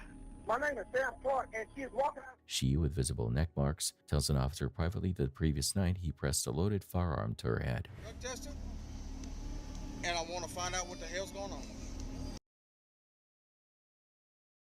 He grabbed me around my throat and choked me and twisted my leg to where it almost broke, I'm telling you. Okay. What? The $10 come from and the cigarettes. Which one? You don't That's all I want. No, he doesn't let me. Stop. She can't have money. Yeah, she can have money anytime she wants. Then why are you worried about where her $10 come from? In her because I want to know. Because I got $500 missing out my house. When asked about charges, she declines. Classic recantation risk, rooted in fear, dependence, and isolation. Put a loaded gun to my head and threatened to shoot me. And you know what? I wasn't scared. I was ready for it to happen. Officers still. Turn around. Watch out. What you want to arrest me for? Why are y'all arresting me? Why are y'all arresting me? Wait. Do not do this. Why are y'all arresting him? Domestic violence. Around the throat. Yeah, it is a f***ing hick. What about the other day when you put a gun to her head? I ain't put no f***ing gun to her head. In court, the cycle restarts. On March 28, 2016, on the Palmetto Spillway Bridge, St. Landry Parish, Sam shoots Kimberly twice to the back of the head, then throws her shot trauma with drowning as a terminal mechanism. She was alive when she hit the water. He discards the weapon, initially denies involvement, and then confesses during interrogation. Chillingly, Kimberly had posted on Facebook the night before, "If I die, say Sam Jr." Charged second-degree murder. At trial, September 2018, defense pivots to manslaughter via sudden passion, arguing provocation tied to her plan to leave. Louisiana's heat of passion statute can reduce culpability if the emotional disturbance is immediate and reasonable. The jury in court reject that framing given prior threats, strangulation evidence, and the execution style. 40 years, the maximum, upheld on appeal. Investigators and advocates call the outcome justice too late. The case distills recurring systemic gaps, initial undercharge strategies after the 2015 incident, and the lethal risk window surrounding separation. Practical takeaways for real-world responders and families. Document strangulation rigorously. Treat gun threats as red flag and prioritize safety planning that accounts for weapons access and isolation. Kimberly's 4 young ones lost their mother. The record shows multiple intervention opportunities that, if pursued to the fullest, might have prevented the bridge, the shots, and the water below. Former student Sky Bush parks a pink tape-scarred Nissan Xterra, carries a guitar case that hides a 1930 shotgun, plus a vest loaded with shells and a knife. He walks in looking like a musician, not a threat. In a boys' locker room, he gears up. Fires once through a classroom door, striking 17-year-old Evan in the ankle and dropping him. A code red blasts across campus. A bleeding student, coaches applying pressure, and locked doors clicking shut. Bush claiming no intent. Former teacher's room until he's cuffed. Later, he describes neglect, mental crisis, and easy private sale access to the antique gun. He says adrenaline, not hatred, drove him. Impact, not intent. He's sentenced to 30 years, 25 minimum. Lessons are prosaic but real. Instrument cases are ideal concealment. Traumatize an entire school. Prevention isn't security theater. It's seeing the disguise scary, hardening corridor doors, tightening visitor controls, and giving staff direct 911 access when cell service falters. Receipt, autopilot. Bianca Ellis enters in black, a kitchen knife down her leg line, pace unhurried. Cameras trace her tailing a mother pushing a cart with 3-year hatch. There's no warning, no words, no theft demand. Just sudden slashes into the young one's face and back and a defensive wound to the mother's shoulder as she clamps down and screams for help.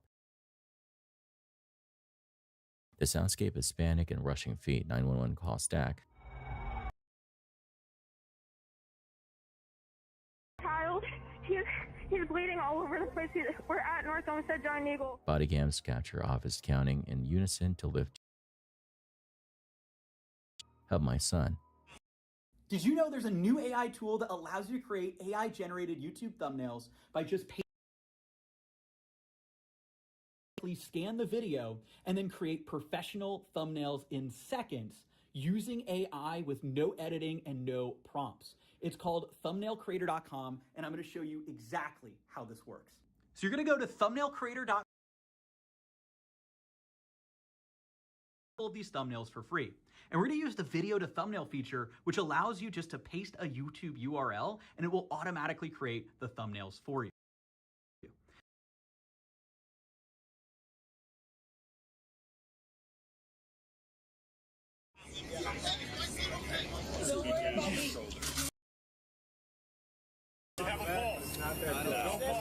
And they collapsed over here and the lady just...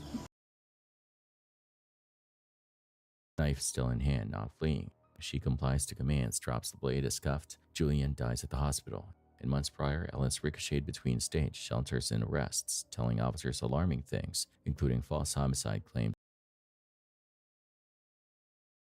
I go to prison, because I don't have nowhere to go. Well, you haven't done anything to go to jail. But I don't have any money to have a bed to go to sleep in. I'm not even from.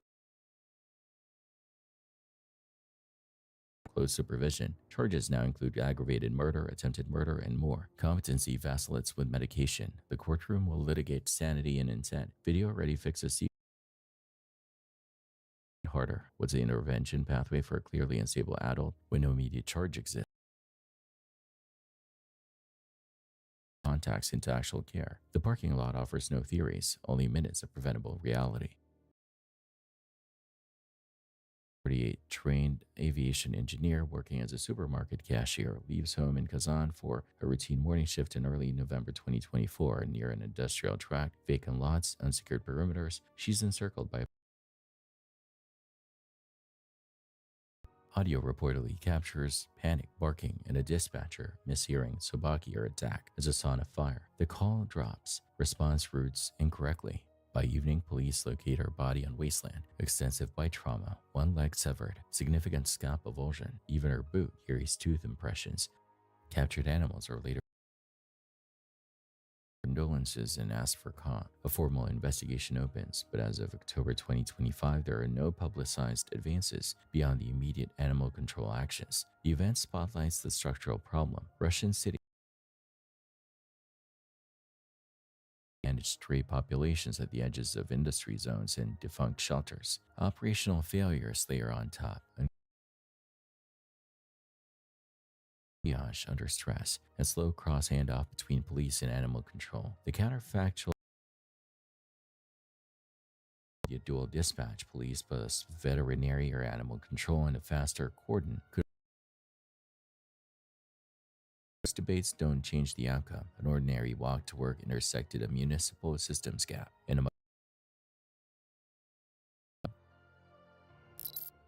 Cathedral High carries a secret literally set in stone. Its foundation sits atop a former cemetery, and fragments of reclaimed headstones are embedded through the building like grim ornaments. Late on a Friday, a janitor clocked in filming because something felt wrong. All right, I usually don't record while I'm on the job, but this is freaking me out. I'm here in the janitor's closet. Yeah, let me just show you guys. All right.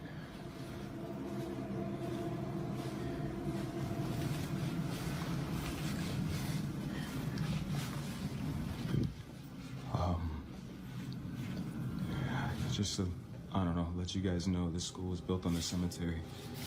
I don't know if that helps my situation or not, but previous janitors that have worked here have tried to tell everyone that, you know, every night something happens, some spooky, I don't know, paranormal or whatever you want to call it, but yeah, I didn't really believe them until I was in here cleaning up after some students had thrown a party, but what's been freaking me out is this one right here. No matter where I'm at in the classroom or what I decide to do, it just follows me. Thing, you stupid balloon. I got you on camera now, so let's just, see? There.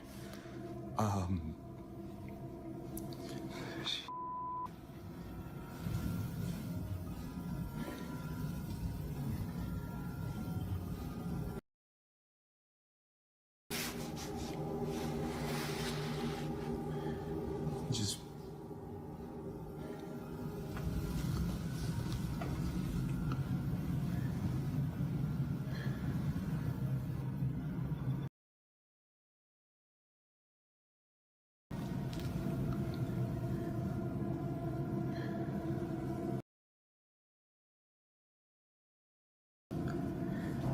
see, no.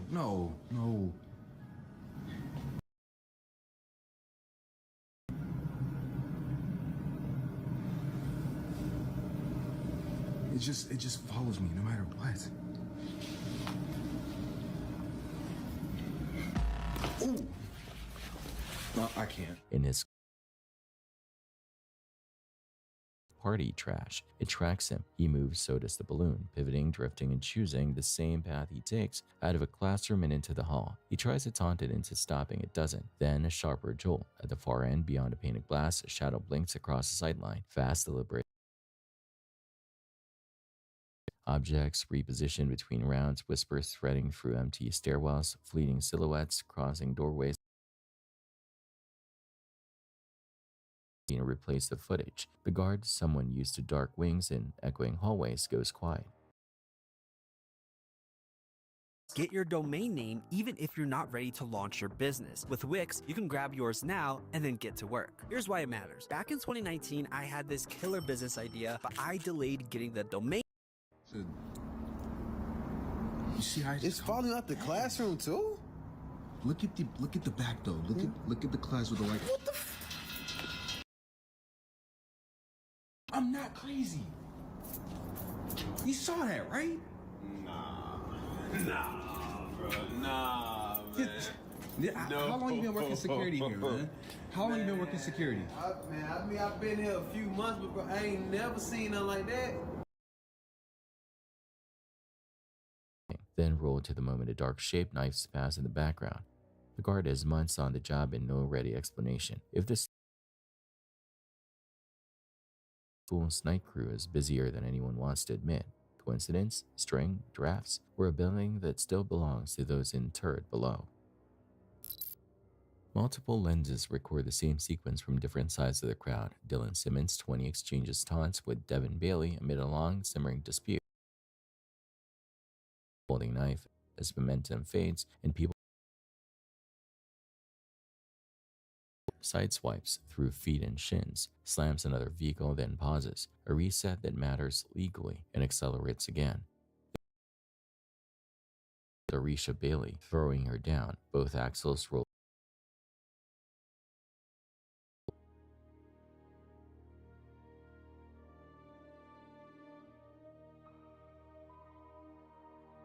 Within minutes, siren CPR. Polytrauma consistent with run over. A phone call convinces Simmons to return. He admits he hit someone but denies intent. Prosecutors charge second-degree murder plus assaults. At trial, defense jurors watch and rewatch the stop and go. Impact, reverse, purposeful realign, then convict on second-degree murder. The acquittal on with intent reflects doubt about premeditation, not about responsibility. Sentencing can reach 40 years. The families clash in and out of court. The community now has permanent footage of exactly what separated change in a decision to drive into people. From the channel into the void, head into the storm drains near Fountain Creek, miles the concrete arteries where sound travels forever. It's routine at first. Drips, distant traffic, and reverb-heavy chatter. Then an unnatural scream knifes the tunnel, part human wail, part something else, with the serrated edge of a mountain lion's call. It's humanoid but wrong. Elongated planes, washed out skin with a face that reads like a warped horse. Familiar features bend into something that doesn't map cleanly to human. They do the smartest possible thing, run. Adrenaline posting to Reddit and drowning in theories, the filmer can't let it go. He returns alone.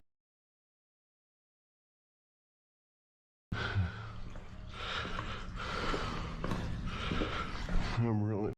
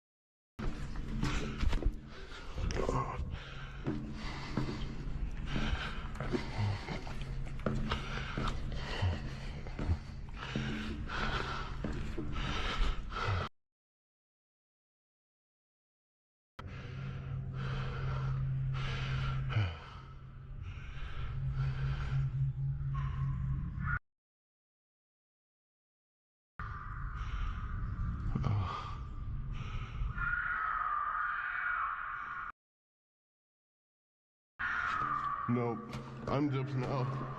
This shit. I don't know what that is. Oh fuck.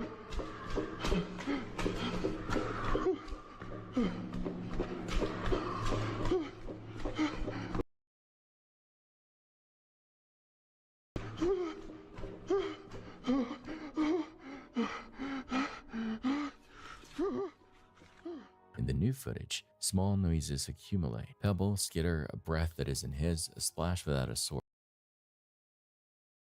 On the fall off of his beam, the shot shakes, the voice cracks, and he aborts. Nope, I'm done. A big cat's eyes shine, misread as a face, or a genuine unknown skulking in service tunnels beneath a city. We have got to the point where literally anybody can build a fully working app without knowing how to code. This is Base 44. This is a first look at the current. November 18, 2021, outside a chicken shop. Marquez Walker, 16, produces a zombie-style knife, oversized, serrated, intimidation steel, and closes on Jermaine Cools, 14. CCTV shows Jermaine stumble on the ground. He tries to roll away as Walker drives the blade in again and again. 7 wounds follow. A passerby throws him into a car and speeds for Croydon University Hospital. He dies within the hour. Walker, already twice caught with large knives earlier that year, vanishes for 6 weeks until found under a bed during an unrelated arrest. On remand, staff sees notebook lyrics that brag about leaving Mandem bleeding, and he later joins the jailhouse group assault that leaves another detainee with brain injuries. In 2023, sentenced to life with a 19-year minimum, the case becomes a billboard for the UK's knife crisis. Bans on zombie knives don't stop online sales and street circulation. Habitual carriers treat blades as fashion and leverage. Prevention talk turns operational. Targeted stop search in hotspots. Prosecution consistency for possession, and upstream work with a very small cohort who carry daily. For Jermaine's family, policy is abstract. Their young one is gone, a teenager reduced to a memorial mosaic, and a cautionary tale about performance weapons in real fights.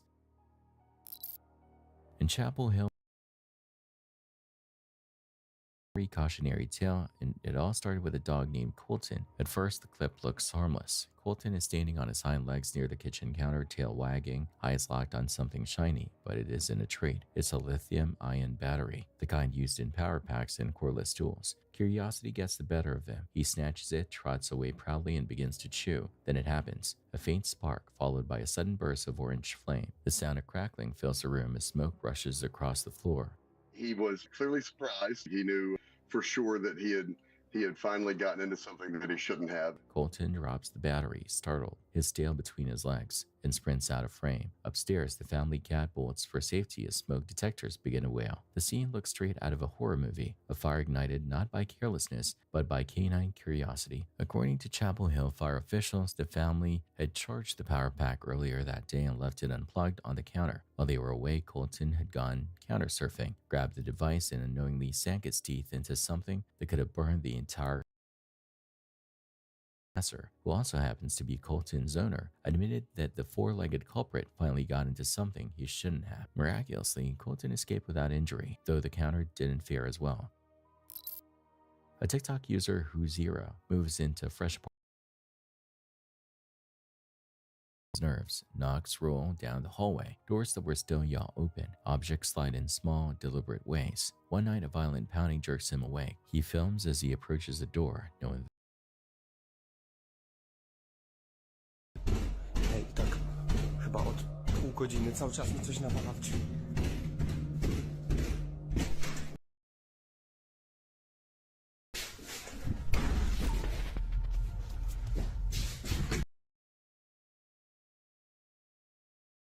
in the room, skates into view like it's been pulled by an invisible cord. On another night, the barrage escalates. The bathroom tap runs full bore by itself. The hallway light dies, and the bathroom door creaks open with theatrical patience. Hej, ogólnie to od jakiegoś czasu cały czas coś właśnie takie dziwne hałasy.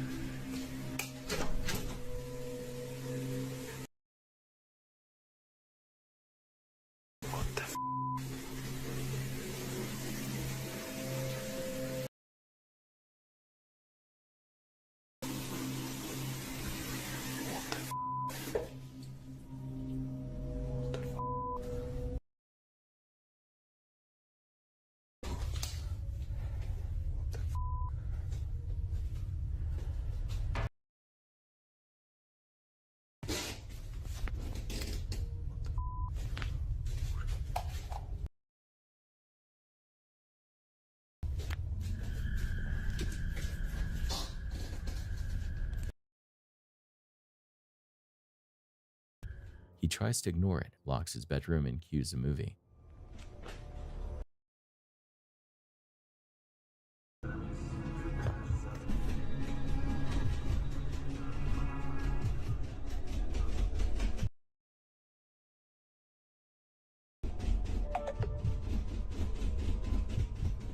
Hey!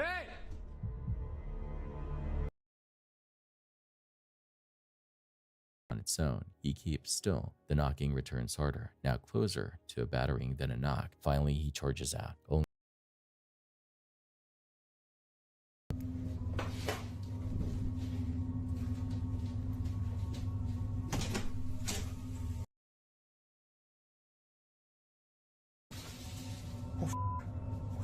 What the f?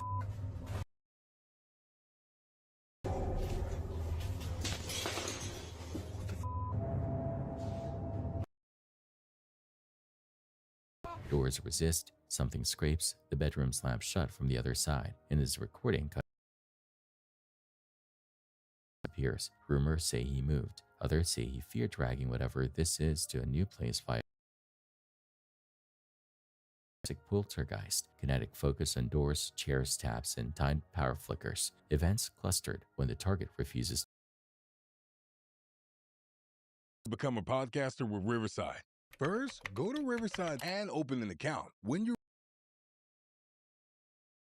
quality audio and video, all from the comfort of, well, anywhere. Even if the only camera you have is It's a warm afternoon in Germany, the kind of day made for relaxing outside, not for what this hammer in hand, tearing it apart piece by piece. The clatter of broken shingles echoes down the street as neighbors stare in disbelief. From the look of it, this isn't renovation, it's outright destruction of private property. Onlookers speculate whether it's his home or someone else's, but the reckless enthusiasm suggests no real plan. A passerby mutters about youngsters and their crazy ideas as debris rains down like Willkommen in Bochum. Irgendein Irrer auf dem Dach, der die Dachpfanne schmeißt. Jetzt zur anderen Seite runter.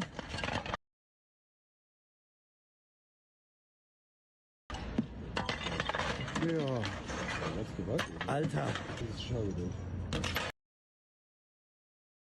Junge. Okay, das Video. Each blow sends fragments flying into the air, a bizarre mix of confidence and carelessness. It's unclear if frustration, alcohol, or some deeper motive. Never stood a chance. A fixed CCTV camera in northern China captures a mother supervising her youngster near the family's front entry. In a blink, the youngster wobbles and bumps a slender the pole, cants at a crooked angle. The mother's reaction is immediate and stern. She becomes the difference between a scare and a catastrophe.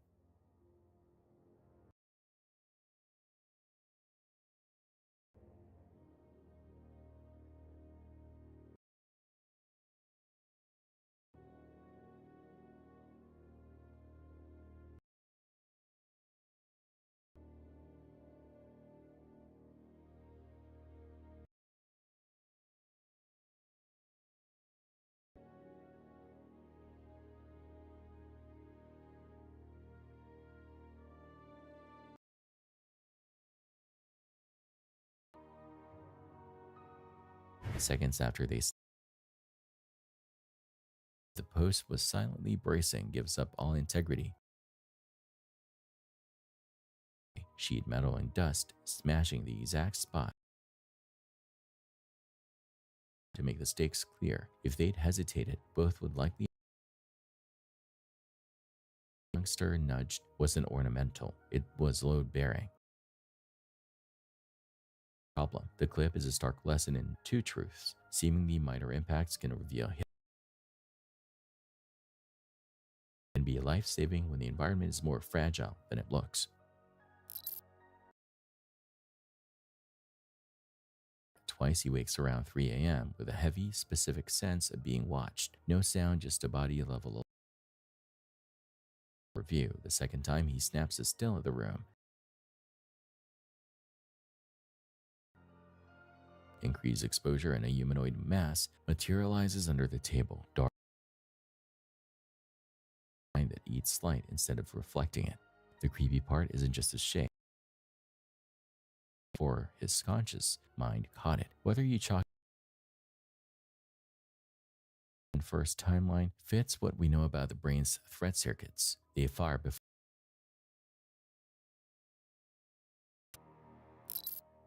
In the early morning hours of April 20th, 2023, a simple traffic accident, but what followed quickly spiraled into intense and chaotic DUI arrest. Stop bus. The scene was messy. Airbags deployed, bumpers scattered across the road, and one that caused it all. Where are you coming from? Lawrenceburg. Literally, like right there. Officers arrived. Erica sat behind the wheel, phone in hand. Her words were slurred, her eyes glassy, and her movement slow. When the car came barreling forward, maybe 25 miles an hour. Once.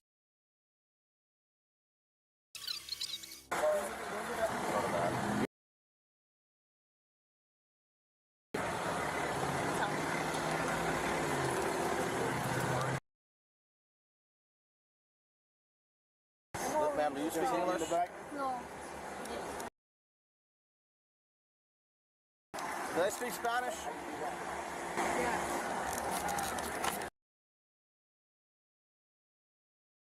I'm guessing was the ask the Portuguese. Portuguese and But you can speak Spanish.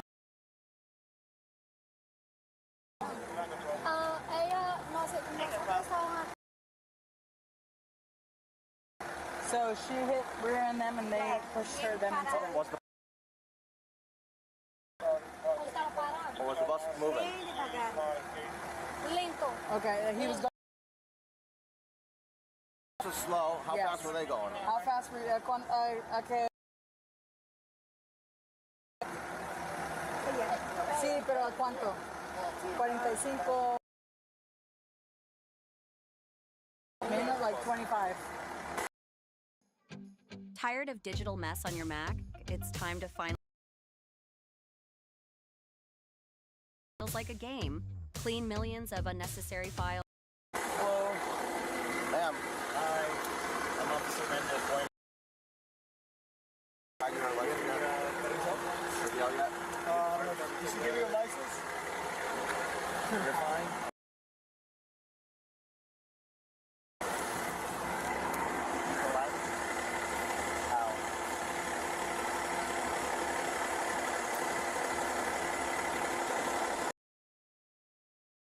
What happened?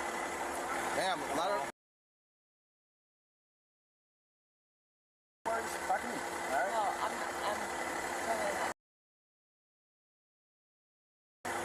Eventually, officers instructed her to step out of, but she stayed put, clutching the steering wheel, muttering about calling someone. The calm, polite, pulling away and shouting for her boyfriend. No, we're done with That's fine. That's fine. Can you cooperate? Getting out of the car. Go ahead and step out of the car for me, okay? No. All right, I'm going to pull you out of the car. You're going to step out of the car. You understand? I'm videoing it, okay? Go ahead and step out of the car. Get towed. Don't catch.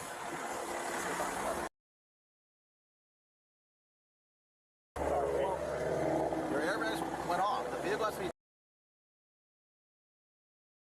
Step out of the car. Just step out. I'm just trying to help you because I don't...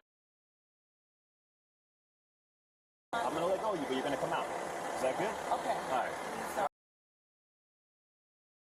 In your car.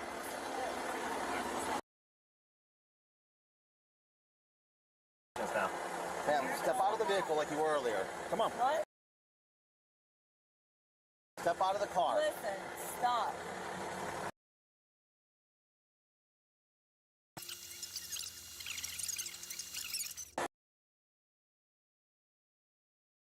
Nope. Stop. Relax. No. You were calm before. Relax. I spoke to you earlier. You were very calm. Back to that, how we were before. All right. Can we pick it back up, please? situation escalated when officers began reading her Miranda rights, something meant to protect her, but she understood over and over again. All right. Give me a second.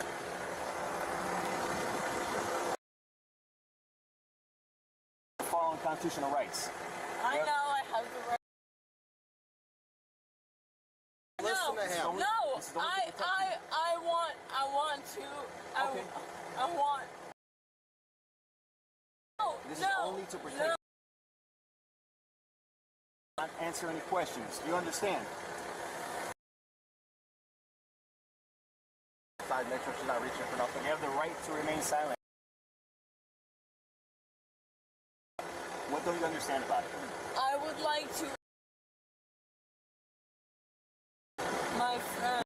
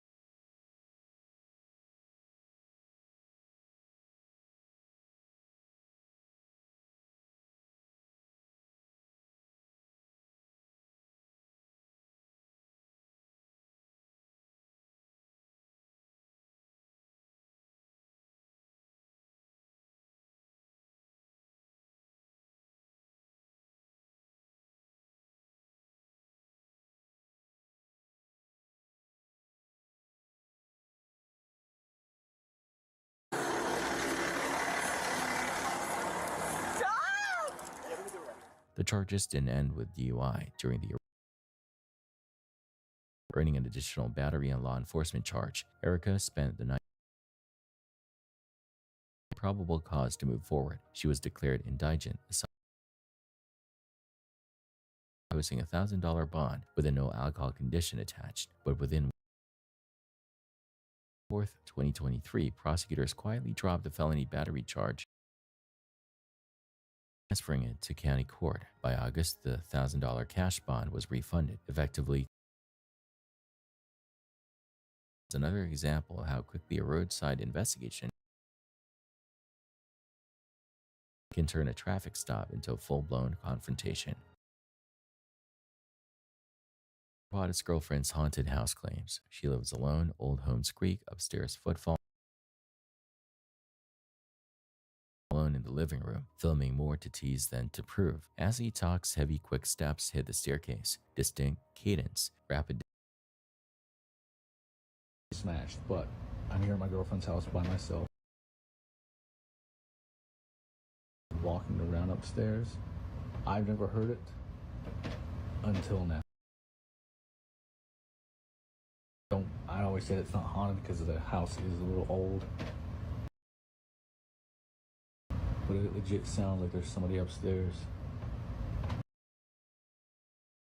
On a ghost, or if it's a person, I don't care.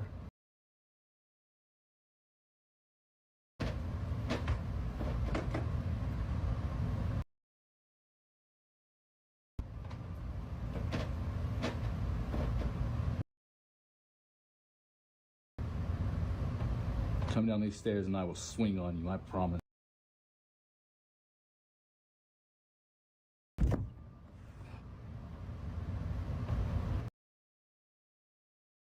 More bravado than planned. Nothing physical appears. He throws a punch at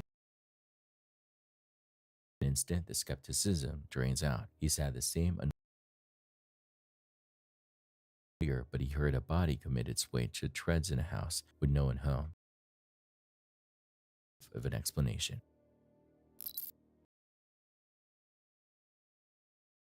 Unthinkable. He creeps up on a wild bear, then delivers a kick to its hindquarters.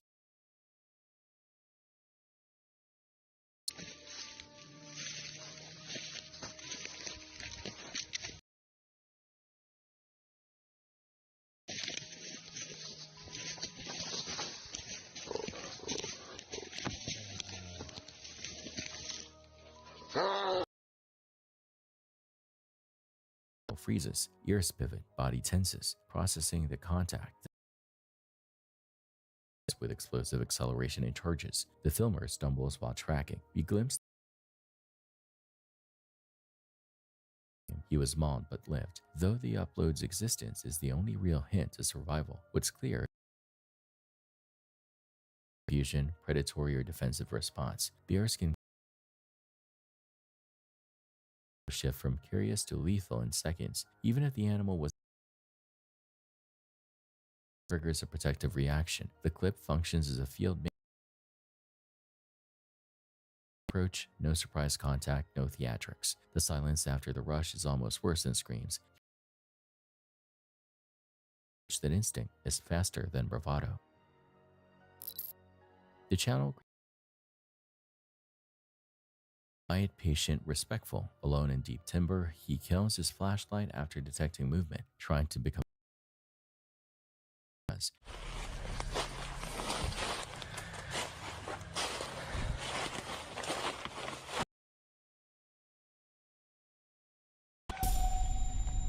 Oh, oh, hi. How? I need to get out of here.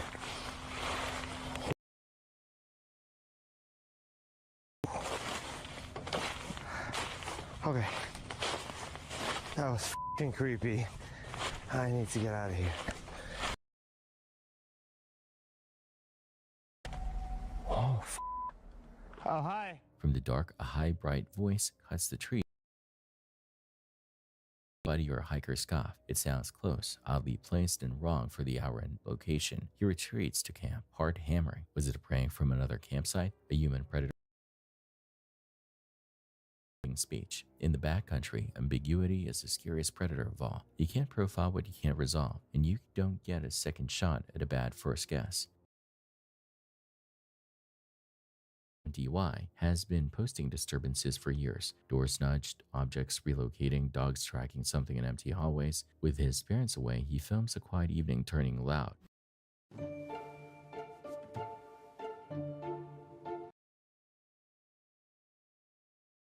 What happens when curiosity gets a button? Something you've never seen before, built exactly the way you imagined it. Every character, environment and frame, controlled and directed by you.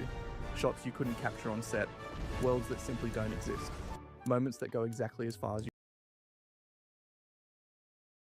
No budget holding you back. Define your cast, set your locations, choose your camera and lock your frame. Directed into motion, all in one place. Built for how creators actually think. Some of the best things start with the click of a button. Artlist Studio. Go on, press the button.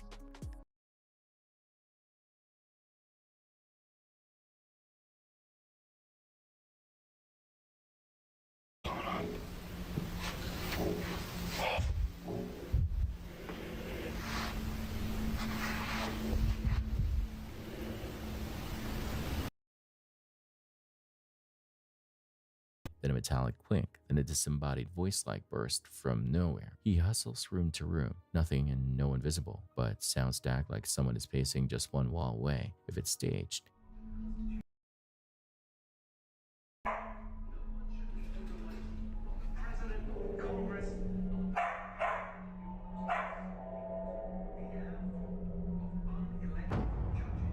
What the f is that?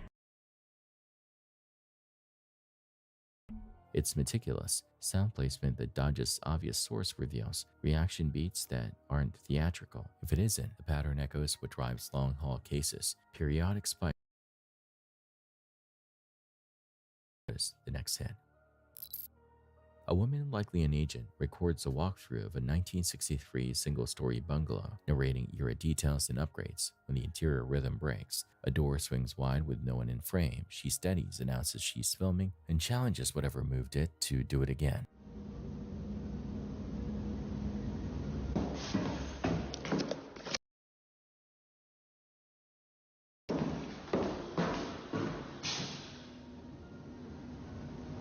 Go ahead, do it again. You're on camera.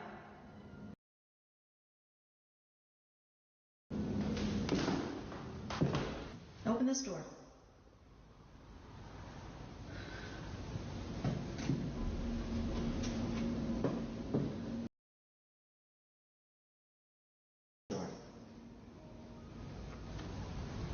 Open this door like you did the other one.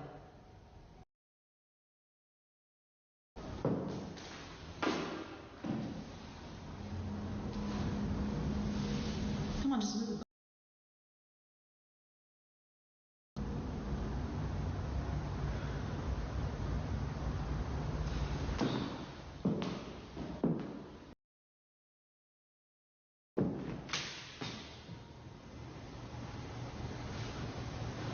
Go ahead, do it again. I'm not scared.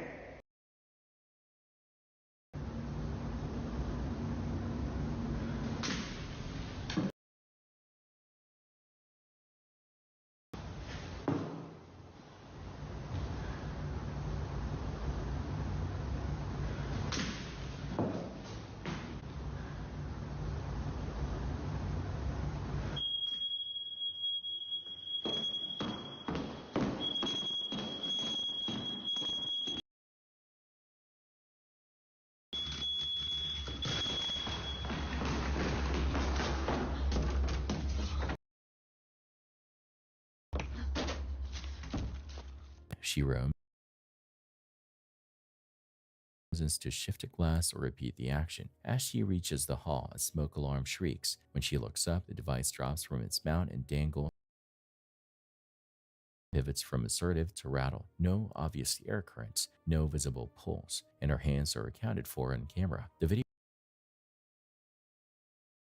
authenticity unresolved. Draft from pressure change, a poorly seated alarm base, someone off camera. What you can say, the sequence is in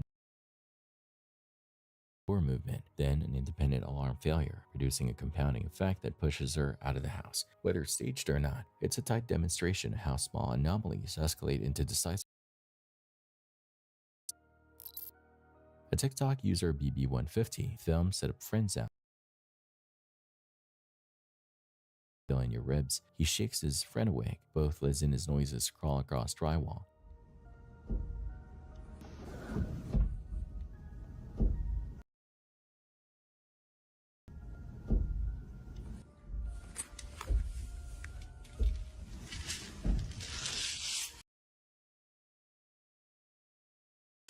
Get up. Get up. Get up. Recording me for.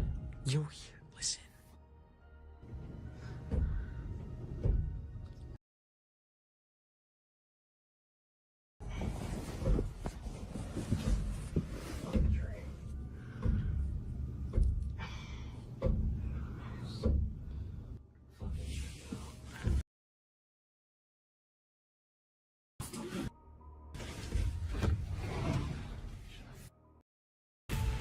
Bob told us that they were going to test the alien craft that night.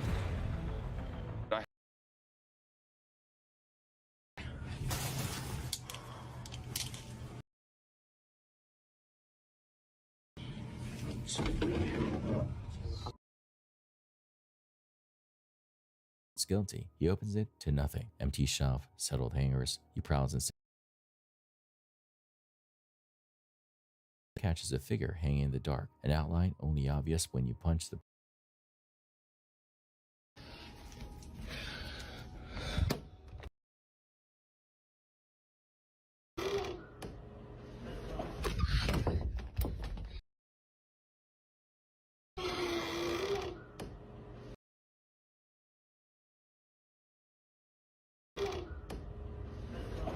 He slams, walks in, the clip ends. The brain convinces itself there's nothing to see. If not, a simple sleepover just in unfamiliar houses. November 17, 2012, a ramp area camera shows one police helicopter shut down on the pad while a second touches skids but doesn't hold. It begins a slow lateral drift, ground effect plus control.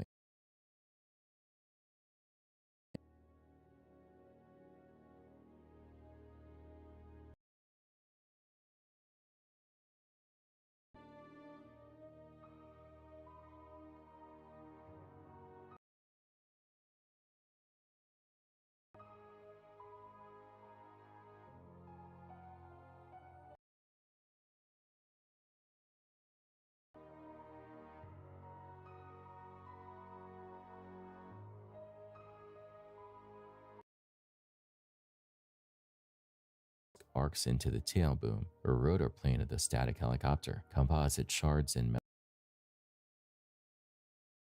is flung by the initial fuselage bump, and that few feet of displacement likely saves him from the recalls a bang, the slam to pavement, then an instinctive sprint. Both helicopters ground handling rotor to structure collision. The frightening part isn't only the airframes tearing. Once rotor overlap, geometry becomes unavoidable. The clip is an argument for stricter separation, more assertive wave-off calls, and dangerous as mid-air misjudgments. Candace Gardner comes home with a sensation that something doors bang with no draft, objects leave.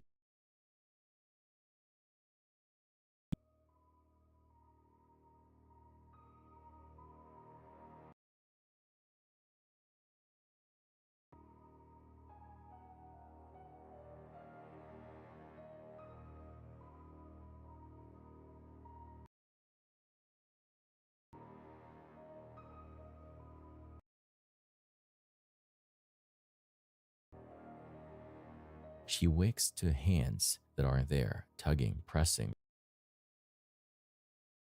And her husband asleep. Her leg rises against gravity.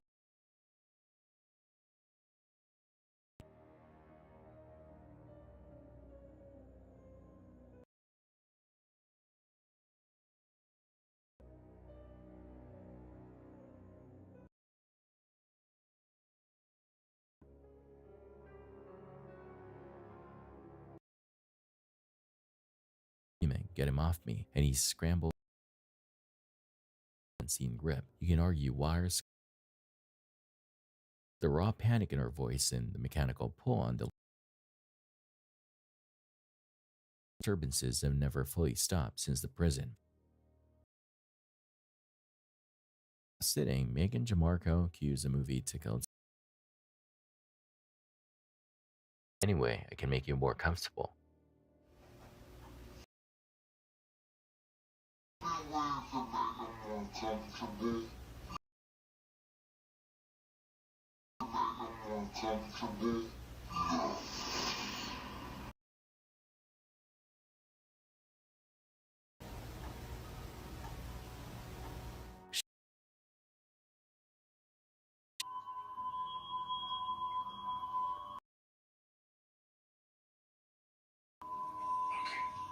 In the reflection across behind her, no body to attach it to when she panicked. through a vent right as a reflection crossed, enough to offer comfort while revealing itself only in glass. Hi, my name is Tami, and I would like to give you dating a young Asian lady. You can choose A woman driving home late through an unlit wooden stretch she can't place. She records with a window crack. The mic catches a drone, then returns closer. Panic bubbles into. Dude.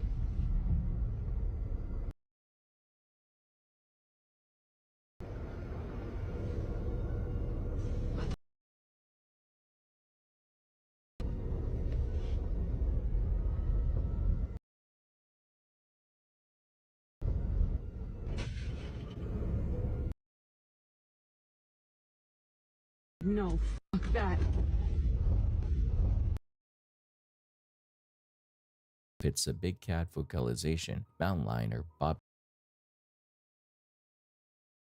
Predators use to communicate or warn. The risk isn't mystic. Limited sightlines, and an apex hunter. What she does next. Windows up, lights on, vehicle in gear. Hearing the woods, something was pacing her path. For any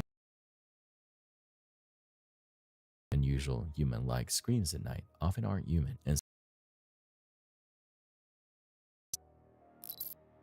after complaints her camera, overnight an antique monkey doll finding its strings, holds, then collapses limp.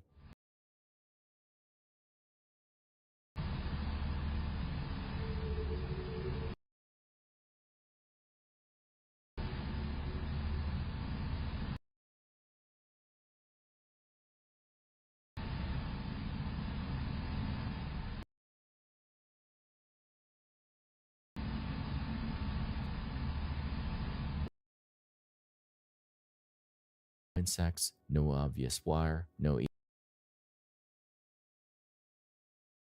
the eye. Yes, old toys can settle strangely, but if the noises that trigger the camera placement type to that object is whether the behavior follows the doll to its next address.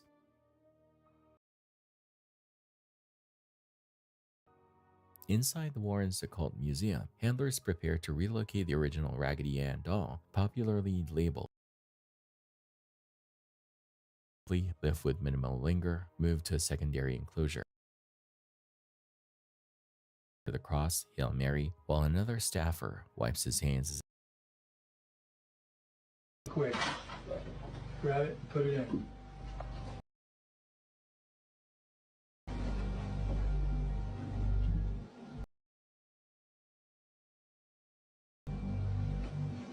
And just close it up fast.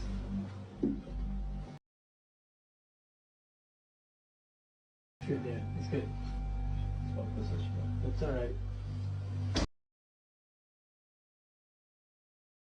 Grace, the Lord is with thee. Blessed art thou amongst women, and blessed is the fruit of thy womb. Now and at the hour of our death.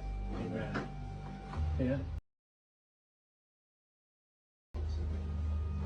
And, okay. And now she's transferred over, and we're going to keep her in there temporarily. The origin story. The student nurse received a doll.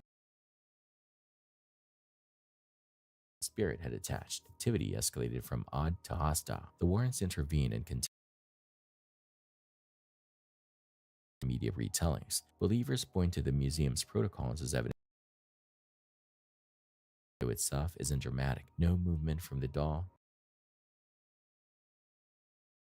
No transfer. Immediate containment and protective prayers are treated as non-negotiable. Or risk management in the face of the unknown. The clip shows Explorer K chicken town in Ubari. Mine disaster in 1985, 62 dead, 4 million light and a lens, unseen noises, patter and tick, a kind of foot. でこ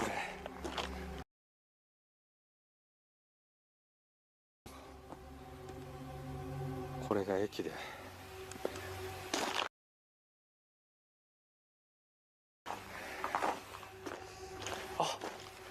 開いてる。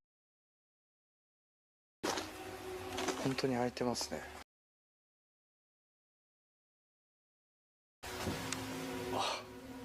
古い車両となってますが。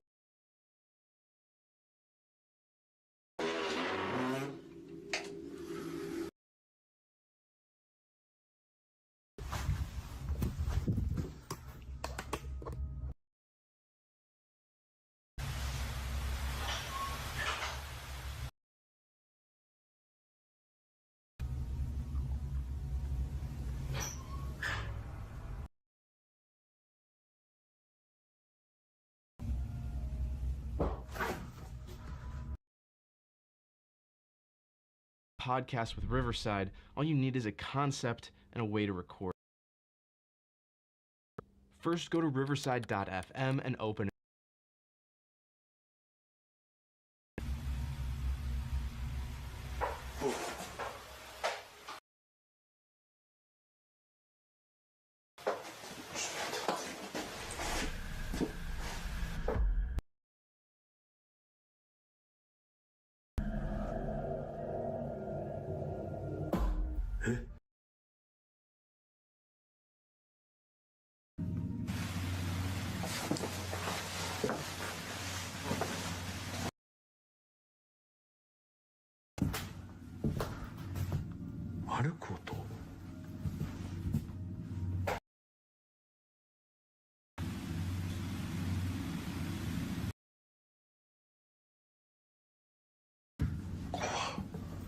eBay is convinced there's nothing.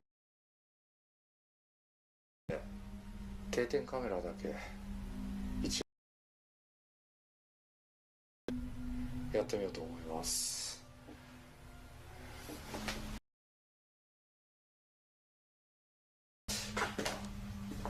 検証しますが、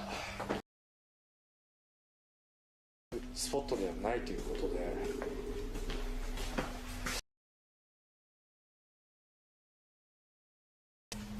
ものはないのではないかと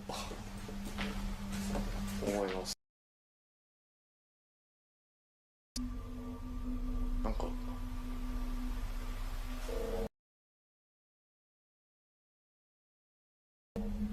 いや、定点をセットしたいと思います。Head torso, where minutes later the seat is empty. An earlier pareidolia from upholstery and shadow is more than a display. It may be a waiting room for those who never made their final stop.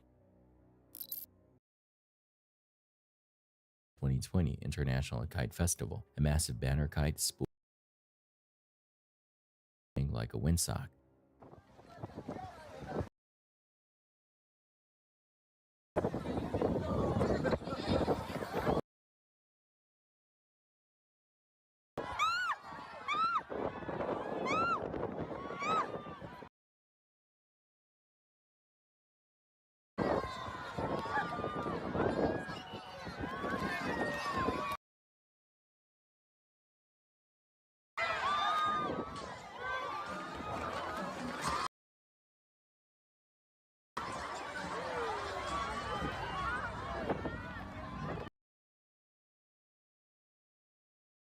Three-year-old is tangled in the tail ribbons and lifts with the fabric.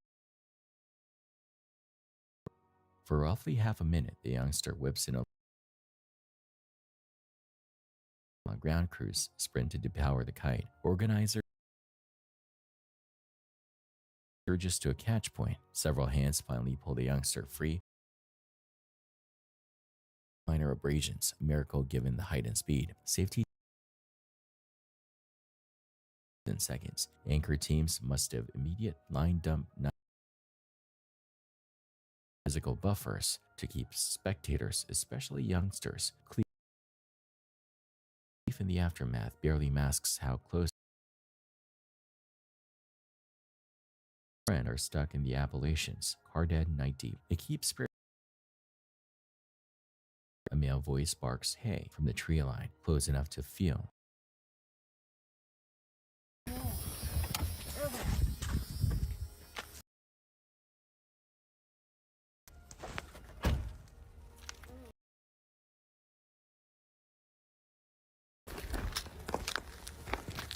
What now? I guess. Well, to the store, Hey! to the store, Hey! to the store. Hey! What was that? I don't know. Now we better.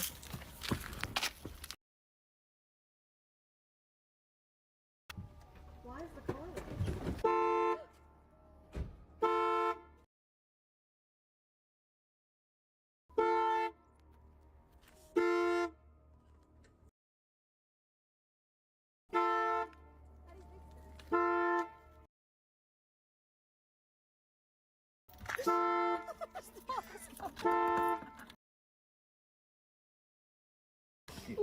This is scary.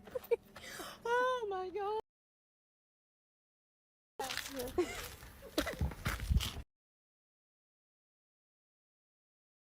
Oh.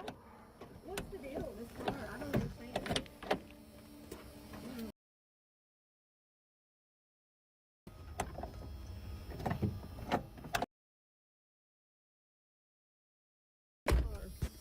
What's going on? The alarm screams at the worst possible moment. Back in mirrors, no footsteps on gravel. Something weird. What's going on?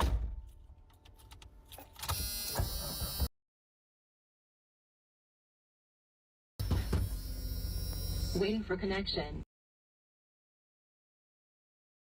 What was that? Ashley.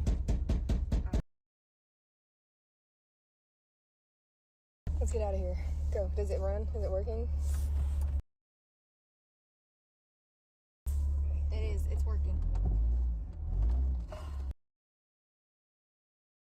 Finally catches and they go. Allie shares 2 Appalachian from the dark, and if you sense you're being hunted, don't run blind. Whether it was a prankster, it's a reminder isolation is a force multiplier. To the next generation of websites. Get the power of AI into a website with purpose and a brand that's entirely your personal AI agent. Ask for anything from pages, then flow naturally between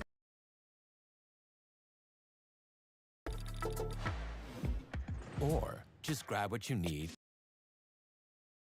drop it into place. Your focus. Turn prompts into unique visuals. And push it further.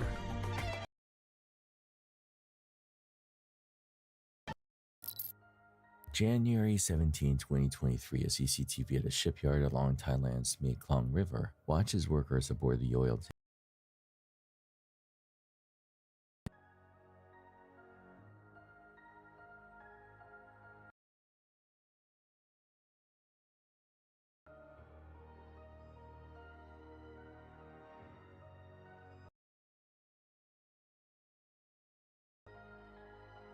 welding activity flickers on deck, then a set. The fireball is compact but violent, consistent with on duty. 7 workers from Myanmar lost their lives, others were injured. Notes say crews were welding oil-carrying piping. Liquid purging can combine into an explosion hazard. The clip underscores the unforgiving nature. Isolation alliance and continuous monitoring are not paperwork, they're survival. Metal rains into the river and a workday becomes a mass casualty scene. Hill County, PA. A trucker's dash cam shows pure whiteout on 18 feet, yet highway speeds continue.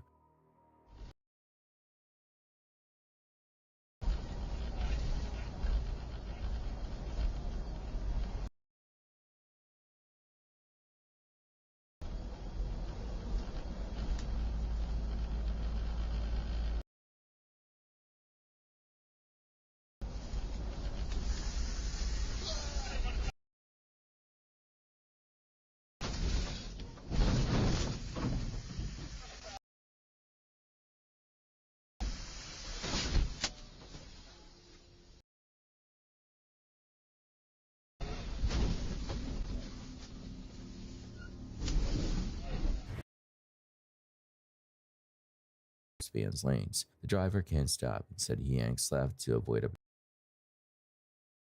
cars, missing the man by a stride before 24 transported as many as 60 vehicles dangle. The clip should be mandatory when invisibility turns every crest into roulette. The move that likely saved the runner's life. Release on Maryland Avenue by Tesla stopped at a curb. Good Samaritans approach trying to de-escalate.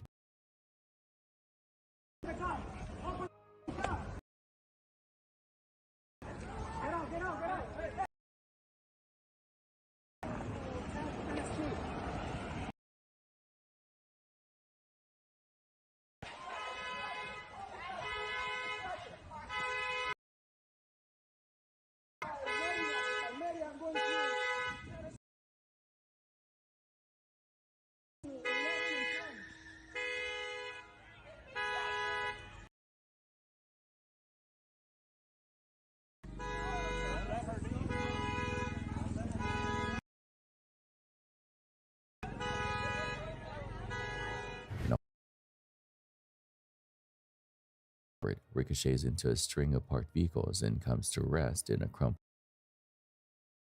force, pulled both occupants out. Astonishingly, a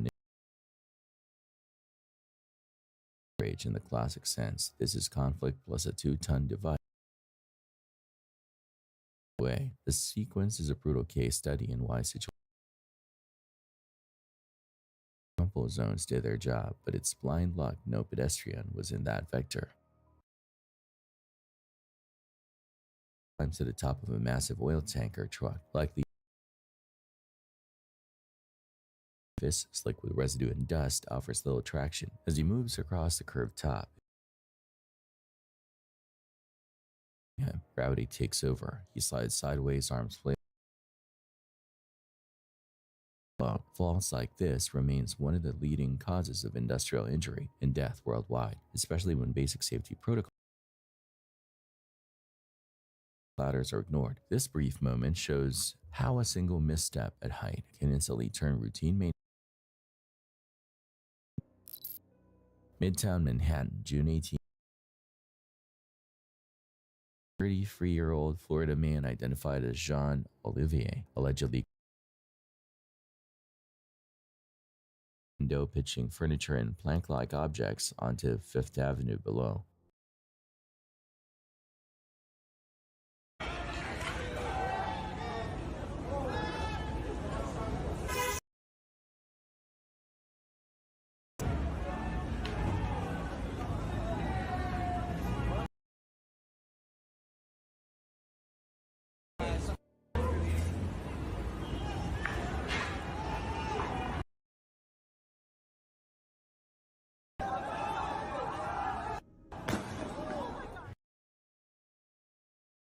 List. Every leading AI tool you need for video creation is now organized for traffic lane as a motorist threads through and narrowly misses impact. Crowds follow burglary, reckless endangerment, criminal mischief, and trespass. Dropped from height gain lethal velocity quickly into sidewalk traffic. The video captures the surreal overlap of urban routine. Central Russia, recent month, a car burns and one man yanks a unit from a trunk, hustles towards the flames, and drops.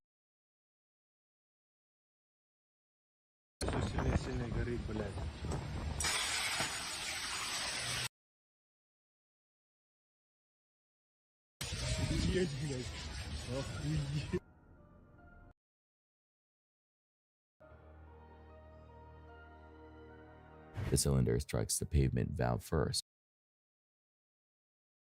onlookers before bouncing to a stop yards off. Pressurized extinguishers are effectively small steel rockets when the valve assembly is compromised, where the body takes a sharp impact. This near miss is a safety postcard. Approach fires with deliberate control. Keep the pin in.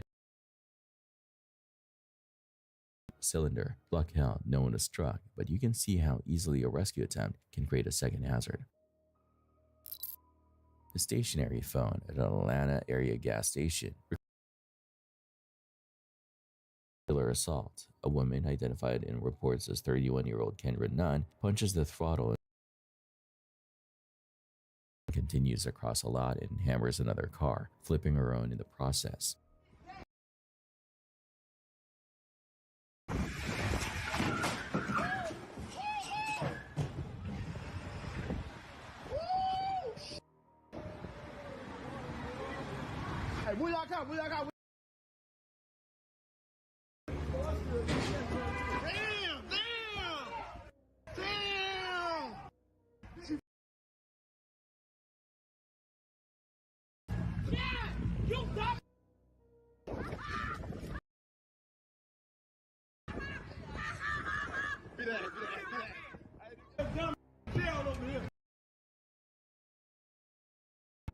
Count my kids in. Onlookers shout that she nearly struck nearby young ones. Subsequent aggravated assault with a deadly weapon in the car and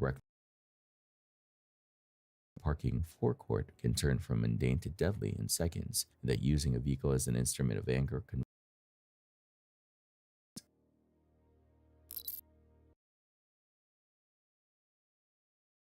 attempting any maintenance. A worker reaches toward a jammed conveyor belt that's still active. They move with relentless power, and once motion begins, it's nearly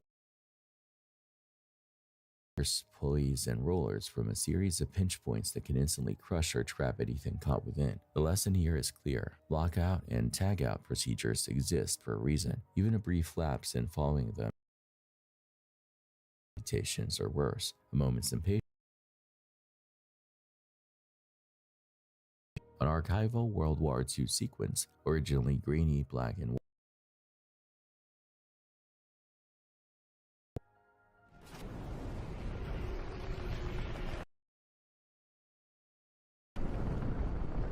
You see a Japanese sea hue, fire color, and blast dynamics land with contemporary immediacy. It reframes the psychology, not abstract tactics, but men standing at deck. The restore Kulia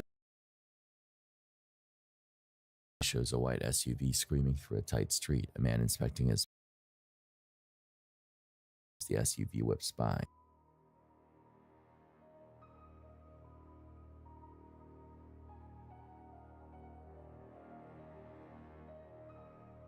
Seconds later, a black pickup full of slowed frames show multiple silhouettes in the bed. Cartel country and high-speed chases. His own truck is covered, probably saved him from the second wave. The video captures everyday intercept spilled into their block. Footage from a busy vehicles is so critical. A bus begins to move forward while a person walks completely obstructed by the vehicle's nose. Even a few feet of blind space. Public transport operators are trained to visually clear, and blind spots make these moments extremely. Mutual patience, confirm visibility, maintain distance, and never assume a vehicle of that size can be fatal. Faster, a camera crew documents reactor force underbelly. The lens finds cooled lava flows, corium frozen and tortured. Stream like a volcano. One mass bulges with a wrinkled texture. Workers stub it in the order of 8 to 10,000 roentgens per hour. An exposure.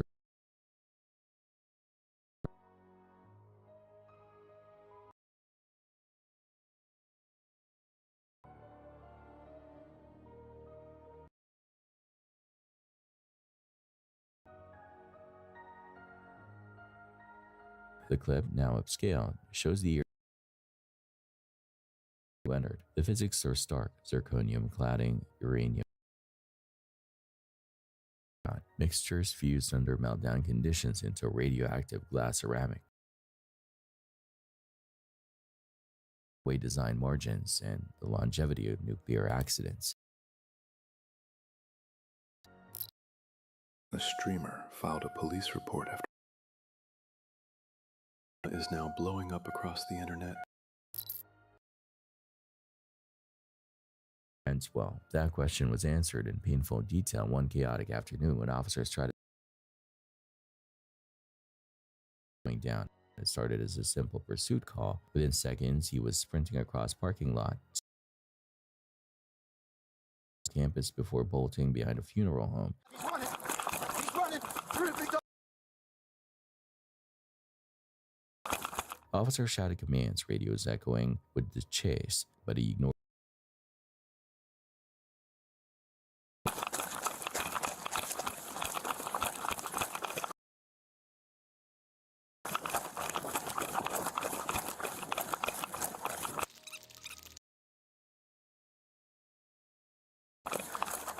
Right off of Hawkins.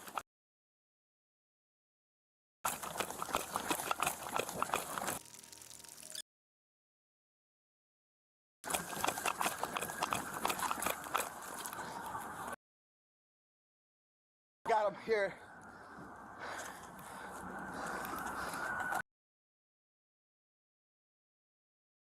Going home. Come on out right now. Down on the ground.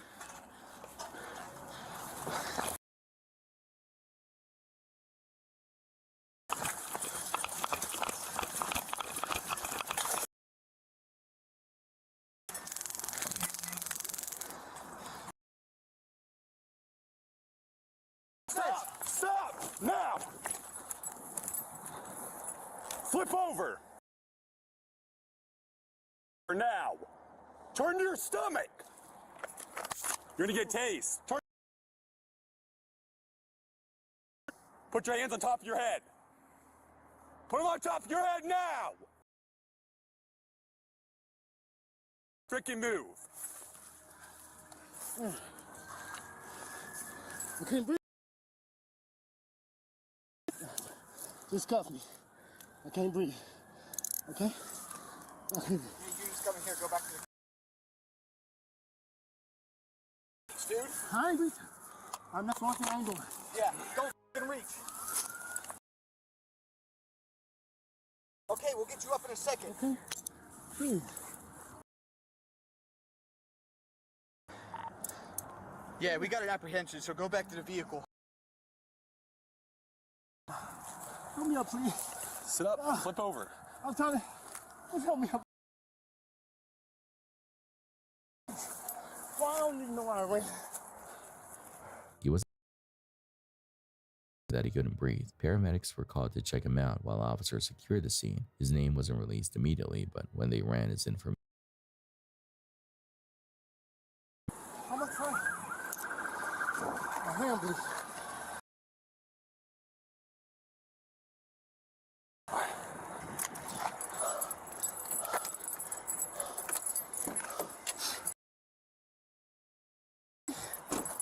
Yeah, because you just ran, man. Catch your breath.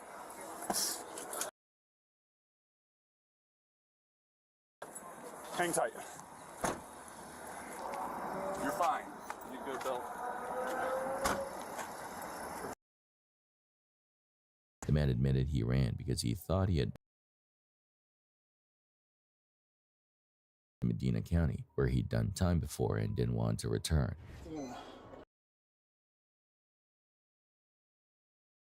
Probation violation. For what? I have enough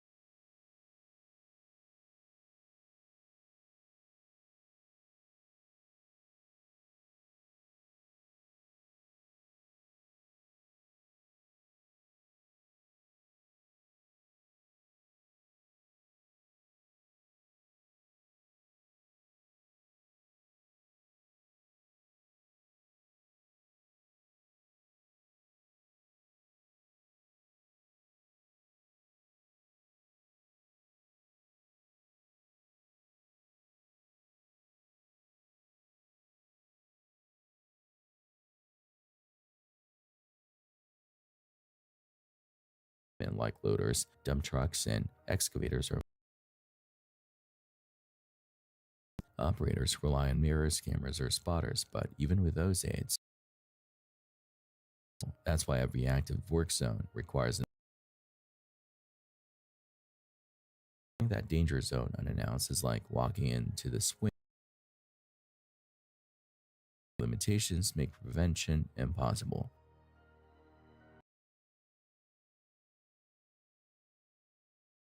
Saudi Arabia, May 10, 2024, a witness films a wall of dust advancing over the southwestern coastal city.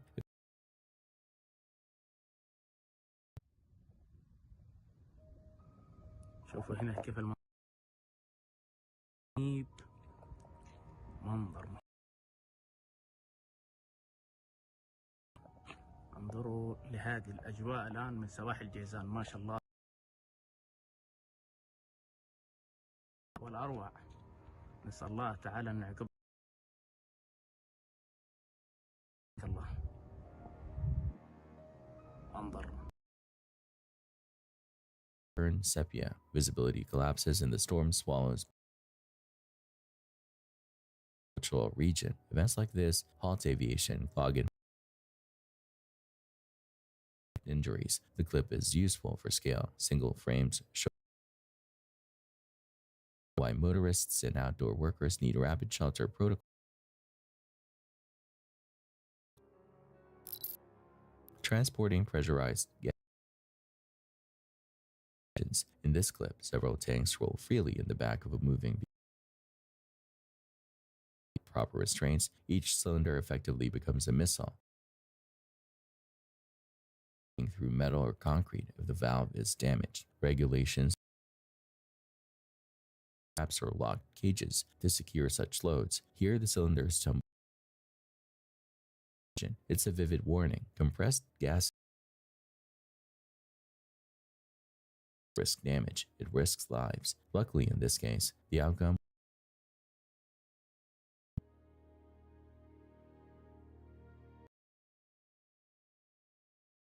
2018, Volcan de Fuego enters a leak. Classic flows pour down barrancas like avalanche. He swings between daylight and night and ash clouds pulse.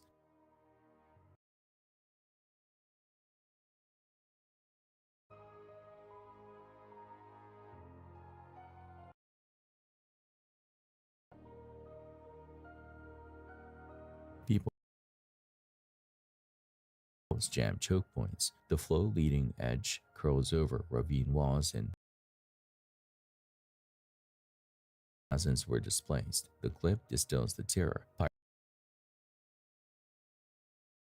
Once you're in their path, and topography that usually guides rainwater becomes a conveyor for superheated ash. Civilian volcano videos online because it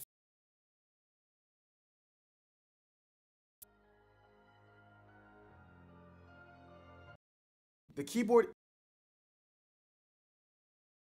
accepted it. Next time you open ChatGPT, don't type. It was May 8th, 2024.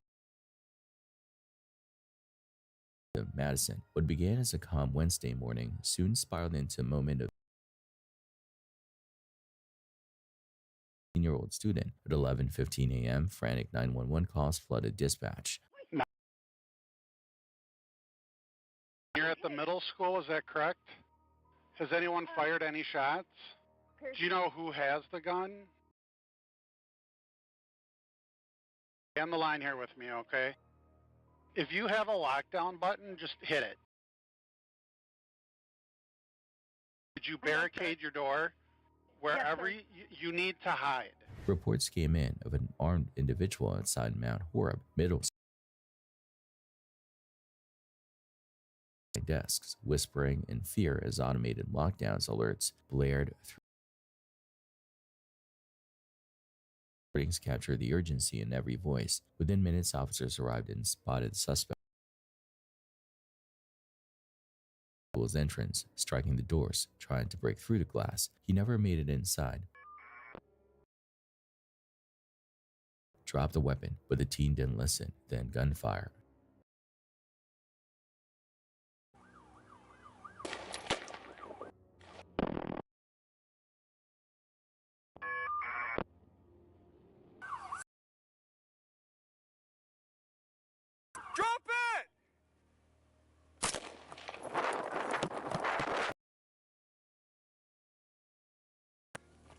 6524, shots fired.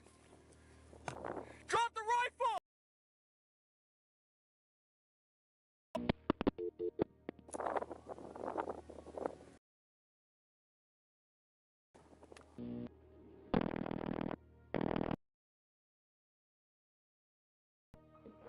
Have you heard anything about a shots fired or?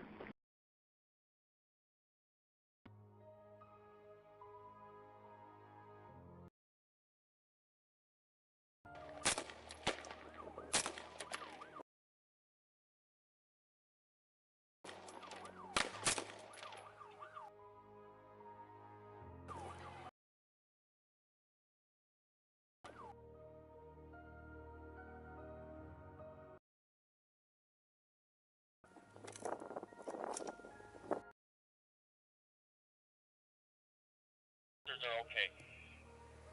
Get us some meds. Okay. We'll get that fight started. I'm also.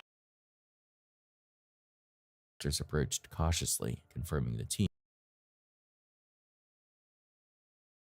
had been secured. No officers, students, or staff were injured, but the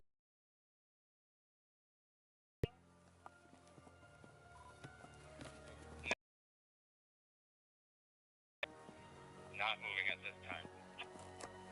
Copy. Subject no longer moving.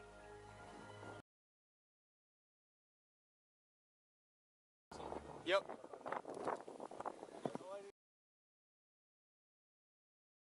Let's approach from maybe where you can't see us from behind.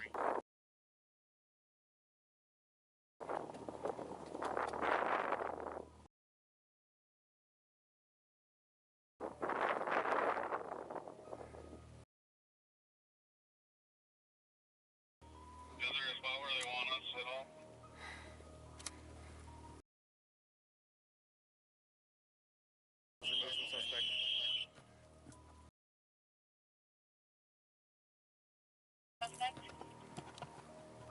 outside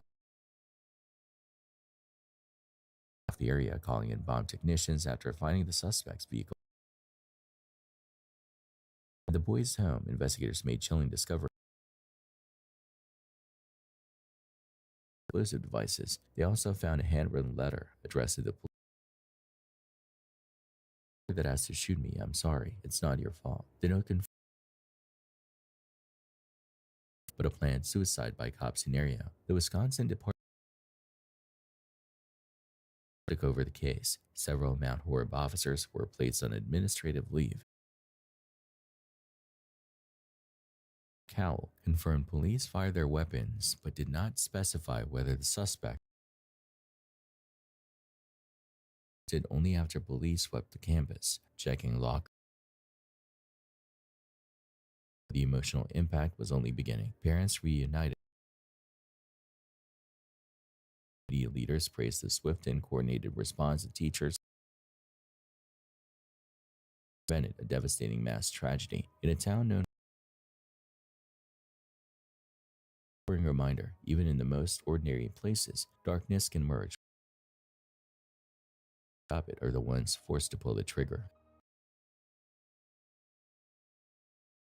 What starts as a routine approach, a large passenger vessel idling toward on the bank with decorative railings, a promenade, and safe, engines humming low, crew voices drifting, bystanders filming. Then the geometry changes.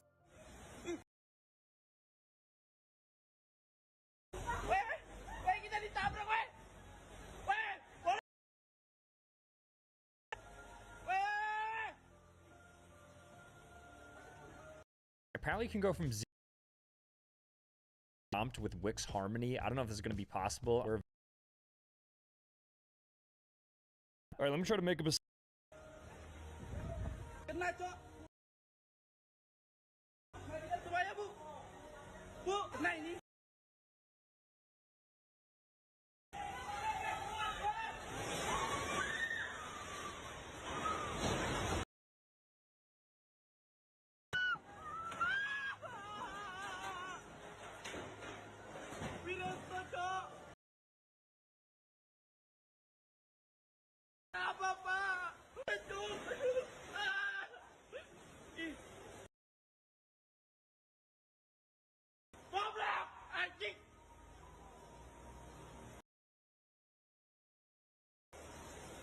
apa dito tempat kerja kita. Kerja kita cukup mulia.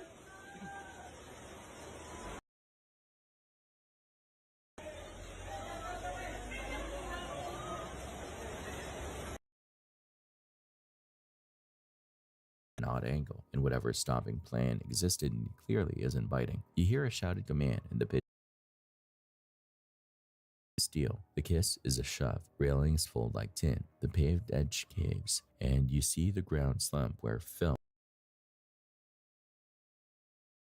jump back. It's more structural carnage than cinematic catastrophe. No one is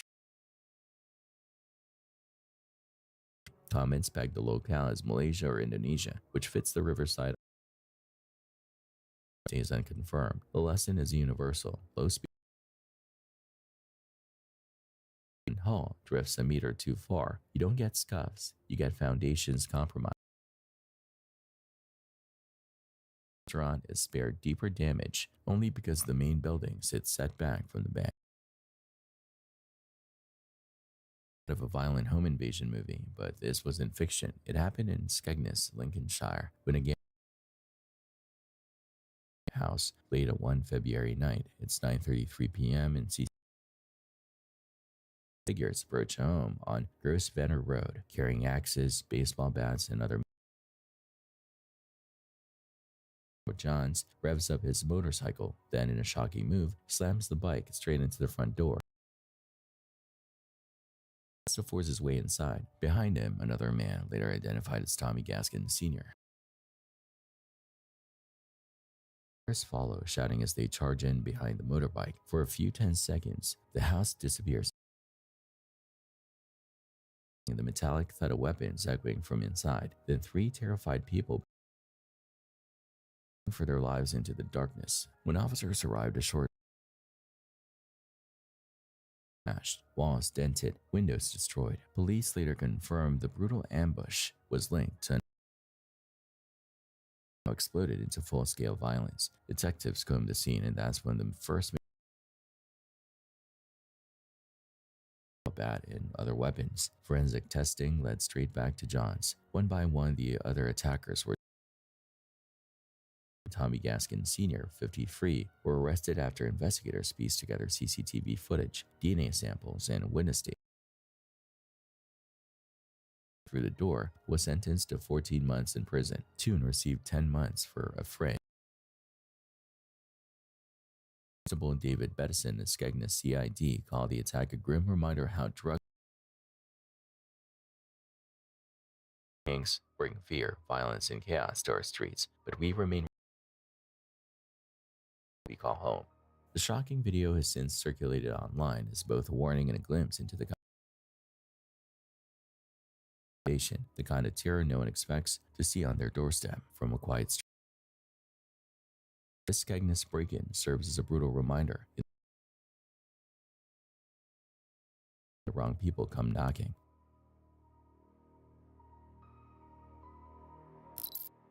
Inside a living room in the tropics, a mother rocks gently with a sleeping young one. Anchor points. The front door is propped wide for airflow.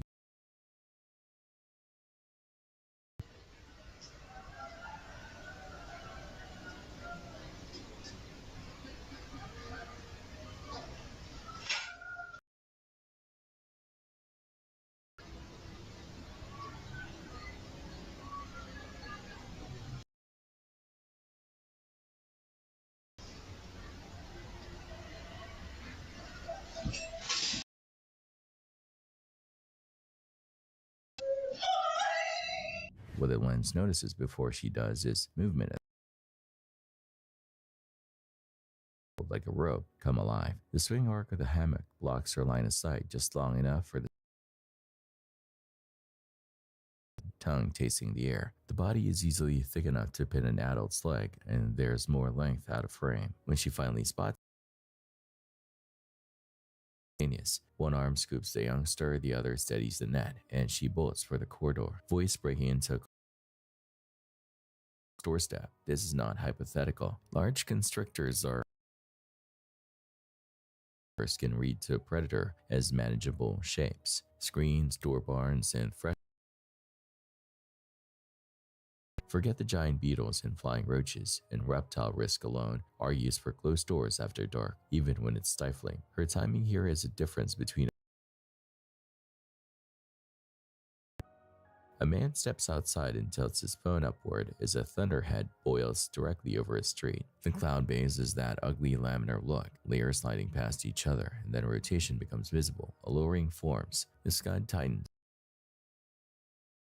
downward. Tornado genesis is a recipe. Surface air, hot and humid. Mid-level is drier and cooler, and winds changing speed and direction with height, wind shear. A strong updraft inside the storm can grab a horizontally spinning tube of air and tilt it vertical, making a mesocyclone. The rotating heart of some severe supercells. Stretch that rotation and the spin accelerates. Conservation of angular momentum, condensing a funnel. It's not a tornado until the circulation reaches the ground. Once it does, debris, not just condensation, confirms impact. Filming under one is terrible positioning. If you're close enough to see new funnels form right above, you're close enough to get caught by violent crosswinds, flying debris, or a sudden shift in the track. Basements, interior rooms, and helmets beat good footage every time. His clip is thrilling and a little maddening because the smart move would have been shelter 30 seconds earlier.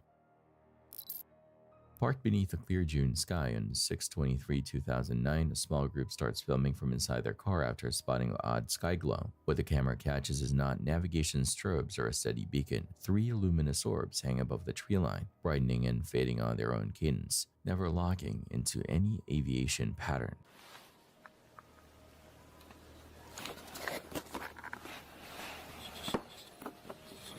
Yeah, looks like they're recording.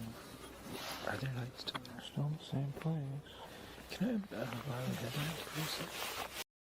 For fuck's sake, cut! This. Oh my goodness. See? Oh. 3. And in a different position. That's cool. I should get the telephoto and then zoom.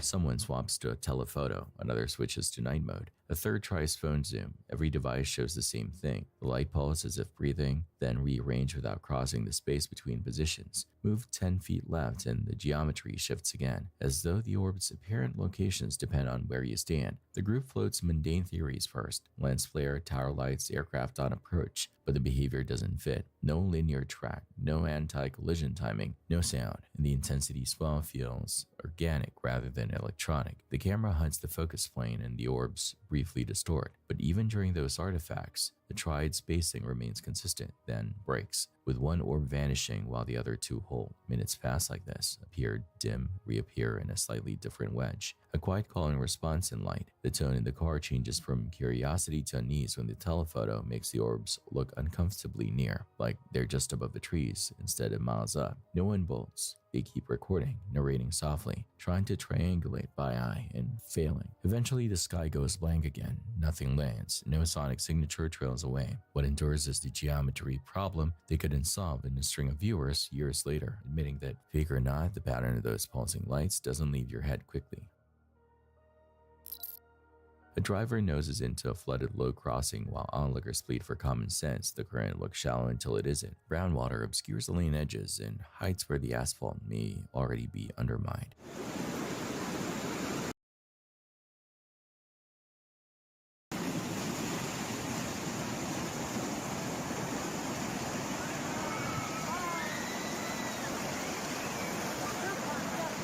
Watch out, bro.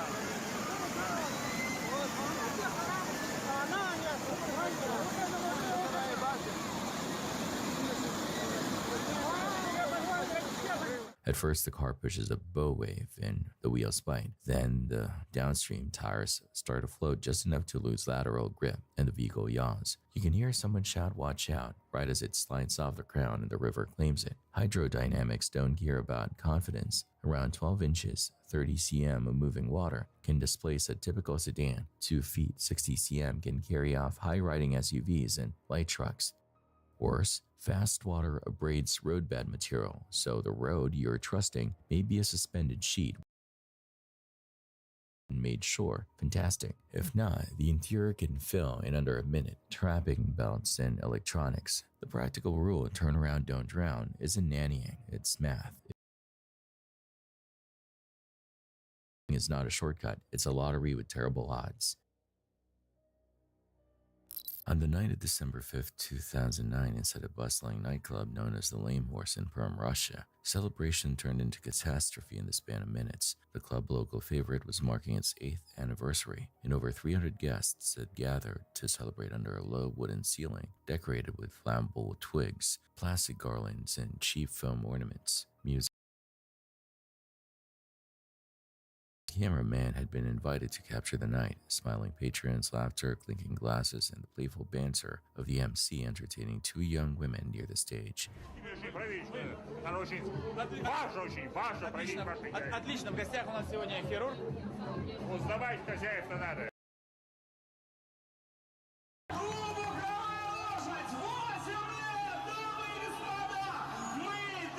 Then, in the background, a small detail changed everything. A woman, barely visible on the right side of the frame, turned her head towards something unseen. Her face shifted from joy to confusion, then fear. The camera followed her gaze upward, and there was a flicker of orange above the crowd. Замечательно.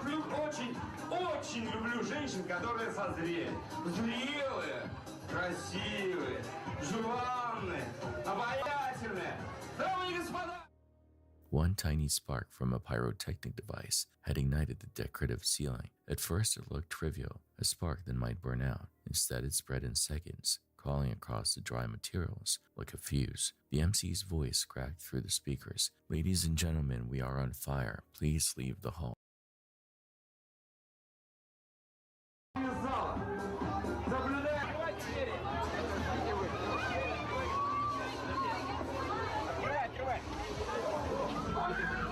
But as hundreds surged toward the exits, they found only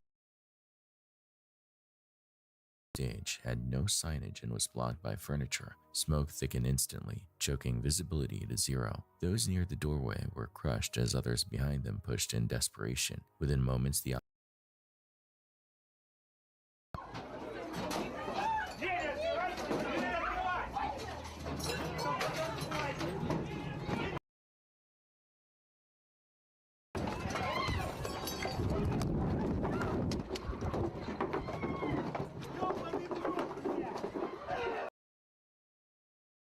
man, disoriented, stumbled out into the frozen street. He turned back to film, flames bursting through.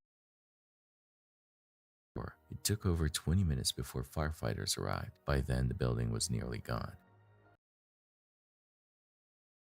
-16 degrees Celsius, shivering and burned, abandoned for over an hour with no blankets or aid. Rescue efforts came too late. In total, 156 people lost their lives, 101 inside, 55 more later in hospitals. It remains Russia's deadliest nightclub fire. Moments that still sent chills. Years later, that woman's silent look of realization and the faint, almost harmless spark that grew into an inferno which consumed over 100 lives. This next encounter took place in Alexandria, Virginia on the night of October 14th, 2025, and what began as what the homeowner assumed. Surveillance footage from the porch shows three masked individuals approaching the front door, their voices disguised and their demeanor menacing. Commands to open up and threatening to force their way inside.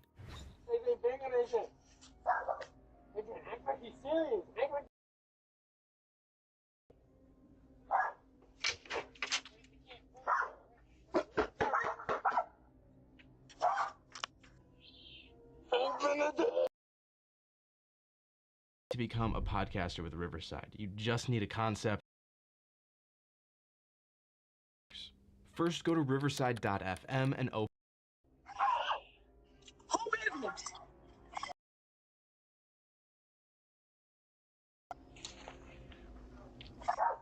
Holy, make her wait inside! Open up the door!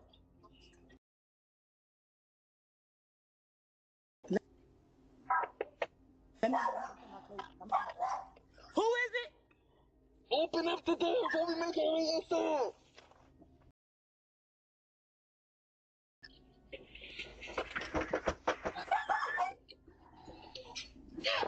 Open up the door! The house, pounding on windows and testing both entrances. One of the intruders can be heard saying they'll make their way in no matter what, whether through the front or the back. From the back or the front, it don't matter how it takes. Open the door! Open the door!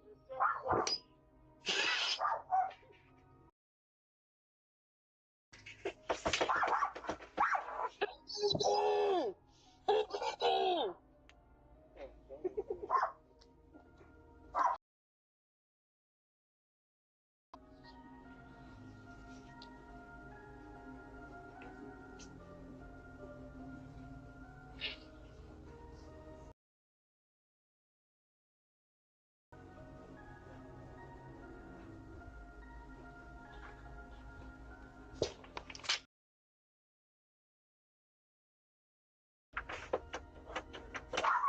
The attempted break-in lasted over 6 minutes, with the suspects damaging the property before fleeing in 2 separate vehicles. Invasion rather than a prank, the family, fearing retaliation, temporarily might return. Despite clear security footage and vehicle descriptions, all 3 suspects disguised, sometimes even behind a festive mask. What started as Las Vegas vow renewal would later unravel into one of the most disturbing real-life wars in modern. David and Louise Turpin, married since 1985, renew their vows almost yearly, always surrounded by their videos uploaded to YouTube and shared online painted a picture of domestic bliss, a large, loving family anchored by faith and tradition. Daughter, 17-year-old Jordan Turpin, secretly began posting YouTube videos of her own, short, innocent clips of her singing original songs.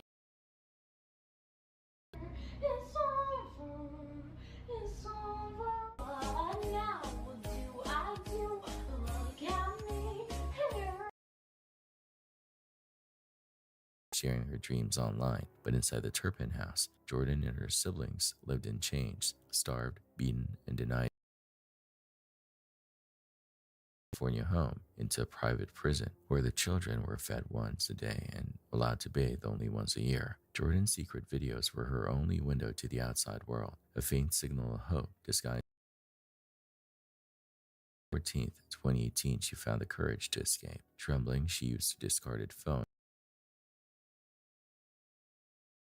Calls ever made. I just ran away from home. My 2 little sisters are chained up right now. Home because I live in a family. Parents, did you hear that? They hit us. They throw us across. They like to throw us. They yank out our hair. My 2 little sisters right now are. A girl who had never spoken to a stranger before, but didn't even know what the word medication meant.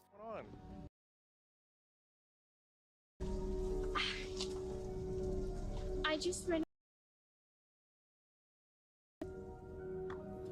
I live in a family of 15. Okay. My 2 little. Where are they chained up at? On the bed. They're chained up because they stole mother's. Talk to anybody out there, so I've never been alone with a person, so this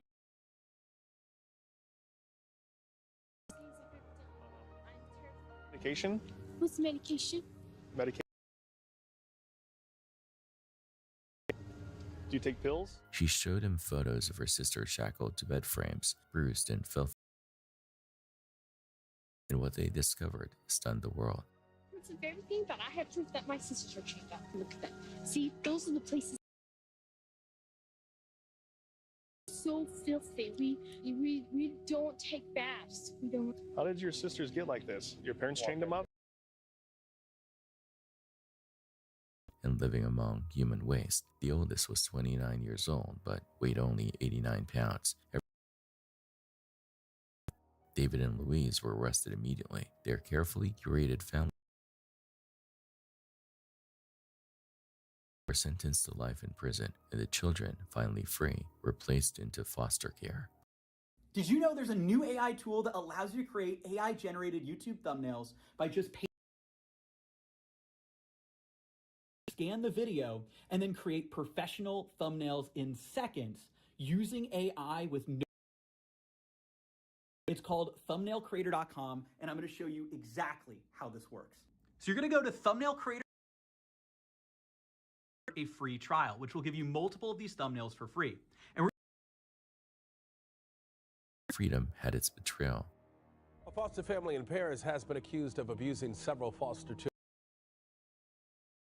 Later, 5 of the Turpin siblings were reportedly abused again by their foster children, who now face over a dozen criminal charges, including assault and molestation. To comprehend, yet amid the trauma, hope still lives. Jordan has rebuilt her life. She is no longer the trapped young girl behind a locked door. She is her own voice, a survivor who turned pain into proof that even after the darkest night, distance in Shymkent, Kazakhstan, a parked vehicle off glows like open flame, easy to misread as a mundane.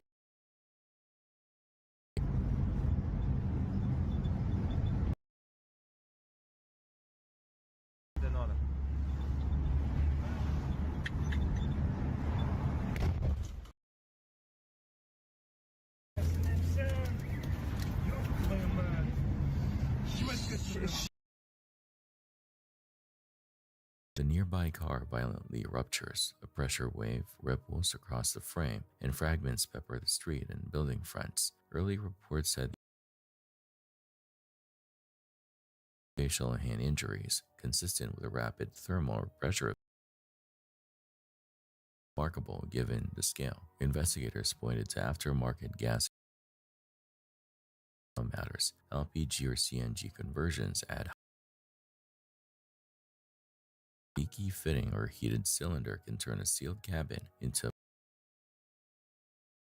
spark from wiring, static discharge, or radiant heats from an external fire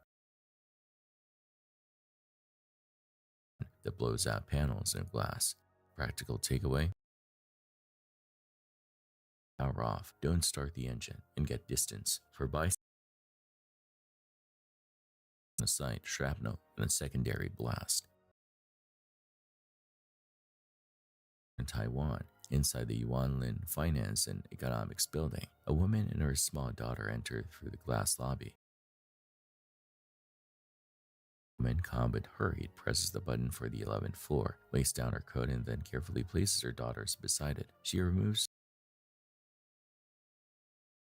the elevator toward the stairwell leading to the roof. They were never seen again.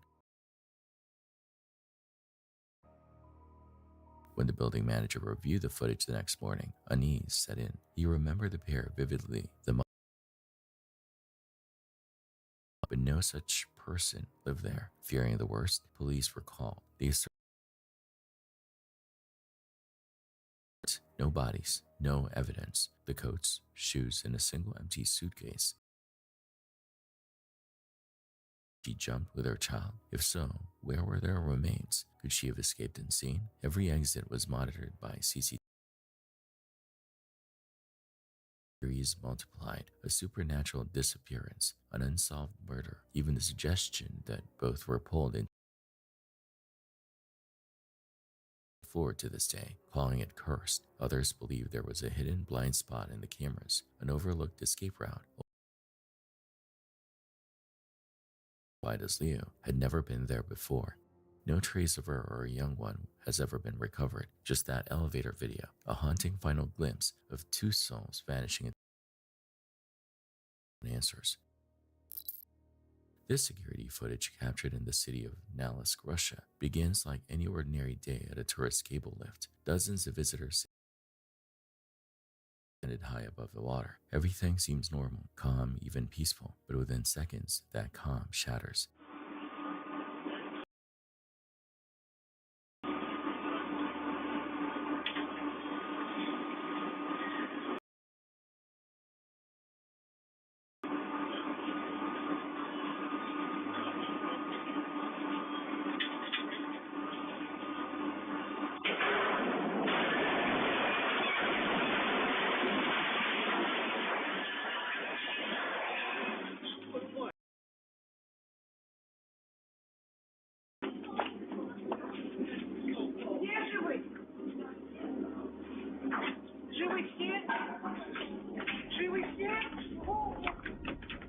Out of nowhere, a grinding metallic noise erupts as the entire mechanical system jolts violently. One of the main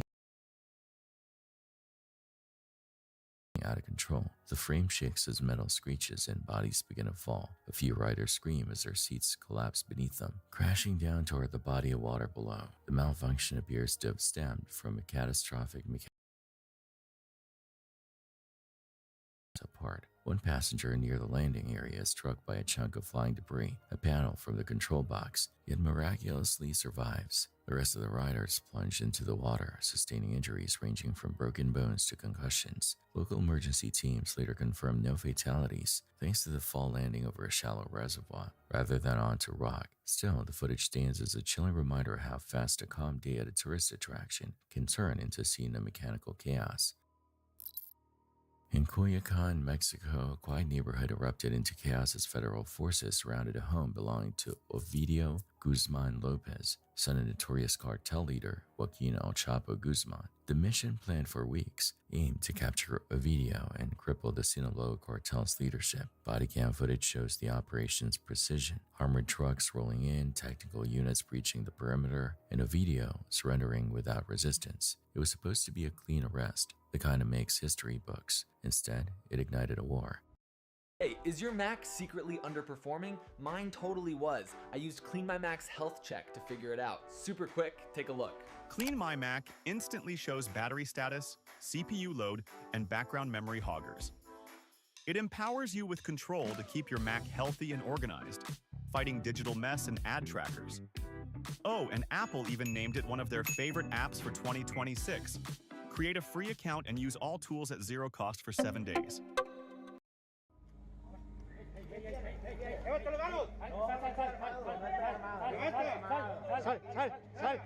Sal, Ovidio. Vente, tranquilo, tranquilo, señor. Tranquilo, ven. Ovidio, venga, tranquilo, salga aquí, venga. Tranquilo, tranquilo. Aquí, señor. Tranquilo, listo. Anda aquí, tomamos. ¿Traes armas? The city of Culiacan, Mexico, the historic homeland to the violent Sinaloa drug cartel, turned into a battle zone Thursday. Within hours, Culiacan descended into bedlam. Cartel gunmen flooded the streets by the hundreds, wielding machine guns and RPGs. Fires burned in every direction as convoys of pickup trucks battled soldiers in broad daylight. Civilians were trapped in their homes, terrified. The government, fearing mass casualties, made an unthinkable call. They released a video to stop the slaughter. The order worked. Gunfire ceased almost instantly, but at an unimaginable cost to Mexico's credibility and morale. Days later, vengeance came. The officer who led the raid, identified as Eduardo, was ambushed in his car and shot more than 150 times. He never stood a chance. Unconfirmed reports claim every officer visible in the raid footage has since been hunted down. Watching the original video today feels like watching ghosts. Men marked for death from the moment they appeared on camera. Their capture of a video was brief. Their victory followed. In Culiacan, the cartel reminded the world who truly holds power and how fragile the line between justice and survival really is. Across Asia, few legends are as haunting or as deeply rooted in ancient belief as a Chinese ghost festival, a solemn night said to blur the boundary between the living and the dead. On the 15th day of the 7th lunar month, it's believed that spirits walk freely among the living. Some are gentle, ancestors returning to visit their families, while others are restless, wandering souls seeking revenge or closure. In March of 2024, a YouTuber named Xiao Long set out to test the legend for himself. He chose a forest in rural China, a place locals had long called abandoned graveyard. Its tombstones shattered, the air heavy with mist and superstition. Armed with his camera, Xiao Long hiked through the darkness for nearly 15 minutes, guided only by a flashlight beam that barely pierced the thick air. 发现个问题没？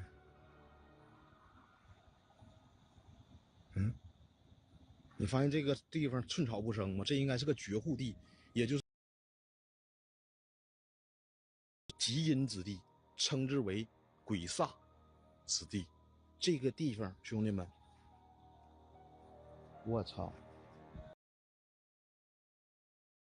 出现僵尸啊！我得亏我今天请了一个我最牛逼的法器。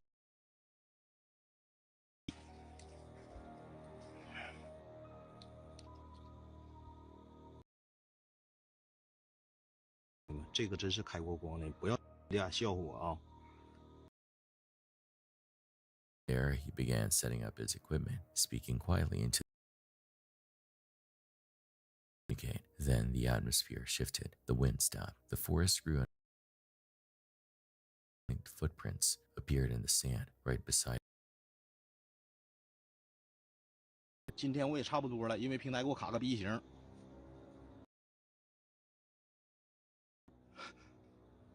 我。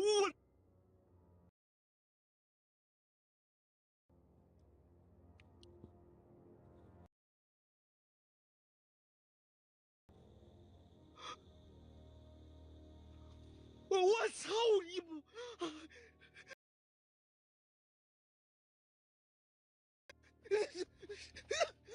我操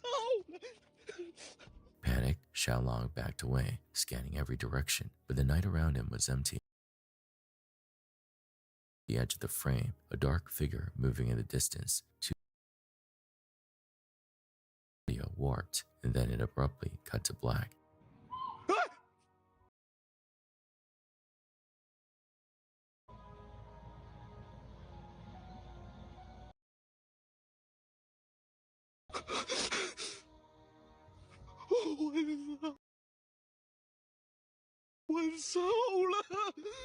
That was the last thing. No clarifications and no additional uploads. Some viewers insist it's staged. Others are convinced he Xiaolong's encounter genuine, or was it simply a man lost in the dark, haunted by his own imagination? Aga Triaga, known for recording his daily life through a pair another routine post, him chatting casually while pulling into a gas station.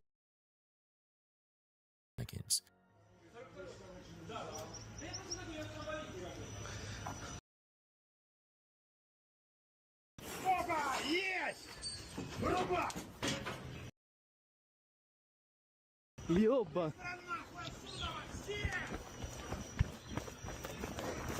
Ёбаный в рот!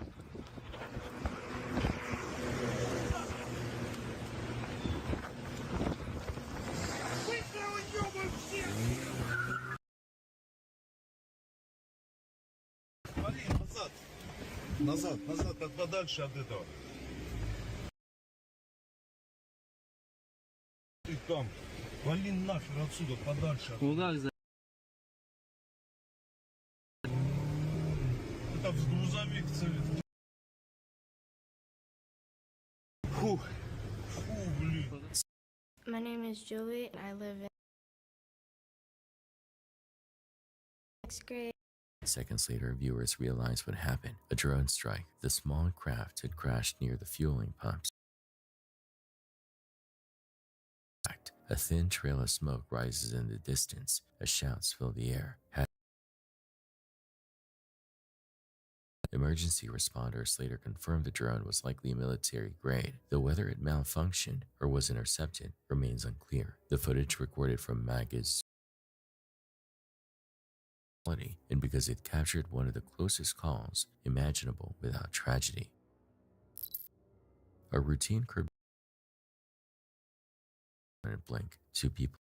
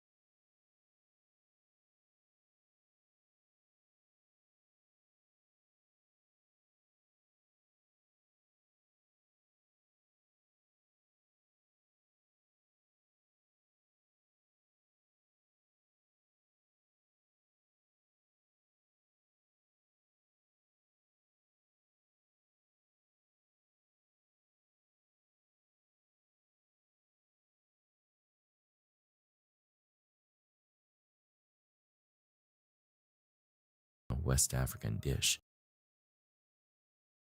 They record a TikTok as they work together, pounding boiled yams in rhythm with laughter.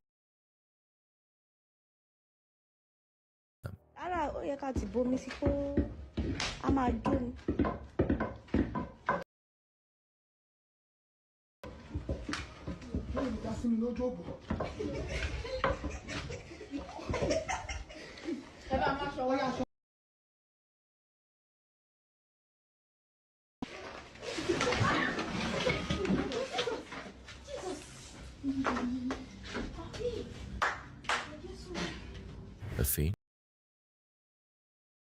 chatter. One of the women looks down, confused, before the entire ground gives way.